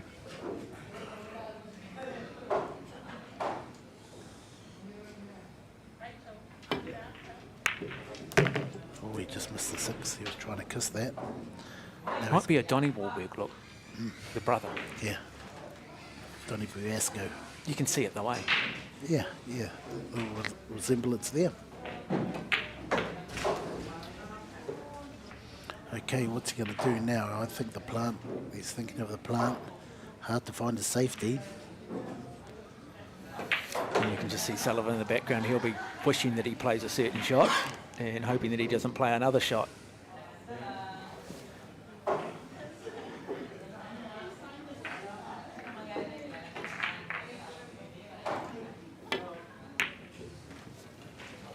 Oh, you'd have to say it's probably going to be enough now for Sullivan to clear the table. Get to the hill first. Yep. Still got Go a to little bit 4 of... frames to 3. Yeah. Okay, you'll pot this ball, pot the 7-ball and end up near the middle of the table is where he wants to be. So just in the middle of the table. Oh, it looks a little bit thin there, Mark. Could have been better. Struggling now. With this thin cut, like I say, he's going to have to let that white ball go, and he's trying to play it left-handed.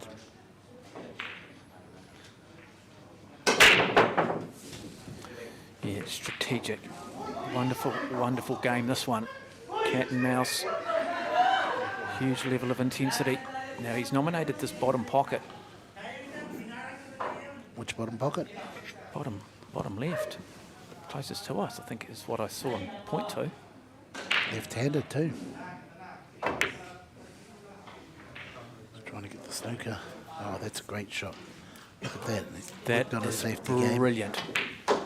That is brilliant. But I like the way, too, that he nominated the pocket, case, so that if yeah. it did go in, Yes. that he wouldn't be deemed a fluke. Smart play.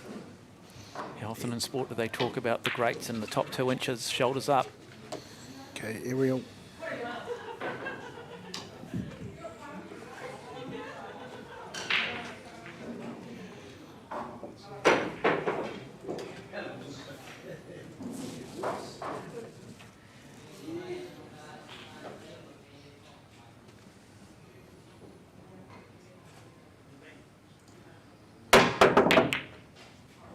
A little bit of luck. I think he's going to get it. I think he's going to get it. Not bad, Jono, not bad. Now he needs a real good safety. Wonderful. 3 balls left on the table, and they're both playing safety shots at the moment. That is just how strategic this game can be.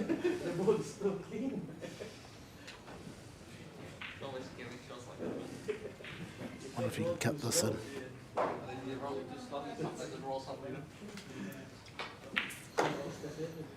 That was the match right here. Yep. This is overall match right here. Can't see it. Not prepared to risk it. You call on all of his experience.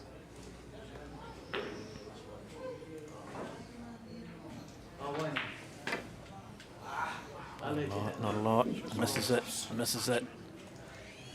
Not happy. And now Jono Pukekohe really from here should be all over. Should just be fairly fundamental now. And what a turnaround. Pukekohe. 10 in the middle. And now to go to match point. Really from a position where he probably should have been trailing 4 frames to 2. Makes the hill. And there he goes. So 4 frames to 3. Jono McDowell, Pukekohe over Sullivan Clark. We're about to see one of the big upsets. Fascinating. Now, does Jono believe? Does he believe?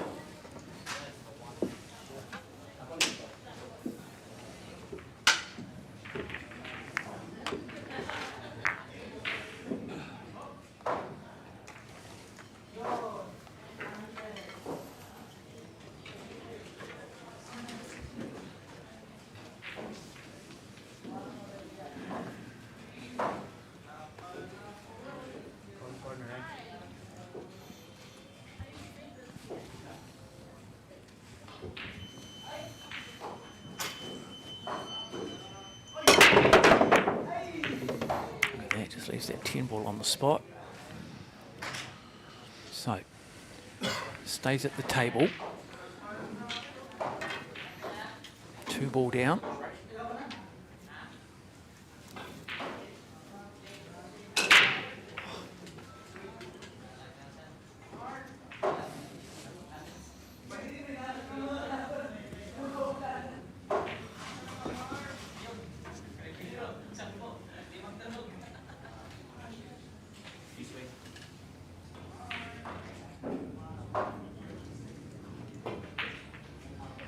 No pressure, he'd make these. Oh, there you go, no pressure. Yeah, no 2 ball on the table, so 3 is the next ball. Come back then to the purple 4. Yeah, he doesn't look good here. No pocket for the 4 on the wrong side of the 3. So he's going to kiss into the 10 if he puts this and lose position. So does he play safety? Well, he's looking for it and it doesn't like it. Bit of a nod of the head, which is not good at this stage of the game.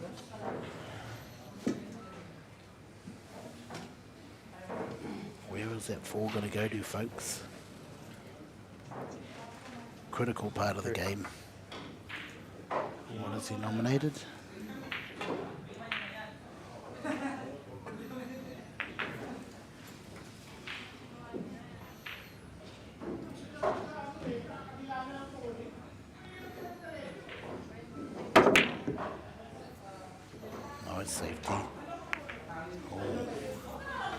Wheels are falling off.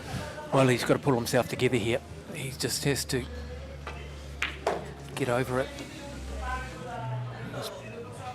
Jono Pukekohe, he's playing with a huge amount of confidence.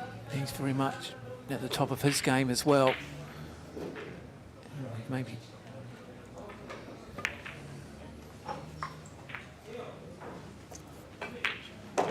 He's got a bit of breathing space too.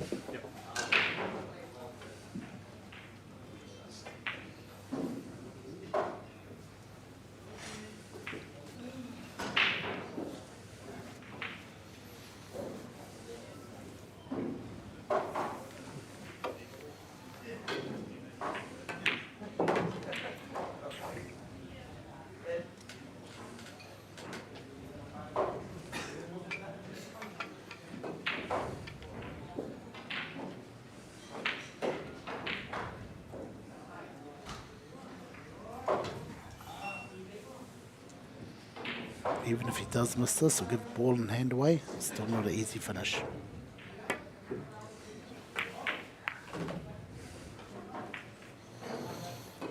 Well, he is going to give the ball away, isn't he?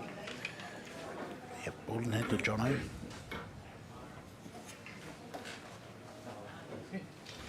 I think Jono realises now that this is the moment. This is where he's just got to take control. Yeah, he still has to do something with the 8 ball there, Mark, if it's not on past the 10. So the 3, 4, if the 4 goes past the 6 is okay.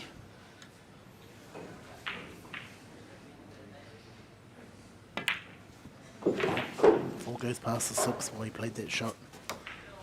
If they're all on, Sullivan could be in trouble. Nice. Oh, gets it in too. So now, interesting stuff. Can he hold it together, Jono McDowell Pukekohe? Can he cause one of the great upsets? Perfect. If that 8's on, it's all over. Top shot here, run towards the 8. 8, 9, 10 is easy. It all depends on the 8 and that 10 ball. Yes, he's having a look now. Does he believe? Does he believe? I don't think it's on. Just by looking at the TV monitor, I don't think it's on. But the way he's playing it, it is on. But he's on the wrong side of the 7 ball. So he's going to run out of line. He can just screw back into the side rail here. And then back out for the 8, the angle he wants. Deep screw. He's got to make sure he gets the shot first though. Yeah, he'll nail this, but just deep screw into this back rail here, like so. Now, does he have a line here? If he has a line here, it could be all over. Yep. He believes he does.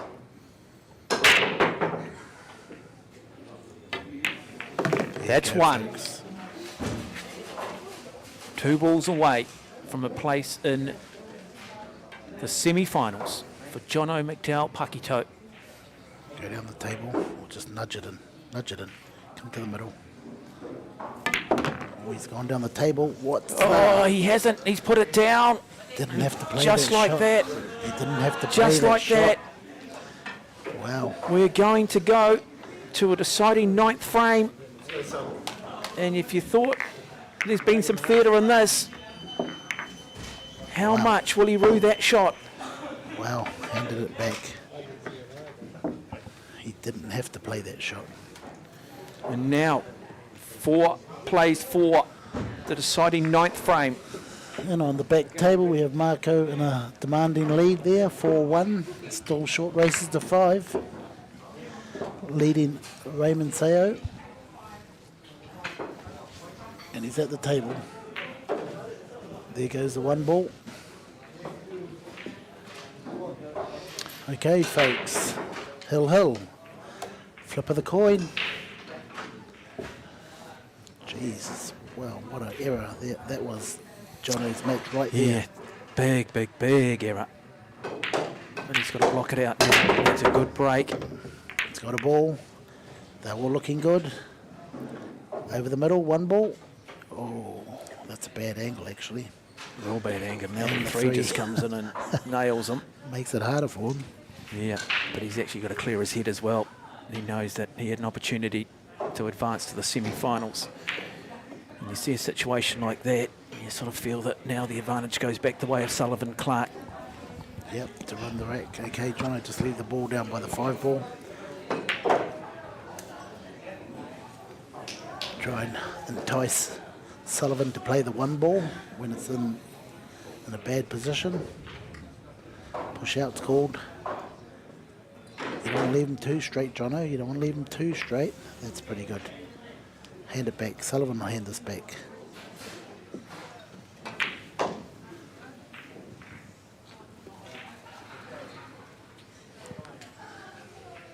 Oh, he's thinking it's on without going on off. Got to hand it back. Yeah, you've got to play percentages at this point. Doesn't need to panic here. He's looking for safety, folks. Doesn't need to panic here. He's taking it on. Key moment. Big decision here for Sullivan Clark. He'll have to live with the moment, whatever he does with it. Yeah, it looks like it's just on. You know, you can pot that. And if he gets on that too, it's all over. If he pots this. Great shot of the technique of Sullivan Clark. If he pots this, it could be all over, folks. Wow. That is a very, very good shot under pressure. And that 3 ball's going right where that 2 ball came from. Huge, huge shot in the context of this game. Sorry, that 1 ball. But that 3. Which is position here is perfect. Oh, he needs a big bounce here. Big bounce, Burmester. Not big enough. Okay, so these are what you've seen this shot earlier, where he's cut this in and used the 9 ball to hold the white ball. yeah, and that's one thing you forget, doesn't it, that you guys pick up is that ability to actually use those balls around to correct the angle and position of the cue ball if you do find yourself on the wrong side of it. There you go, look at that. And he does that beautifully. Wow. Almost gets the 9 in as well. You can still see a Mark Toisha and Sullivan Clark final. Yeah. It shouldn't have been. Okay, No. he can play 2 rails here. He's got a little angle there to run. But Sullivan Clark needs to clean this up. Well, I'm picking he will do. And Just there has depends on been this shot here. Some little moments where he has blinked. Cannot afford to blink anymore. 2 shots, 2 rails is a shot. Paki Tote probably snatched defeat from the jaws of victory. Run into line. There you go, folks. 2 shots, 2 rails, sorry. And perfect line. Look at that. That's picture perfect. Let's see how well he holds this ball. Watch the white ball will hardly move from that spot. Even though there's a lot of angle there, he can still hold it. There you go, folks. Look at that. Wow, he didn't hold it that much. Now, this is what we've talked about. Key moments for both players just coming undone when the pressure's really gone on. If they just, you'd like to think at this point they've got a good read on the table, good read on the run of the cloth. No One real good excuse. pot. One good pot here, winning the game. This is the money ball. 2 rails for the 8. Yes. Oh, it's got a bad kiss there. Gets away with it, I think. Does he? Wow. Wrong side of Does he everything. look to play the cannon here?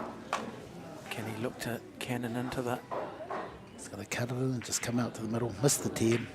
One good cut. There it goes, folks. Wow. What a clearance. Now, Tough shot, this one. yeah, down the table and up. Really tough shot, this one. Really tough shot. Down Does the it? table and up. And Looks now like. he does. Yep, he's safe so far. Oh, Yep. it's perfect. And now Wow, Sullivan what a Clark, finish. match point, match ball. And there it is. It is Sullivan Clark who runs out winner 5 frames to 4 over Jono McDowell Pakito. Wow. In one of the great games in this format of 10 ball, and it will be Sullivan Clark who moves through to the semi-finals of the New Zealand Open 10 ball championship. I tell you what, both players at times would have been a little bit nervy. Both players at times would have been shaking their head going, come on, I'm better than that. But it is the form of Sullivan Clark that gets the job done narrowly here on this main table at the Masse Club in Pukekohe. Well, that brings us to an end of our live streaming, but we hope you have enjoyed the coverage. But folks, don't go away, because we'll sit back and enjoy the highlights. Thank you there, Mark. Just follow Q Score for the end results and the updates. So, we'll see you next time. Thanks, Mark.